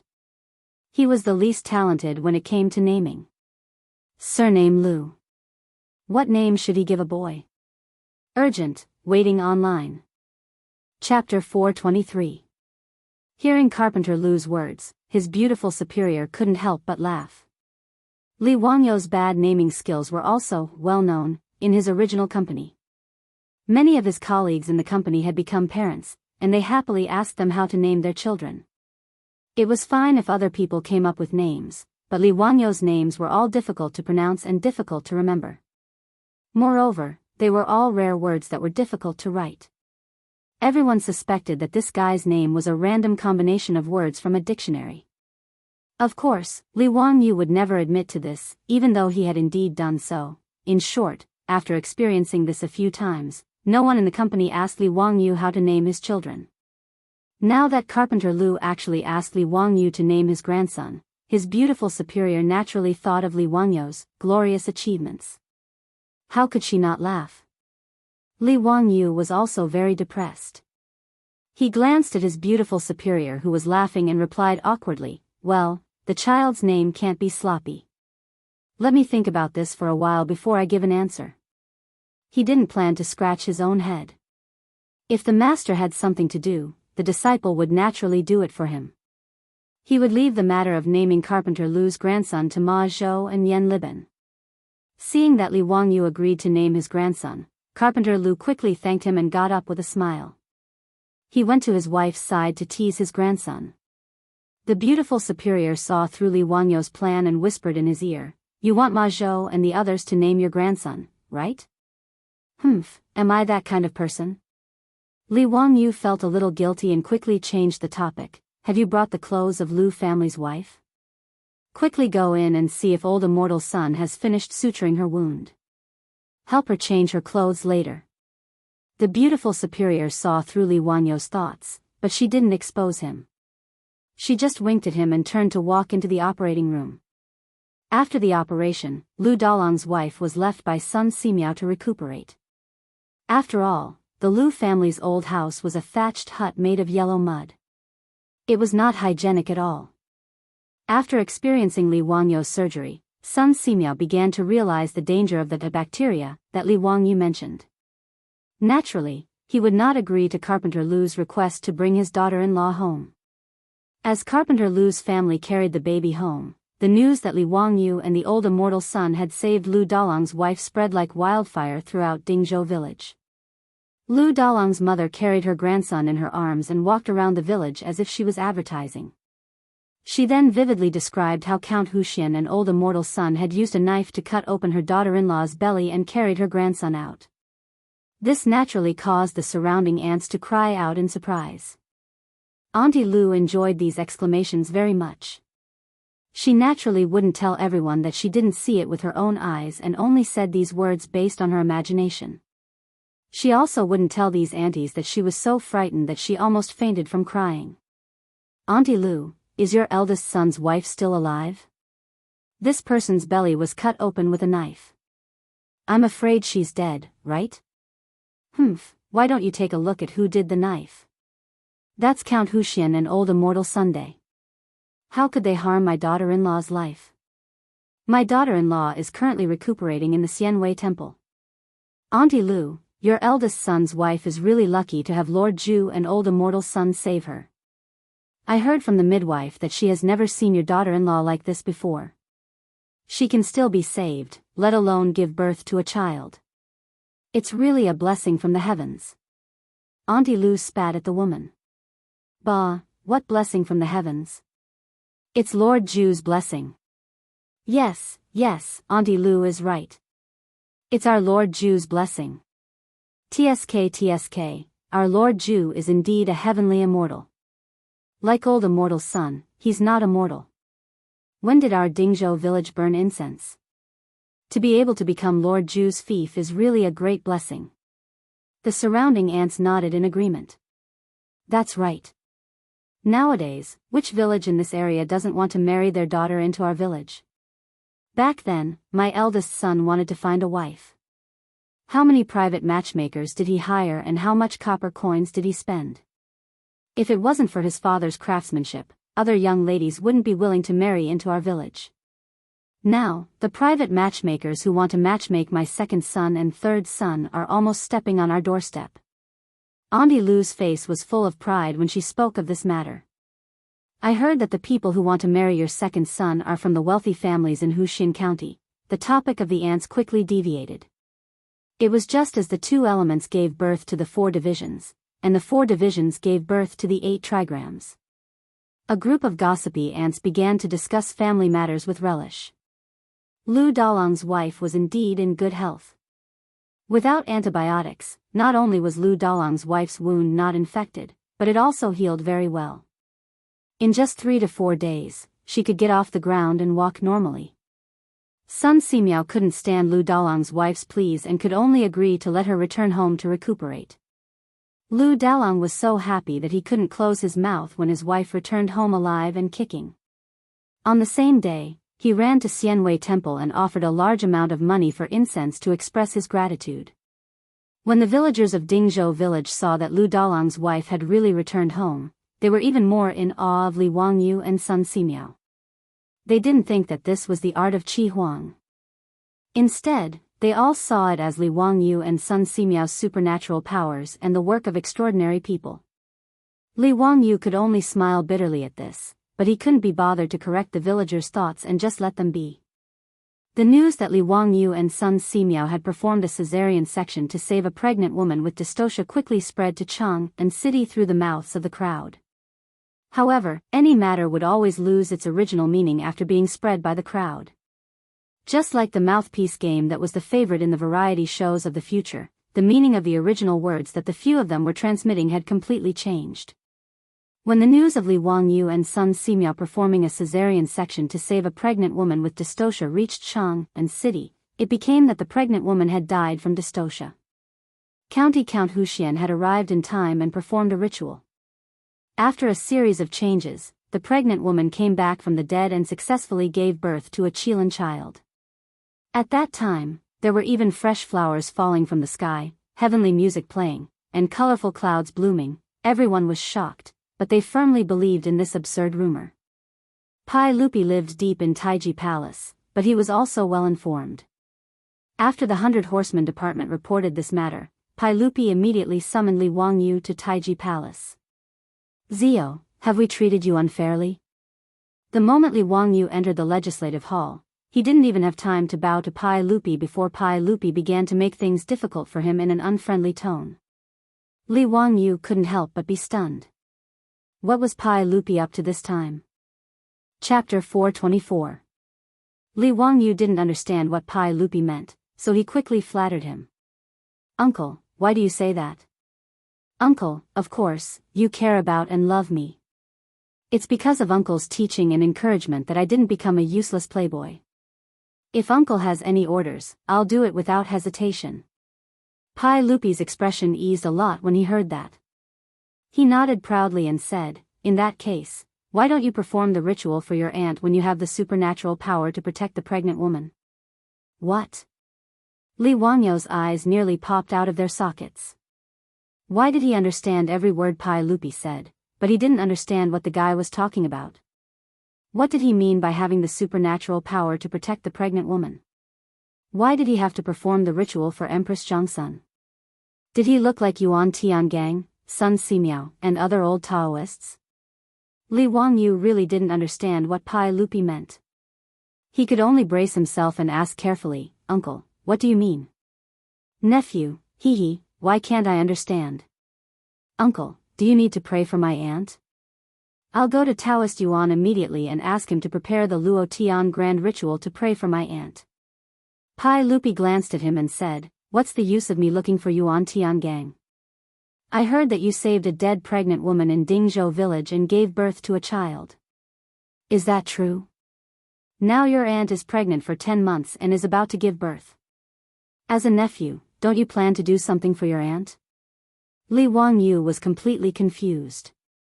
It took him a long time to figure out that he and Sun Simiao had performed a caesarean section and saved Lu Dalong's wife. It was actually rumored to be like this. Even Pai Lupi, the emperor of the Tang dynasty, believed it. It was really nonsense. He quickly explained to Pai Lupi, Uncle, who is talking nonsense? If I had the ability to bring the dead back to life, would I have been bullied by the Li clan of Huxian? I did save a pregnant woman, but I didn't perform any ritual. Instead, I performed a cesarean section for the pregnant woman with old immortal Sunday. Just like saving Qingqian, we cut open the pregnant woman's abdomen and took out the fetus. That's all. Pai Lupi was skeptical. Really? If I lie, may the heavens strike me with lightning. Seeing that Li Er didn't believe him, Li Wangyu even swore an oath. Hearing Li Wangyu's words, Pai Lupi also knew that he made a blunder. He couldn't help but blush as he coughed lightly. Since that's the case, you and Minister's son can stay in the palace for the time being. So's, your and wife's, SSS right. Li Wangyu instinctively wanted to refuse Pai Lupi's words. Living in Dingzhou village was so comfortable, and he could whisper sweet nothings to his beautiful boss every day. Living in Taiji Palace was too stifling. How could it compare to living in his own manor? Moreover, Empress Zhongsun was pregnant with the future Emperor Gaozong of Tang, Li Ji. Li Wangyu knew that Li Ji had given birth smoothly without any hiccups. Asking him to come live in the palace to prevent Empress Zhongsun from giving birth was like taking off his pants to fart. Wasn't that superfluous? However, Li Wangyu swallowed the words that were about to come out of his mouth. He knew the history, but Pai Lupi didn't. He couldn't tell Pai Lupi that his wife would give birth smoothly on the 21st day of the 7th lunar month in the 2nd year of Jingguan. She would give birth to a boy, and he would be named Li Ji. His nickname was Ji Nu, and he would inherit his throne in the future. It would be strange if Pai Lupi didn't think he was crazy. Li Wangyu counted the days. It was already the 16th day of the 7th lunar month. Li Ji would be born in 5 days. Since that was the case, he didn't want to talk nonsense. He would just come to Taiji Palace and stay for a few days. Understanding this point, Li Wangyu nodded happily and agreed. Uncle, don't worry. I won't be careless about Aunt's matter. I'll go back to Dingzhou village first and get ready. Tomorrow, I'll go to the palace with old immortal Sunday. Pai Lupi nodded. Okay. Li Wangyu chatted with Pai Lupi for a while and then left the palace. He didn't rush back to Dingzhou village. Instead, he planned to go to the Chou Manor first. Now that the Chou Manor had taken over the business of the beverage vending machine, it was doing well. In Chang'an City, the beverage vending machine could be seen everywhere. The ice-making workshop in Dingzhou village was also built. Every day, large amounts of ice were transported by four-wheeled carriages to the boiled water shops in Chang'an City. Naturally, the machine, which could automatically produce iced boiled water with copper coins, attracted the curiosity of everyone in Chang'an City. The sales kept increasing. Now, the copper coins that were transported back to Dingzhou village every day gave the old housekeeper Li Heng a headache. He didn't know where to store so many copper coins. Li Wangyu passed by a boiled water shop. He also took out his copper coins and bought 2 bamboo tubes of iced drinks. He drank with Niu Wu as they walked. It was very pleasant. He went to the Chou Manor not only to discuss the vending machine, but also to discuss the transportation of sorghum from the Chou Manor. The sorghum used by the brewery in the Qinling Mountains was provided by the Chou Manor. Now, the sorghum wine produced by the brewery was in short supply. If he wanted to increase the production, he needed more sorghum. The Chou Manor was located in Xianyang Lane. This was also where the county magistrate of Wanyan County was located. He and Niu Wu rode to the Chou Manor. Naturally, they had to pass by Wanyan County. When they passed by the county magistrate of Wanyan County, a few yamen runners on duty saw him from afar. They all showed a flattering smile and bowed. Greetings to the county magistrate. Some of the flatterers even immediately knelt down and kowtowed. Greetings to the county magistrate. Li Wangyu had just been granted the title of county magistrate when Wang Ziqiao colluded with the head of Wanyan County to frame him. He was almost taken to jail. Later, a group of wastrels caused a ruckus in the county magistrate's office. Only then did Wanyan County Magistrate Lu Dehang find out that the person who was arrested was the county magistrate. After that, the head of Wanyan County Magistrate was sentenced to 3,000 miles. Not long after, Wang Ziqiao and the others were forced to leave Chang'an City. Li Wangyu's title became higher and higher, and his reputation became more and more prominent. The Yamen runners of Wanyan County naturally had a deep impression of Li Wangyu. Now that they saw him riding a horse, how could they not hurry to greet him? Li Wangyu smiled and cupped his hands at the Yamen runners. It could be considered a greeting. Just as he was about to urge his horse forward, he saw a group of people not far away. They were extremely noisy as they headed towards the county magistrate of Wanyan County. In a moment of curiosity, Li Wangyu pulled on the reins and stopped to watch. He saw the group of people escorting a man over. They shouted, "Bring this disobedient son to see the magistrate. This damned gambler. Disobedient son, he deserves to be killed. He will die a horrible death. Auntie Fong, don't worry. We will testify for you. The Ming house will definitely punish this disobedient son." In the crowd, there was a white-haired old woman. She was wiping her tears and crying. What was going on? Seeing this scene, Li Wangyu was in no hurry to leave. He wanted to see what was going on. The group of people quickly arrived in front of Wanyan County. Naturally, a Yamen runner came forward to inquire. "Stop. Why is it so noisy? What's going on?" "Greetings, Duke. We are here to bring this disobedient son to see the magistrate. Not only is this Fong Dalang a gambler, he is also disobedient and unfilial. Not only did he lose all his copper coins, he also wanted to steal his mother's coffin money to continue gambling. Auntie Fong didn't want to give it to him. This disobedient son actually dared to hit his mother. He is truly abominable. We are all Auntie Fong's neighbors. We can't stand this disobedient son, so we brought him to see the Ming house. We asked the Ming house to seek justice for Auntie Fong." When the Yamen runners heard the purpose of their visit, they were also furious. Filial piety was the most important thing in the Tang dynasty. Naturally, everyone would want to beat this disobedient son. "Alright, wait a moment. I will go and inform the Ming house. This disobedient son, even if he is beaten to death, it won't be wrong." A Yamen runner immediately walked quickly into the county magistrate's office. Seeing this, Li Wangyu was not in a hurry to go to the Chiu residence. He stayed behind to watch the show. Chapter 425. After Wanyan County Magistrate Lu Dehang heard the report, he did not delay and immediately ordered the 3 groups of bailiffs to begin the trial. Pai Lupi himself had lost his filial piety due to the Xuanwu Gate incident, so he paid more attention to it. In the laws of the Tang dynasty, one of the 10 unpardonable crimes was disobedience, which had the same status as rebellion. Those who beat their parents were beheaded. In the Song dynasty, the punishment for disobedience was even harsher. Those who insulted their parents were beheaded and their bodies thrown out on the streets. The Ming and Qing dynasties were even worse. The reason why the ancient Chinese laws were so strict on disobedience was not only to respect filial piety, but also to protect the ruling position of the emperor. Even one's own father could not disobey, so it was naturally the same for the emperor's father.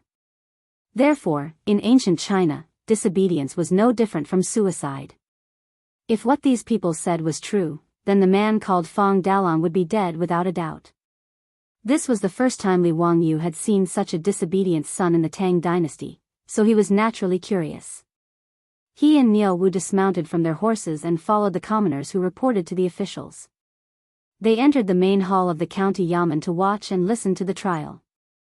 Lu Dehang sat in the hall and saw Li Wangyu in the crowd. He hurriedly sat down and bowed. "Greetings, County Magistrate Lu."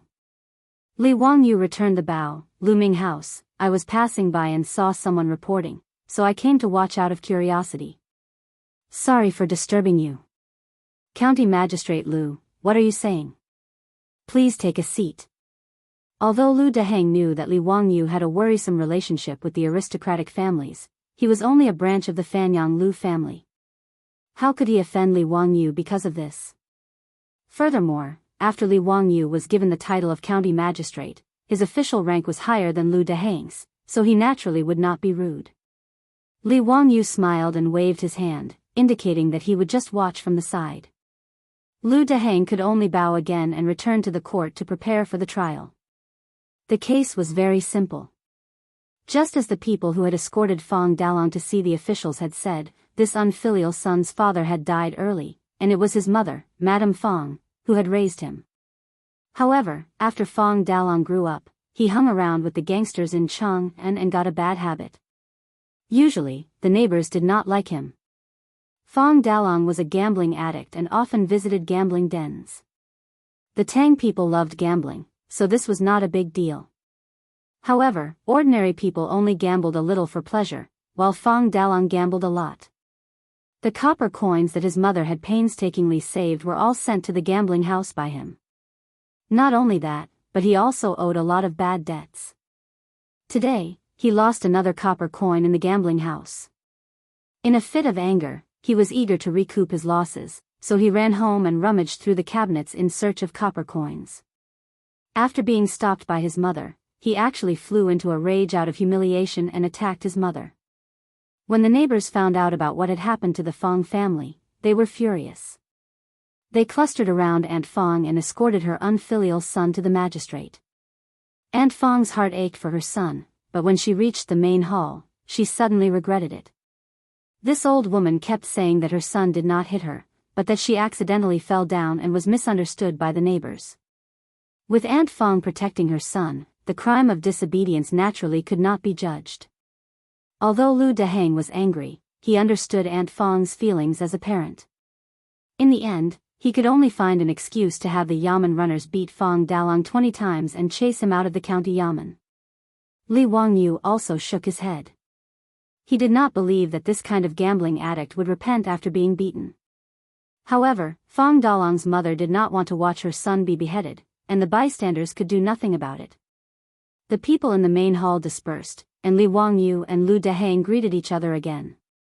Ming House Lu, these gambling houses are abominable. The saints should ban these harmful gambling houses, Li Wangyu said angrily. Lu Dehang shook his head.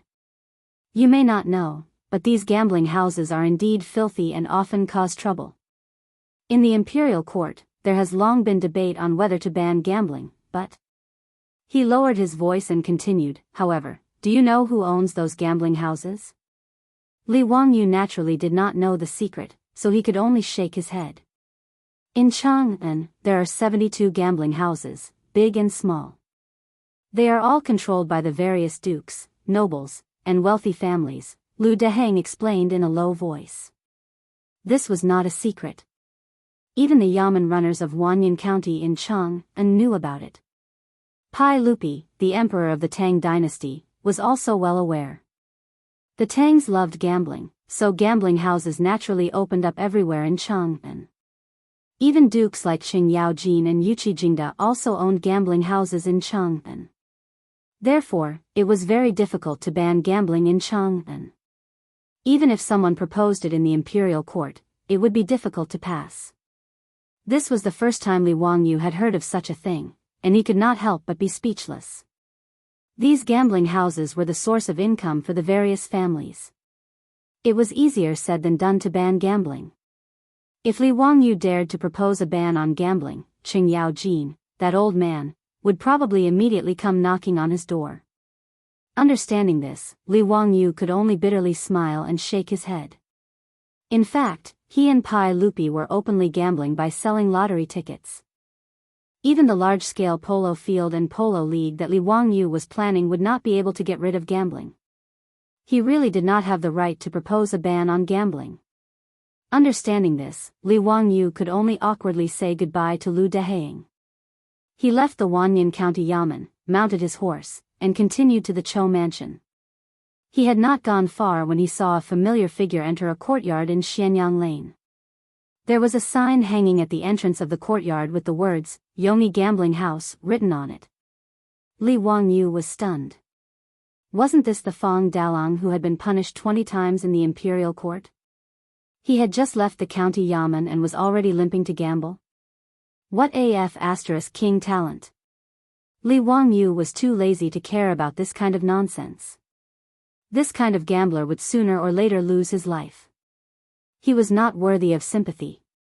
Just as he was about to leave, he was stunned to notice that there was a sign in front of the gambling house. The content written on it made Li Wangyu dumbfounded. He was really crazy. How could he gamble on such a thing? The owner of this Yomi gambling house was so daring? Were they not afraid that Pai Lupi would fly into a rage out of humiliation and exterminate their 9 generations? Li Wangyu thought for a moment, turned his horse around, and headed back to the Wanyan County Yamen. Seeing Li Wangyu return, he hurriedly went forward to greet him. "Greetings, County Earl. Do you still have something to discuss with the Ming House?" Li Wangyu shook his head. "No, I have something to ask you. Do you know the origin of this Yomi gambling house? Which family is the owner behind it?" The Yamen runners looked at each other and hesitated for a moment before answering in a low voice. "County Earl, it is the Taiyuan Wang clan." Li Wangyu suddenly understood. Indeed, only people with 5 surnames and 7 hopes would do such a thing. They had forced Pai Lupi to abdicate in Taiji Palace and asked him to return Li Yuan. Pai Lupi could not do anything to them. After figuring out the owner behind Yomi gambling house, Li Wangyu did not go to the Chou mansion. He called Niu Wu and went straight back to Dingzhou village.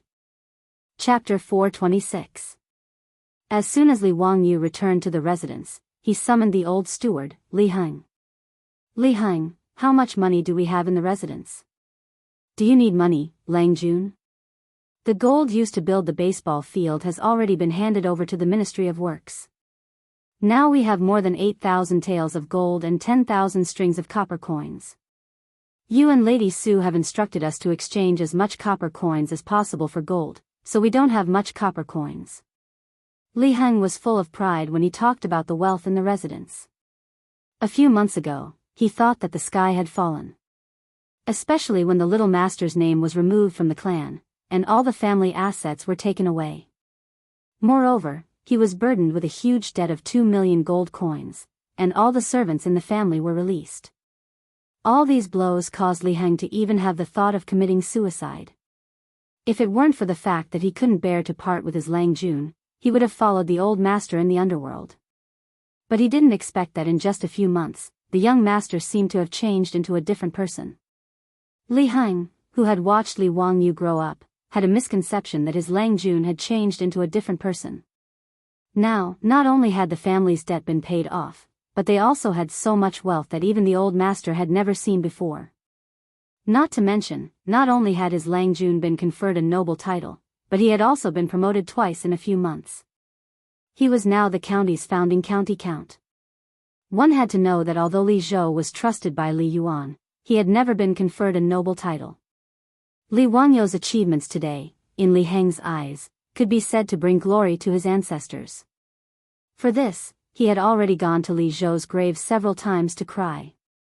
Li Wangyu didn't know that Li Heng was so emotional. He only calculated that together with the copper coins, he could gather 10,000 taels of gold. For his plan, this amount of money was still too little. He had to think of other ways. "Li Heng, have Niu Wu go to the Shun Feng Carriage Company in the Eastern Market and bring me 40 carriages." "Lang Jun, why are you bringing back so many carriages? Are you transporting something?" Li Heng didn't understand. Li Wangyu nodded. "Yes, transport copper coins. I want to transport all the copper coins and gold to Chang'an." The 10,000 strings of copper coins in the Li family's old residence weighed 50 tons. Without 44-wheeled carriages, it would be impossible to transport so much gold and copper coins. Li Heng couldn't help but jump in fright. "Lang Jun, are you going to take away all the gold and copper coins in the residence? Don't blame the old slave for being nosy. May I ask what Lang Jun intends to do?" "Place your bets." "Hee, someone insisted on giving me money. I really can't stop my luck." Li Wangyu said it casually, but Li Heng was dumbfounded. He even wanted to touch his Lang Jun's forehead to see if he had a fever. Using 10,000 taels of gold to bet with someone else, was he crazy? Even if he was a prodigal, he shouldn't be like this. Li Heng wanted to dissuade him, but Li Wangyu didn't give him a chance to speak. "All right, I know what you want to say. Don't worry, I'm not crazy. Even if I lose, it's not a big deal. There are so many properties in the residence that make a lot of money every day. You old thing, are you afraid that your Langjun will starve to death? Go quickly and tell Niuwu to hurry up. It's getting late. Li Wangyu added, oh right, old immortal son and I will be staying in the palace for a few days tomorrow. If there's anything in the residence, let Niuwu pass on the message to the palace.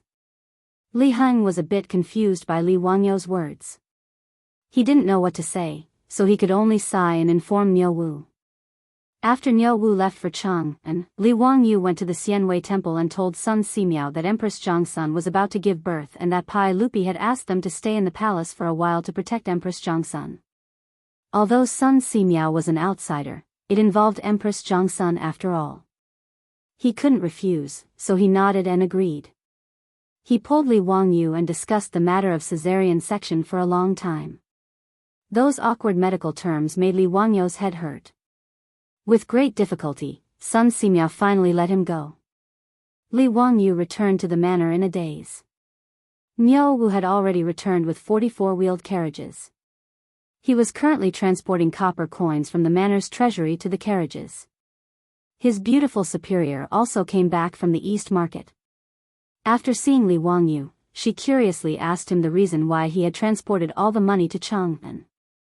Li Wangyu laughed, pulled his beautiful superior aside, and whispered a few words in her ear. Hearing this, the beautiful superior's eyes began to shine and she nodded repeatedly. Wangyu, are you sure that the gambling house will obediently honor the bet if you win? This is not a small amount. Be careful that they will do something desperate. The beautiful superior didn't stop Li Wangyu, but she was not sure that he could really get the gold back. Hee, unless the Taiyuan Wang clan doesn't want their face, they won't go back on their words. It's not like they can't afford 10,000 taels of gold. Besides, I don't intend to eat it alone.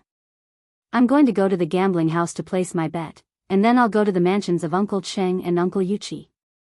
Hee, I don't believe that the Taiyuan Wang clan dares to go back on their words. The beautiful superior tilted her head and thought for a while, then nodded. Okay, we'll do as you say. By the way, I heard from Li Heng that you're going to live in the palace for a few days tomorrow? Well, Empress Zhongsun is going to give birth on July 21st, Li Shimin is worried and insists that old immortal son and I live in the palace. It's really troublesome. Well, if there's anything, you can ask someone to send a message back. Be careful and don't cause so much trouble like last time. The beautiful superior instructed. The two of them whispered sweet nothings to each other for a while until all 40 carriages were loaded. Only then did Li Wangyu lead Niuwu and escort the carriages to Chang'an City. After the carriages entered Chang'an City, Li Wangyu led them straight to Xianyang Lane. When the mighty carriages stopped in front of Yongyi Gambling House, the people in the gambling house were shocked. In Yongyi Gambling House, a shopkeeper immediately rushed out and bowed to Li Wangyu. Greetings, County Count Hu. May I ask, what are you doing? Li Wangyu couldn't help but laugh. Oh, you know me? Are you the shopkeeper of this gambling house? What's your surname? The shopkeeper smiled and explained, I am the shopkeeper of Yongyi Gambling House. My surname is Wang. Very good. Shopkeeper Wang, I'm here to place my bet today. I wonder if your Yongyi Gambling House will accept my bet? Shopkeeper Wang of the gambling house smiled indifferently. County Count Hu must be joking. Since our gambling house is open for business, how can we not accept your bet? I wonder what County Count Hu wants to bet. Li Wangyu pointed to the stakes in front of the gambling house. I'll bet on this. Didn't your Yongyi Gambling House open a bet on whether Empress Zhongsun's property is a prince or a princess? I'll bet on this. Shopkeeper Wang thought that Li Wangyu was angry that the gambling house opened a bet on Empress Zhongsun and came to cause trouble. His tone was somewhat unfriendly. Yes, that's right. The saints also know about this, but they didn't stop my Yongyi Gambling House from opening a bet. Does County Count Hu have any objections? Chapter 427. Manager Wang of Yongyi Gambling House was not lying. After the incident on the first day of the 7th month, the Wang clan of Taiyuan felt that they had lost face that day. Even their own imperial censor Wang Yuanzhong was beaten to death in front of the Taiji palace by Pai Lupi. They had lost all face. These aristocratic families were very forgetful. They seemed to have forgotten who was the one who knelt in front of Pai Lupi and bowed his head to admit his mistake. They also forgot who was the one who insulted and beat up Wang Yuanzhong in the main hall. The aristocratic families who had forgotten the pain felt indignant. They were hot-headed and let their own gambling house open a bet on whether Empress Zhongsun would give birth to a boy or a girl. Not only Yongyi Gambling House, but also more than 40 gambling houses controlled by the aristocratic families led by the 5 surnames and 7 hopes. Only Qing Yaojin and the other dukes' gambling houses did not participate in this matter. When Pai Lupi learned of this matter, he was naturally very angry. However, it was not appropriate for him to fall out with the aristocratic families. After throwing a tantrum, he could only let them be. Pai Lupi's reaction was naturally clear to the aristocratic families through the news from the palace. That was why manager Wang was so fearless. He was not afraid of Li Wangyu messing around. No, I have no objections. I am here to place a bet. The odds are 1 to 2. However, if I bet 1 tael of gold, your gambling house will pay me 2 taels of gold? Li Wangyu shook his head. He was not here to be angry. It was because he had noticed the gambling house by chance that he was surprised to find that the gambling house dared to bet with Empress Zhongsun. After asking the county bailiff for 10,000 years, he learned that Yongyi Gambling House was the property of the Wang clan of Taiyuan. He naturally understood that the aristocratic families were deliberately embarrassing Pai Lupi. However, for Li Wangyu, the aristocratic families doing this was simply setting up a target for him to hit. Empress Zhongsun would give birth to the future Crown Prince Li Ji in 5 days. This was a matter of certainty. Since the aristocratic families wanted to use this opportunity to humiliate Pai Lupi, then they shouldn't blame him, Li Wangyu, for being impolite. He had to use this opportunity to cut a piece of meat from the aristocratic families and make them feel distressed. Even for the Wang clan of Taiyuan, tens of thousands of taels of gold was not a small sum. Of course. In response to Li Wangyu's inquiry, shopkeeper Wang nodded slightly. At the same time, he was very surprised. Could it be that this county earl was really here to place a bet? Wasn't he the nephew of the sage? How could he dare to bet on Her Highness giving birth? However, this matter had nothing to do with the gambling house. As long as Li Wangyu dared to place a bet, the gambling house would dare to accept the bet. If I want to bet with your casino on when Her Highness the Empress will give birth, whether it's a boy or a girl, do you dare to bet with me? Li Wangyu thought for a moment and then asked. The gambling houses of the Tang dynasty were not simple casinos. They were more similar to the gambling companies in Europe and America. Not only did they dare to open gambling bets on all kinds of things to attract gamblers to bet, but they also accepted special bets proposed by gamblers. As long as they thought it was profitable, the gambling house dared to bet with gamblers. Li Wangyu's words made shopkeeper Wang hesitate. Although he was the shopkeeper of Yongyi Gambling House, in fact, he was only a collateral member of the Wang clan of Taiyuan. He was only responsible for maintaining the operation of the gambling house. However, he was not qualified to agree to the bet proposed by Li Wangyu. While he was hesitating, he saw another person dressed as a steward run out of the gambling house and whisper a few words in his ear. Shopkeeper Wang nodded and turned his head to look inside the gambling house. Then, he looked back at Li Wangyu. If County Count who wants to bet on the exact date and time of Her Highness the Empress' birth, that is naturally possible. If you can guess the exact time and gender of Her Highness the Empress' child, you can bet 1 to 5. Is County Count who interested? Li Wangyu also smiled and looked at the entrance of the gambling house. He nodded at shopkeeper Wang and said, if that's the case, then write down the bet.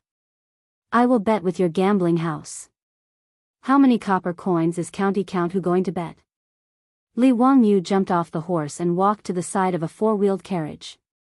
With a swish, he pulled open the cloth covering the carriage. Hee, not much, just this. 40 carriages of gold and copper coins, a total of 10,000 taels of gold. Shopkeeper Wang, let someone count it. Shopkeeper Wang of Yongyi Gambling House was so shocked by the scene in front of him that he could not speak for a long time. Looking at the carriage full of copper coins and gold that were shining under the sun, he could not help but swallow his saliva. He hesitantly looked at the entrance of the gambling house. After seeing that there was no movement in the gambling house for a long time, Shopkeeper Wang calmed down and called the staff of the gambling house to count the copper coins. Fortunately, when the Tang dynasty dealt with so many copper coins, they did not count them one by one. Instead, they directly weighed them. Otherwise, who knew how long it would take to count more than 10,000 copper coins? Even so, the staff of the gambling house counted for almost 2 hours before the 40 carriages of copper coins and gold were counted and moved into the gambling house. Shopkeeper Wang called the bookkeeper of the gambling house and asked him to write down the bet for Li Wangyu. Count who, what are you going to bet with your 10,000 taels of gold? I will bet that Her Highness the Empress will give birth to a prince on July 21st, the second year of Zhenguan dynasty.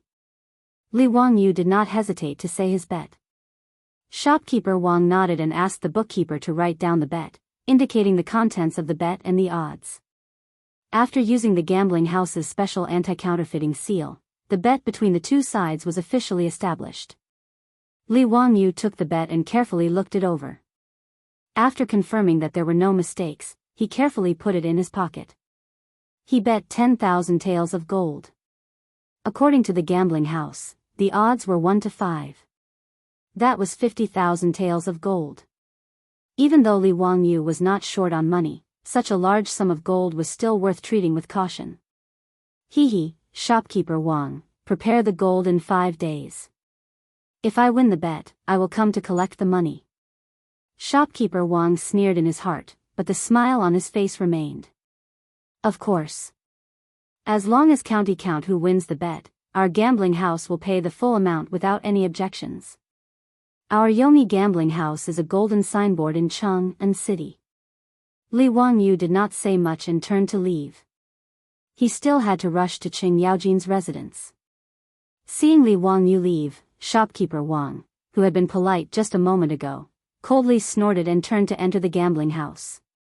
Clan head, the matter has been taken care of. The 10,000 taels of gold have been put into the treasury and the bet has been issued to him. I think that Li guy is crazy. He actually used 10,000 taels of gold to bet with us. He really has too much money to spend. Shopkeeper Wang said as he handed over a copy of the bet. A middle-aged man stood behind the gates of Yongyi Gambling House. He was the clan head of Taiyuan Wang clan, Wang Renyu. Today, he had come to the gambling house to check the accounts. He had heard a servant report that Count who Li Wangyu had come to the gambling house and wanted to make a bet with the gambling house. Wang Renyu was curious and hid behind the gambling house's gates to eavesdrop. He wanted to see what Li Wangyu wanted to do. When Li Wangyu proposed that he not only wanted to bet on the gender of Empress Jiangxuan's child, but also the date of birth, Wang Renyu could not help but sneer in his heart. This kind of thing was difficult for even an immortal to decide. If someone dared to bet, then Wang Renyu dared to agree. Since Li Wangyu wanted to give him gold, there was no reason to refuse. While Shopkeeper Wang was hesitating, Wang Renyu immediately asked someone to pass a message to him, asking him to accept Li Wangyu's bet and personally set the odds to 1 to 5. Wang Renyu took the copy of the bet. After reading it, he ordered, send someone to Chang'an City to spread the news of that little bastard surnamed Li's bet with the gambling house. Shopkeeper Wang did not understand. Clan head, why? It's not in line with the rules of our gambling house. As a gambling house, it was natural to keep secrets for their customers. This was also the reputation of the gambling house. Wang Renyu sneered. I just want the saint to see how his good nephew used the empress to make a bet. Let the people of Chang'an City see how this little bastard surnamed Li is a wastrel. Shopkeeper Wang laughed sinisterly, as if they already had victory in their hands. At this time, outside Duke Lu's mansion, Li Wangyu was struggling. Chapter 428.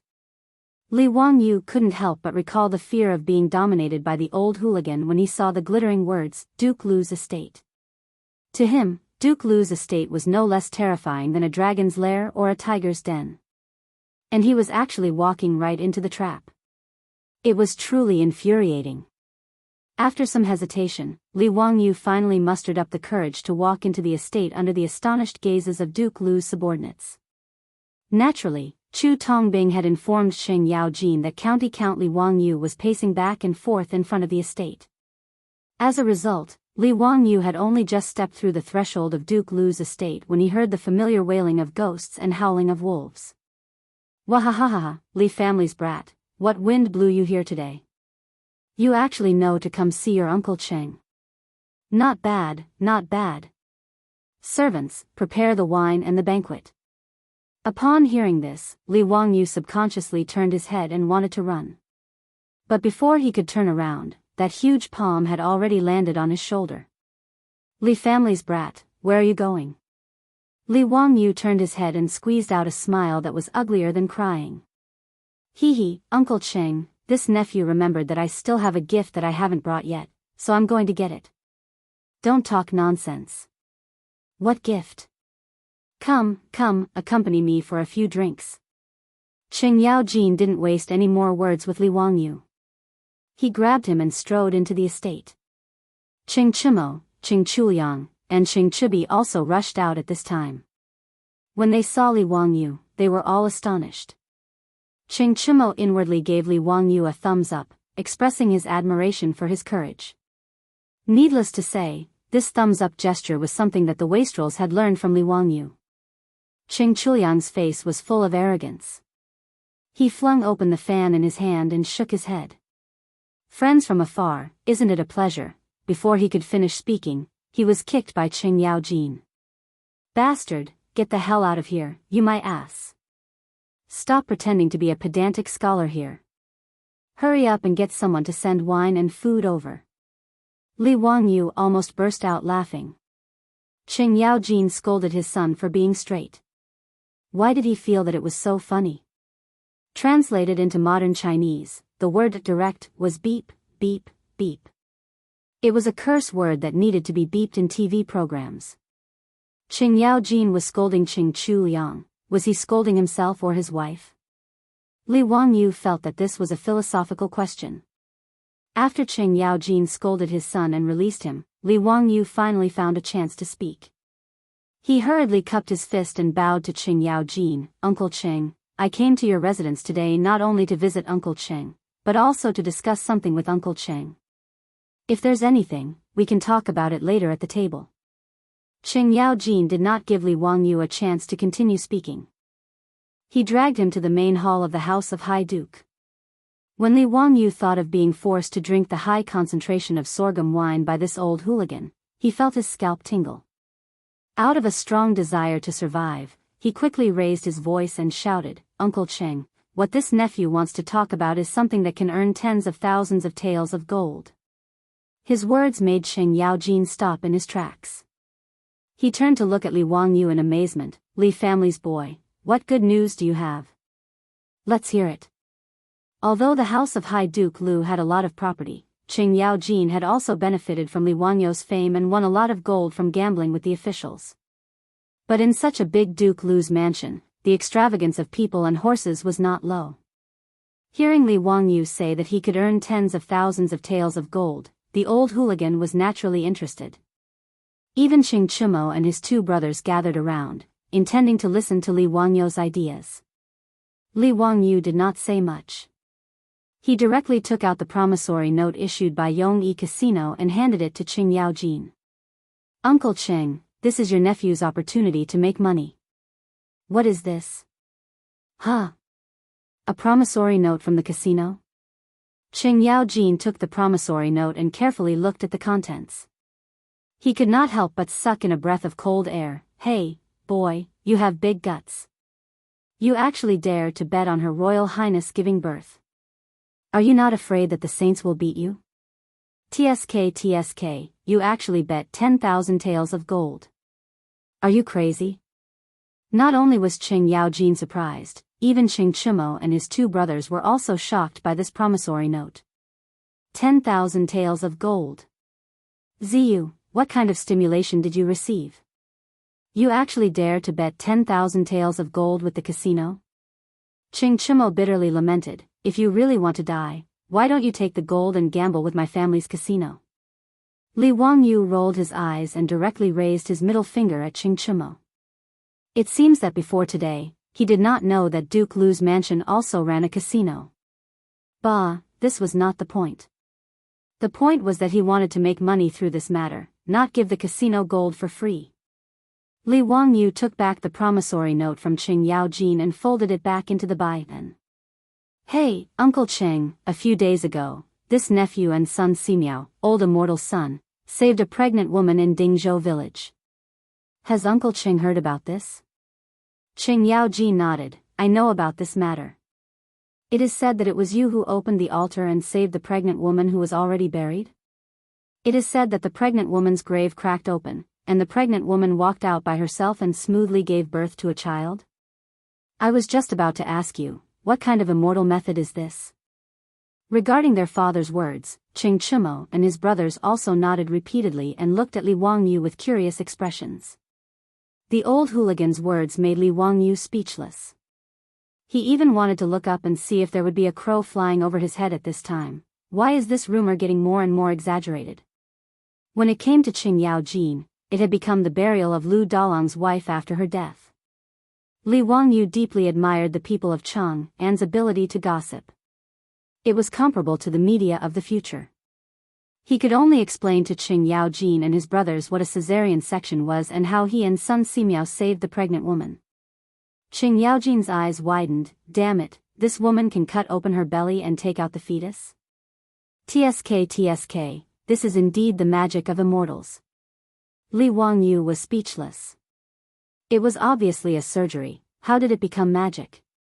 However, magic was magic. He didn't want to correct Qing Yaojin's words, so he just continued with the old hooligan's words. Uncle Qing, old immortal son can not only perform a cesarean section on a pregnant woman, he can also predict when the pregnant woman will give birth and give birth to a child. It is very magical. Her Highness the Empress is pregnant and has also asked old immortal son to diagnose her. The reason why I dared to bet 10,000 taels of gold with the Wang clan of Taiyuan is because I am sure that I can predict when the Empress will give birth and give birth to a child. Otherwise, I am not crazy. How could I bet all the gold in the residence with the Wang clan of Taiyuan's gambling house? Using Sun Simiao's name to persuade Qing Yaojin was also a helpless move by Li Wangyu. After all, he couldn't tell Qing Yaojin that he could see 500 years in the past and 500 years in the future and that he could predict the future. If he really said that, it would be strange if Qing Yaojin didn't beat him up. Therefore, using Sun Simiao's reputation as a miracle doctor was the best choice. Hearing this, Qing Yaojin was stunned and also jumped up. Chapter 429. Qing Yaojin stared at Li Wangyu. Kid, you can't joke about this. Are you sure? Of course. Uncle Qing, as you can see, I have already sent all the gold to Taiyuan Wang clan's Yongyi gambling house. I only have so much gold in my residence. Otherwise, I would have placed more bets. Actually, I came to Uncle Cheng's residence today to borrow some gold. I can use the four-wheeled carriage company and winery as collateral to borrow 10,000 taels of gold. I will return it in 5 days, and I will give Uncle Qing interest according to the interest. Is that possible? Qing Yaojin laughed loudly, and his large palm landed on his shoulder again. Wahahaha, kid, you are dreaming. I can win tens of thousands of taels of gold, and you want to give me 1,000 taels of gold? Since you dare to make this bet, I have nothing to be afraid of. Li Wangyu pretended to be regretful. Uncle Qing, this is risky. Why don't you lend the gold to me, and I will bear the risk. I will give you 2,000 taels of gold as interest. Get lost. If you say one more word, I will throw you out. Qing Yaojin scolded with a smile. You scoundrel, you are talking so much nonsense. Aren't you just trying to persuade me to place a bet? Don't try to fool me. What are you thinking? Do you think I don't know? Seeing that his thoughts had been seen through by Qing Yaojin, Li Wangyu rubbed his nose awkwardly and said with an embarrassed smile, "Hee hee, Uncle Cheng, isn't it because your nephew has a chance to get rich, and I'm thinking that you're old? Let's go and drink. Let's chat. Uncle Cheng, do you want to invite Uncle Yuchi and Uncle Chin to the residence? Hee hee, it is better to enjoy it together than to enjoy it alone." What Li Wangyu wanted was not only to earn some gold from the aristocratic families, but also to let the aristocratic families bleed. This way, it would not be just him and Qing Yaojin who would appear and pull the dukes together to place a bet. At that time, he would not be afraid that the aristocratic families would lose and turn against him. Qing Yaojin's eyes flashed. He immediately understood what Li Wangyu was thinking. "Heh heh, you bad boy, you really suit my taste." After he finished speaking, he slapped Qing Chimo's head again. "You three brothers should learn from your mother. Look at how bad this Li family brat is. You three idiots, even after being sold, you still have to help others count the money." His words made Li Wangyu and the three Qing brothers' faces darken. F***ck, if it wasn't for the fact that he really couldn't beat this old man, Li Wangyu would have fought him to the death. Li Wangyu looked up at the sky and pretended not to hear Qing Yaojin's words. Don't be angry, don't be angry. It's not worth getting angry over this old hooligan. Men, send invitations to second brother, old thief Yuchi, Duke Bao, Duke Qiao, invite them to drink at our residence. I'm holding a banquet today because I have something to discuss with them. Qing Yaojin directly waved his hand to summon the steward of the residence and ordered him to immediately invite those duke bigwigs. With Qing Yaojin's invitation, although they didn't know what was going on, Qin Xiong, Chai Linggu, Yuchi Jingda, Lu Hongji, Duan Jishuan, these duke bigwigs still gladly attended the banquet and gathered at Duke Lu's residence. "Qing Jijia, you old killer, why did you think of inviting us to drink today? What's the matter? You're still being so mysterious and not explaining clearly." As soon as Yuchi Jingda entered the main hall, he started shouting in a hoarse voice. Qing Yaojin wasn't polite. He first threw a jug of wine at Yuchi Jingda, then laughed and scolded, "Scram, I'm kindly bringing you guys to get rich. You old man, if you don't want to earn gold, then take care and don't send me off." His words attracted the interest of these bigwigs. If they could earn gold, who would refuse? The last 2 times Qing Yaojin made a bet with the officials, he won several tens of thousands of taels of gold. These duke bigwigs were so envious that their eyes turned red. "Qing Jijia, tell me clearly, what's so good about it, and how much can we earn?" Yuchi Jingda raised his head and gulped down a mouthful of wine. He wiped the wine stains from the corner of his mouth with his hand before asking. "How much we can earn depends on how much you guys invest. 5 times the profit, are you interested?" "Oh. 5 times is pretty good. How much time would it take to earn it back? If it takes too long, it won't be worth it. You're not freaking saying that you're organizing a caravan to sell goods to various countries in the western regions, right? That's 10 times the profit, but the time is too long, and the risk is also high. Moreover, in our residences, there are also people doing this business, so there's nothing strange about it." When Chai Lingwu heard that there was 5 times the profit, he was rather moved. Qing Yaojin raised his head and laughed heartily. "It doesn't need that long, 5 days is enough. It just depends on whether or not you guys dare to gamble." His words naturally aroused the interest of Qin Xiong and the others, who promptly asked what kind of business it was that could earn 5 times the profit in 5 days. Qing Yaojin chuckled and had someone call Li Wangyu out. "This matter was caused by this brat, you guys can ask him directly."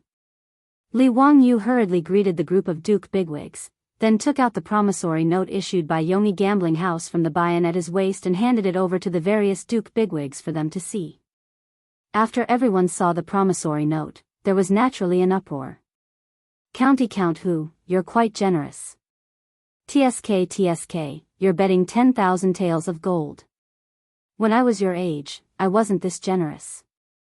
Duan Jishuan raised his head and downed a bowl of wine, making fun of Li Wangyu. Yuchi Jingda glared at him, scram to the side. "When you were freaking 16 years old, did you see 10,000 taels of gold? Old man Yuchi, do you freaking want to compete with me? Come. Do you think I'm afraid of you? The group of old killers, who hadn't even drunk 2 mouthfuls of wine, almost started fighting in the main hall of Duke Lu's residence. However, in the face of this scene, the maidservants of Duke Lu's residence didn't even bat an eyelid. They were very calm, which made Li Wangyu admire them. It could be assumed that the servants of Duke Lu's residence had long been accustomed to this kind of situation. When this group of old killers got together to drink, there was no time when they didn't make a ruckus. Li Wangyu suddenly reacted. No wonder he had been to Duke Lu's residence several times, but he always felt that the layout of the Qing residence's main hall was too crude and simple. It didn't match Qing Yaojin's status as a duke bigwig. Moreover, it wasn't just Qing Yaojin's residence that was like this. He had also been to the other dukes' residences, and the main halls were also so simple and crude. Originally, he was very naive to think that this group of military bigwigs was diligent and thrifty. Now he finally understood that every time a banquet was held in the duke's residence, the main halls would inevitably be smashed to pieces by this group of old hooligans. Just like this group of old men, when they were drunk in the main hall of his old residence in Dingzhou village. After being smashed so many times, the furnishings of the duke's residence's main hall were naturally replaced with worthless but sturdy and durable utensils. After all, the duke's money didn't grow on trees. Being smashed clean like this all the time, even Qing Yaojin and the others couldn't stand it. Li Wangyu secretly despised this group of no-quality old killers in his heart, but he had to speak up to interrupt Yuqi Jingda and Duan Jishuan's performance of fighting. Uncles, please listen to this nephew. Chapter 430. Li Wangyu bowed to the group of Grand Dukes and Grand Dukes and Grand Dukes and Grand Dukes and Grand Dukes. He repeated the words that he had used to fool Qing Yaojin. The group of Duke bigwigs was somewhat skeptical of his words. After all, what Li Wangyu said was too risky. Who could guarantee that Sun Simiao's medical skills could really determine when a pregnant woman would give birth, not to mention whether it would be a boy or a girl? This kind of thing was unheard of. For a moment, everyone in the hall was making their own plans, and no one spoke. Seeing this situation, Li Wangyu hurriedly said, "Uncles, if you trust this nephew, you can lend me your gold. I will use the Shunfeng four-wheeled carriage company and the winery of Shaodao wine as collateral to borrow your gold for 5 days. I will give you 10% of the interest. Uncles, are you willing to lend this nephew the money?" Nonsense. You dare to bet, do you think I don't dare to bet? No need to say more, I will also bet 10,000 taels of gold. At most, my whole family will eat chaff and eat vegetables if I lose, what's there to be afraid of? Yuqi Jingda had a proud personality, so how could he hear Li Wangyu's words? He immediately decided to bet. For this group of Duke bigwigs, even if they lost 10,000 taels of gold, it wouldn't be a big deal. At most, it would just be a heartache. Yuqi Jingda saying that they would eat chaff and eat vegetables was too exaggerated.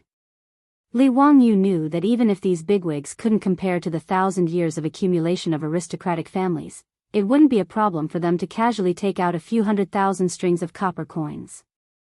Not to mention that their families also had businesses like gambling houses, so they wouldn't lack money at all. With Yuqi Jingda's words, the other Duke bigwigs no longer hesitated and expressed their willingness to bet as well.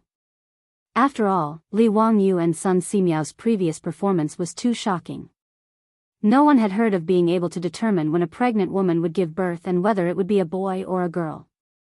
But who had heard of being able to cut open a pregnant woman's belly to give birth? In comparison, wasn't the latter more inconceivable? Since Li Wangyu and Sun Simiao could have the woman give birth by caesarean section, then knowing when the empress would give birth was not something unacceptable. In the eyes of the Tang people, a caesarean section was more like a witchcraft or a spell than a traditional Chinese medicine. Therefore, after confirming that Li Wangyu had really bet 10,000 taels of gold that the empress would give birth to a prince in 5 days, the group of Grand Dukes chose to believe him. They all nodded and decided to bet together. Li Wangyu calculated in his heart that if these big shots all went to the gambling house to place their bets, according to Yongyi Gambling House's odds of 1-5. 5 days later, these aristocratic families would have to pay at least 500,000 taels of gold, which was equivalent to 3 million strings of copper. That would be an astronomical figure. It should be noted that in today's Tang dynasty, the amount of copper coins collected in a year's rent transfer was no more than 1 million strings of cash. This was equivalent to the aristocratic families taking out 2 years' copper income in the Tang dynasty to pay. Even if they had thousands of years of accumulation, they would not be able to bear the consequences at that time. After all the people present decided to place their bets with the aristocratic families, the atmosphere in the hall of Duke Lu's mansion became more and more enthusiastic. Everyone began to discuss which gambling houses to place their bets. With so much gold, it was naturally impossible to take all of it to Taiyuan Wang clan's Yongyi gambling house. Not to mention whether Taiyuan Wang clan dared to accept it. Even if they accepted it, Taiyuan Wang clan alone would absolutely not be able to afford it. Therefore, the group of Grand Dukes didn't let go of any gambling house that opened a bet on whether Empress Zhongsun would give birth to a boy or a girl. Qing Yaojin simply asked his troops to take out the map of Chang and city and mark the locations of more than 40 gambling houses on it. The group of Grand Dukes quarreled with the map as if they were ready to lead troops to attack Chang and city. This Changle gambling house is opened by Bowling Chui clan. My wife is the legitimate daughter of Bowling Chui clan. Naturally, this gambling house belongs to me. Qing Yaojin pointed at the map and roared. Chai Lingwu curled his lips. Qing Jijia, you old man, aren't you afraid that you won't get the money? What if your wife cries to you later? Give this Changle gambling house to me. Bah! Get out of here. Don't even think about it. The group of Grand Dukes quarreled around the map until their faces turned red and their necks were thick. They almost pulled out their weapons to fight. After the quarrel, they divided who to bet in which gambling house and how much gold to bet, as if they were dividing the booty. The clear-cut division of labor made Li Wangyu gasp in amazement. Uncles, I wish you all a great fortune and a great victory. Heh heh, but, heh heh, if you lose money, you can't settle the score with me. Li Wangyu raised his wine cup and toasted Qing Yaojin and the others. He also gave the group of Grand Dukes a heads up. He was worried that if something bad happened, the group of Grand Dukes would ask him to compensate with gold. Then, he would cry to death. Li Ji's birth date was clearly recorded in the old Tang book, Taizong Ben Ji. On the 21st day of the 7th lunar month of the 2nd year of Zhengguan, Prince Ji was born in the Li main hall of the eastern palace of Chang and city. This was definitely not wrong. However, after experiencing Li Qingxian's appendicitis, Li Wangyu felt a little uneasy in his heart. He was afraid that his actions would inadvertently stir up the wings of history and cause Li Ji to be born a few days earlier or later. That would be bad. Although he still dared to gamble, he had to make it clear to Qing Yaojin and the others. Otherwise, if he lost the bet, he could not bear the responsibility. Qing Yaojin raised his head and gulped down a bowl of wine. He threw the bowl on the table heavily and glared at Li Wangyu. Nonsense. Since we dared to gamble, if we lose, why would we go and find trouble with you, you scoundrel? As the saying goes, if you agree to gamble, you must accept to lose. Am I, your Uncle Qing, someone who can't afford to lose? Li Wangyu thought about how Qing Yaojin was playing mahjong in his residence and how he still refused to pay up. He really wanted to nod his head and say yes. However, when he thought about his own small arms and legs, he decided that it would be better not to find trouble. He could only firmly shake his head. Uncle Qing is straightforward and upright. Every word you say is a nail. You are the person I admire the most. He did not say anything else and hurriedly flattered him. After he finished speaking, the other Grand Dukes were dissatisfied and looked at him. What? In the eyes of the Count of Huxian, are we people who can't afford to lose? If we really lose the bet, then we lose. Could it be that Li Jia Shaolang thinks that we will find trouble with you? What kind of people do you think we are? When Li Wangyu saw that he had provoked everyone's anger, cold sweat began to flow down his back. He did not dare to argue and obediently took the large wine bowls on the table. He gritted his teeth and poured 3 bowls full of high-grade sorghum wine. Uncles, I was wrong. I should not have measured the heart of a gentleman with the yardstick of a villain. These 3 bowls of wine can be considered my apology to you uncles. After he finished speaking, Li Wangyu closed his eyes and poured the wine into his mouth. Amidst the cheers of Qing Yaojin and the others, Li Wangyu drank 3 large bowls of wine in one gulp. Then, he felt dizzy and his vision turned black. He fell drunk on the floor of the main hall of Duke Lu's residence. Before he was completely drunk, Li Wangyu only had one thought of regret. Damn it, why did I make sorghum wine in the first place? Chapter 431. By the time Li Wangyu woke up, it was already the morning of the next day. He had gotten quite drunk at Duke Lu's mansion, so Qing Yaojin had asked him to stay the night. Qing Yaojin had also ordered his servants to report to the county magistrate's mansion in Dingzhou village. Rubbing his splitting headache, Li Wangyu once again swore that he would never drink with Qing Yaojin and the other old ruffians again. Today, he had to go to the palace, so after Li Wangyu got up, he quickly cleaned himself up with the help of the Qing mansion's maidservants and prepared to say goodbye to Qing Yaojin. But before Li Wangyu could say goodbye, the eunuch sent by Pai Lupi had already come to the gate of Duke Lu's mansion. Pai Lupi urgently summoned County Magistrate Li Wangyu to the palace. In order to find Li Wangyu, the eunuch had also rushed back and forth. Before dawn, the morning drums sounded and the palace gate opened. The eunuch who had delivered the message rode to Dingzhou village in Hu County and knocked on the gate of the county magistrate's mansion. In the end, there was nothing. When he learned that the county magistrate had not returned and had instead stayed the night at Duke Lu's mansion, the eunuch could only tragically rush back to Chang'an. When he found Li Wangyu, the eunuch was already soaking wet, as if he had just been fished out of the water. He looked at Li Wangyu with resentment. "Greetings, county magistrate. The saint has summoned you to the palace immediately. Go quickly." Li Wangyu was stunned. Why was Pai Lupi in such a hurry to find him? He suddenly felt a bit panicked. Could it be that Empress Zhangsun was about to give birth? If that was the case, then his 10,000 taels of gold would have gone down the drain, and his plan to dig a huge hole for the aristocratic families would also be a bubble. "Do you know why the saint has summoned me? Is there something wrong with Her Highness?" The eunuch shook his head. "I have not heard of anything wrong with Her Highness. The saint has summoned you to the palace." He paused and then whispered, "The saint does not seem to be in a good mood. County magistrate, let's not waste time and quickly enter the palace." Hearing that it was not about Empress Zhangsun, Li Wangyu was slightly relieved. He did not have time to greet Qing Yaojin, Qing Chumo, and the others, and hurriedly left the Duke Lu's residence with the eunuch, heading towards Tai Chi Palace. Fortunately, Duke Lu's mansion was near the imperial city. In less than the time it took for an incense stick to burn, Li Wangyu had already entered the legislative hall and saw the angry Pai Lupi.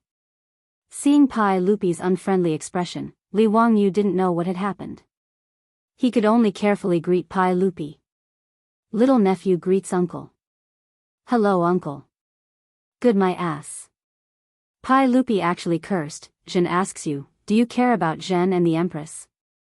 Li Wangyu was stunned by Pai Lupi's scolding. He thought for a long time and felt that he had not offended this guy. Li Erfo was so angry. What was the matter? "Uncle, why do you say this? What did little nephew do wrong? Please teach me a lesson. I will definitely correct it." "Humph, Jin is too lazy to talk to you. Mitua, you tell this little bastard what he has done."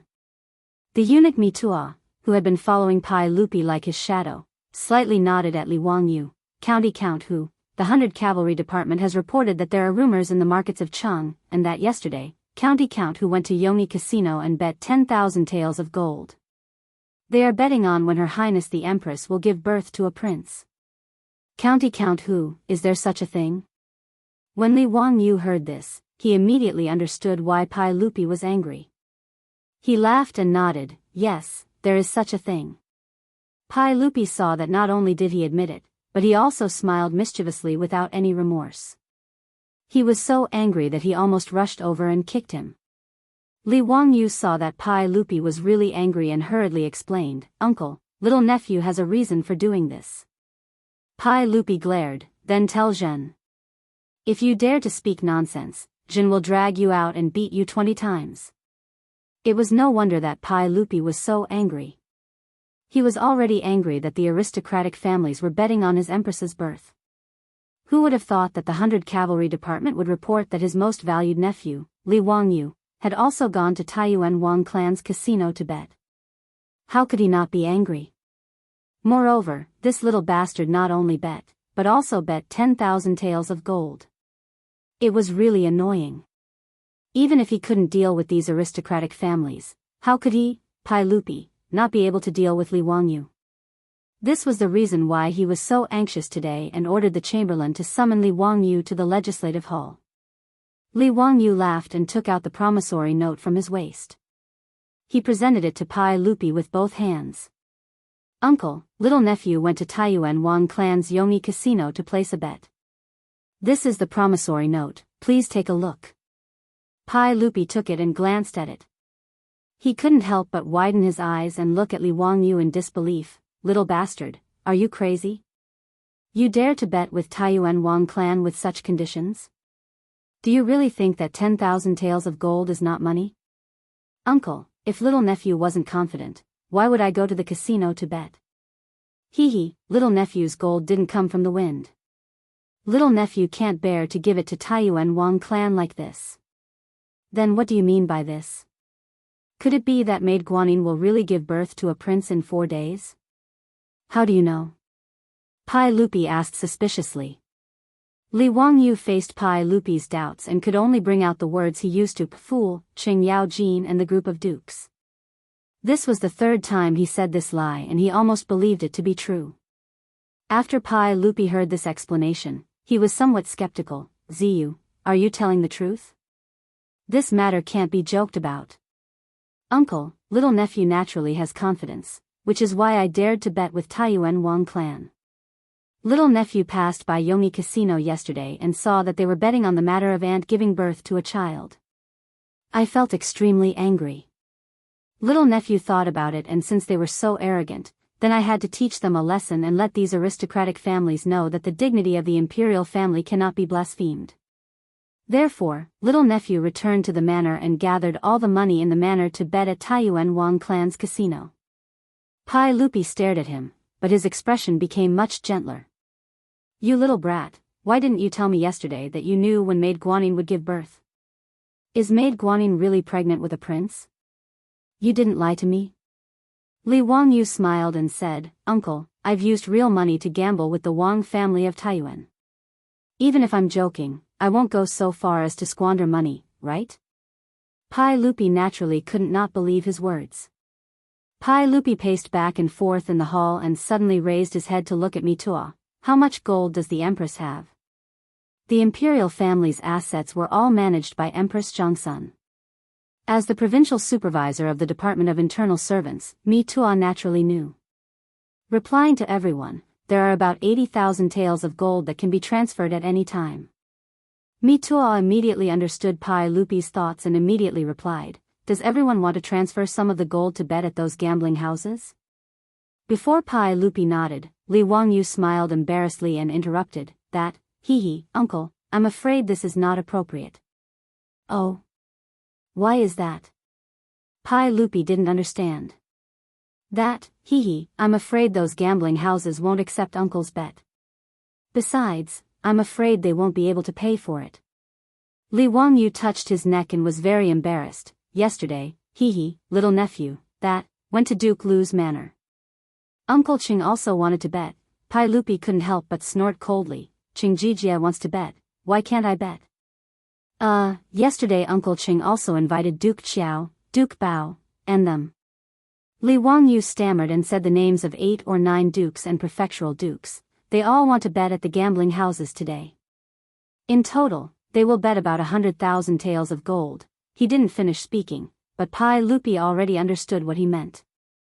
In this way, if the aristocratic families lost the bet, they would have to pay at least 500,000 taels of gold.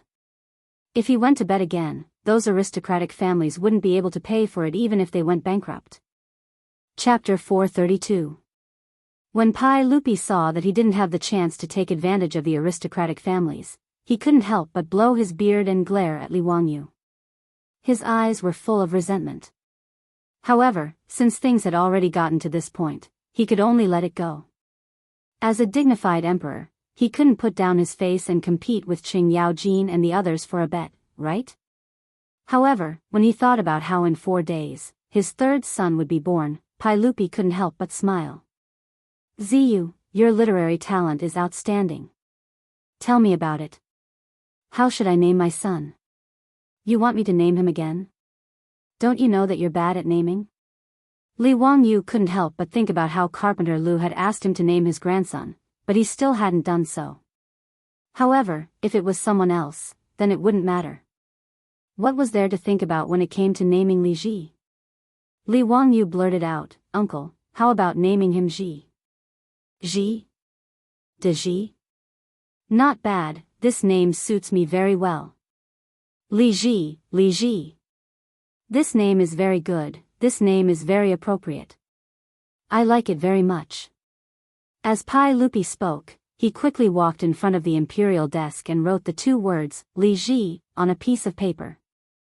The more he looked at it, the more satisfied he was. Ziyu, you are indeed talented. This name suits me very well. Li Wangyu laughed in his heart. Nonsense, if you're not satisfied, who's satisfied? Isn't this the name you gave your son? Pai Lupi excitedly paced around the hall and said, a few days ago, Guanyin maid told me that she dreamed of a bird catcher who caught a lot of pheasants. In the dream, there was a child who bought all of those pheasants and set them all free. Perhaps that child is my son. I have to give him a pet name.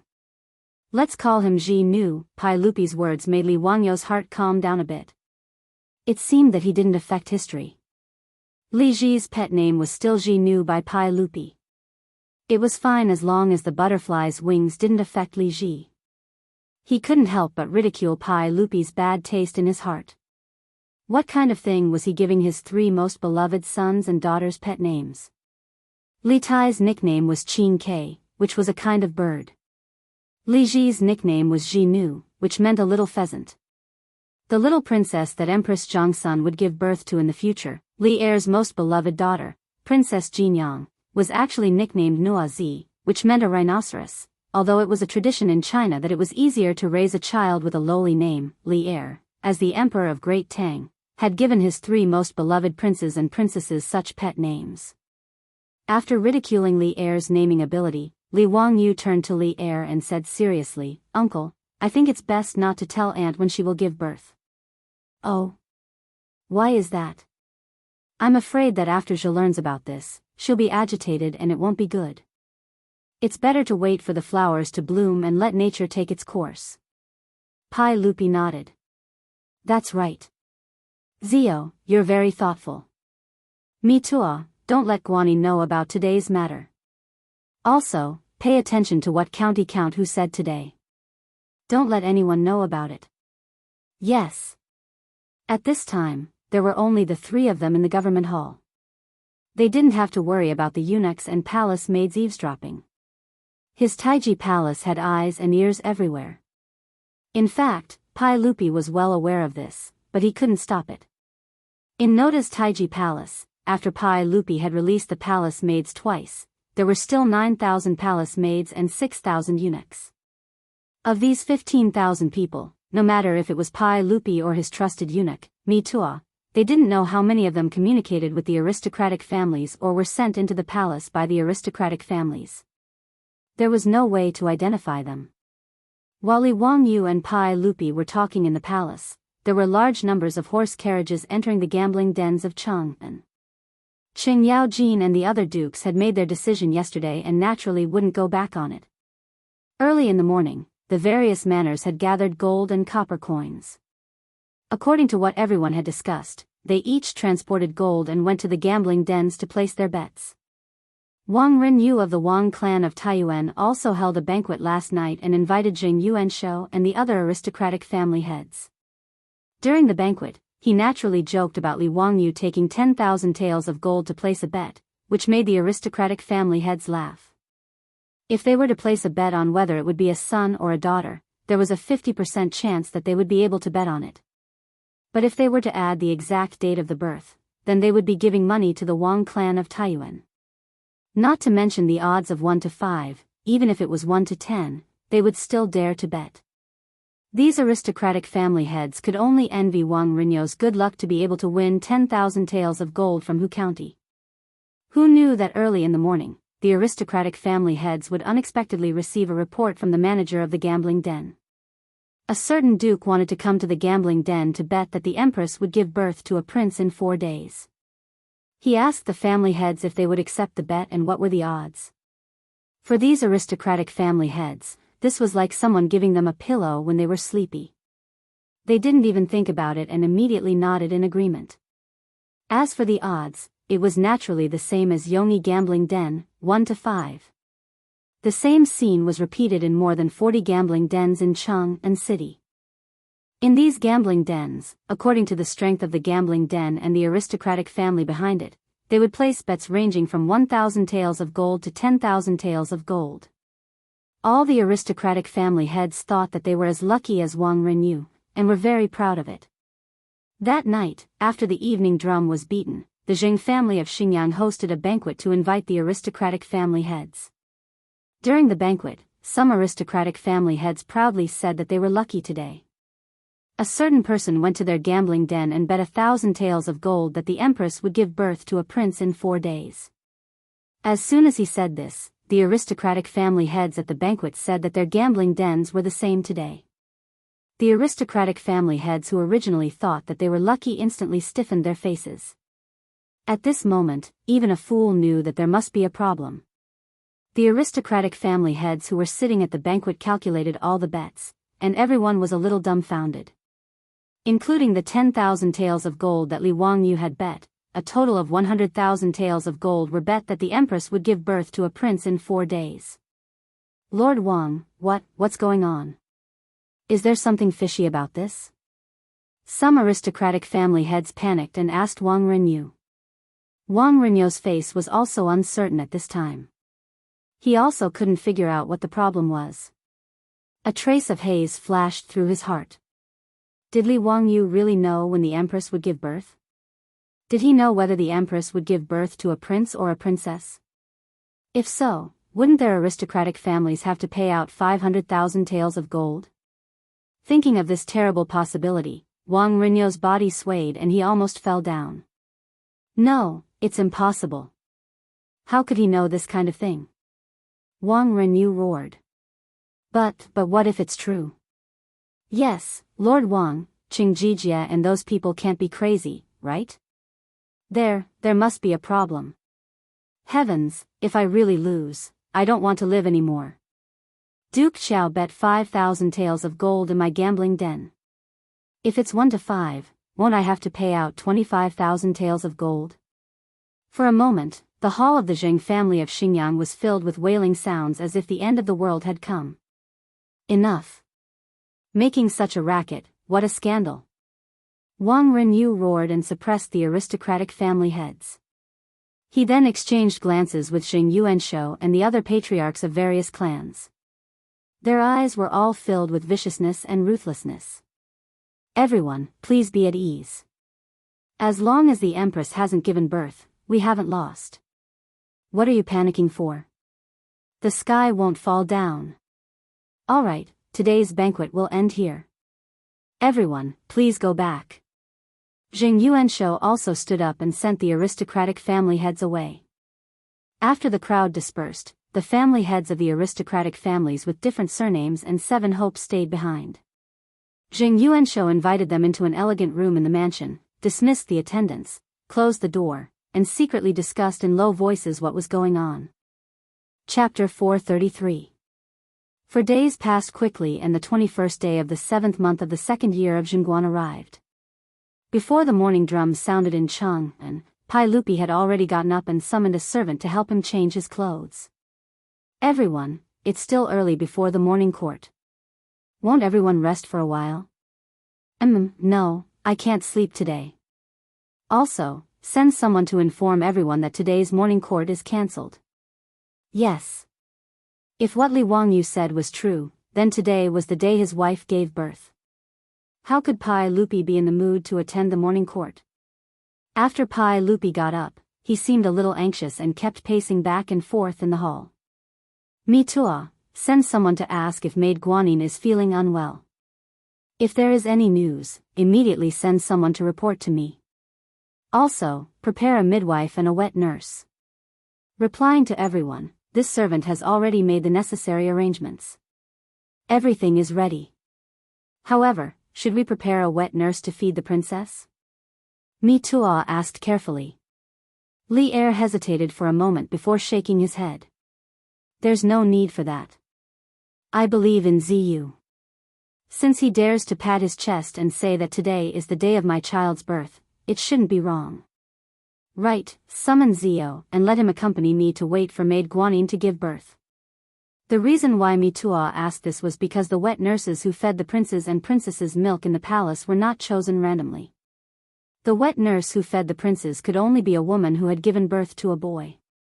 On the other hand, the wet nurse who fed the princesses could only be a woman who had given birth to a girl. Moreover, there were many requirements to choose a wet nurse. She had to be above 15 years old and below 20 years old, have a husband and a son, and have a good appearance. Her third child was only 3 months old. These wet nurses had feelings for the princes and princesses because they had drunk their milk. Especially when the prince who was fed by the wet nurse ascended to the throne, their value would be 100 times higher. In history, many wet nurses were given high positions because of this. For example, Emperor Zhongzong of the Tang dynasty, Li Xian, gave his wet nurses the titles of County Lady and Lady of the State. Only the mother or wife of a third-rank official or above in the Tang dynasty could be conferred the title of Commandery Lady, while only the mother or wife of a first-rank official could be conferred the title of Madam of the State. However, these nannies had to leave their husbands and children to enter the palace at such a young age. Many of them could not leave the palace for the rest of their lives. Since Pai Lupi said so, Mido did not try to persuade him any further. He went to summon Li Wangyu to the legislative hall. Li Wangyu was actually a little nervous as well. After all, he was not the only one who had made a huge bet. All the other high dukes had been dragged down by him. If anything were to happen to her, it would be hard for him to explain himself. Although Qing Yaojin and the others said that since they had placed a bet, winning or losing was their own business and had nothing to do with Li Wangyu. But out of human nature, if there really was an accident, even if Qing Yaojin and the others did not blame Li Wangyu, how could they not have any grudges in their hearts? However, since it had already come to this, it was useless to think too much about it. He could only wait and see. After entering the legislative hall, Pai Lupi waved at him and said, "Ziyu, come and play chess with me." Li Wangyu did not know how to play the elephant play of the Tang dynasty. Even if it was the Chinese chess of later generations, he was just a bad chess player. "Uncle, I am not good at chess." "Let's forget about it." "Then forget it." "Mido, have someone bring tea." Pai Lupi was not in the mood to play chess. Although he had many children, the one he valued the most was the child born by his wife, Empress Zhongsun. Now that Zhongsun was about to give birth, he was no different from an ordinary father. He was equally nervous. Pai Lupi and Li Wangyu waited anxiously in the legislative hall.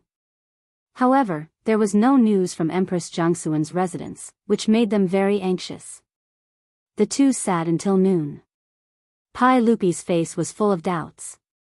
He looked at Li Wangyu several times, wanting to say something. Li Wangyu naturally knew what Pai Lupi wanted to ask. He was also distressed.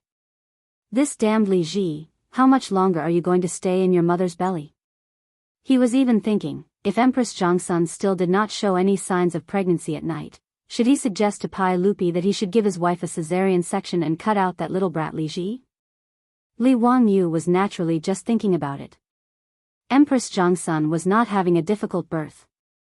If he suggested cutting open Empress Zhongsun's belly just to win the bet, Pai Lupi would probably slap him to death. The two stared at each other speechlessly. Then, they heard the sound of hurried footsteps outside the hall. Everyone, Lijiang Palace's chamberlain has come to report that the Empress, the Empress's belly is in pain. The midwife has already rushed over and said that the Empress is about to give birth. Mi Tuo did not bother to greet Pai Lupi. He rushed in and reported while panting.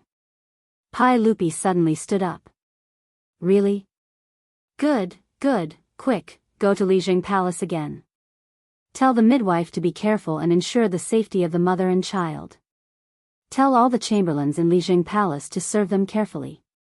When Ji-er is born, I will reward him heavily. Yes. Mi Tuo immediately turned and ran out. Li Wangyu was also excited. It seemed that the historical records were correct. Li Ji was really born today. Wahahaha, I'm rich. When he thought about how he could go to Yongyi gambling house and slap their faces after Li Ji was born, he felt really happy. Congratulations, uncle. Congratulations, uncle. You are going to be a father again. Li Wangyu did not forget to flatter Pai Lupi. Zio, you're right. But I won't reward you. Huh, you won 50,000 taels of gold. I'm not as rich as you. Pai Lupi was in a good mood and even joked with Li Wangyu. In a good mood, Pai Lupi directly asked the chamberlain to send wine over. He and Li Wangyu drank in the hall and waited for the birth of their prince. Pai Lupi and Li Wangyu were not the only ones waiting for Empress Zhongsun to give birth. Today, all the nobles and commoners in Chang and were paying attention to the movements in Lijing Palace. After Qing Yaojin and the other dukes made a bet with the aristocratic families, how could this matter be kept a secret? With so many people talking, in these few days, it had already spread like wildfire. That day, Wang Renyu, in order to make Li Wangyu look bad, ordered people to go to the market and spread the news that Li Wangyu had bet a lot of money on the Empress giving birth. The commoners of Chang and were already talking about it. The commoners of Chang and were very calm about County Count whose bet on the Empress giving birth. After all, they had been baptized by the construction of a polo field and the issuance of lottery tickets. The commoners of Chang and were already used to County Count who's squandering. The focus of their discussion was not on how County Count who was squandering, but whether or not he could win the bet. Unlike the aristocratic families, most of the commoners of Chang and believed that County Count who would definitely win. The aristocratic families studied the ways of Confucius and Mencius, and what they learned was, Confucius does not speak of strange forces and chaotic gods. They did not believe the rumors on the streets, nor did they believe that Li Wangyu had used magic to revive a dead pregnant woman. They did not believe it, but the commoners of Chang and did. Since County Count who could even revive a dead pregnant woman, what was so strange about him being able to determine whether the Empress would give birth to a boy or a girl? And after Qing Yaojin and the other Grand Dukes went to the gambling houses to place their bets, the secret was no longer a secret. Almost half of the commoners of Chang and now knew that County Count who Li Wangyu had determined that the Empress would give birth to a prince today. Thus, countless commoners flocked to the gambling houses of Chang and, wanting to place their bets.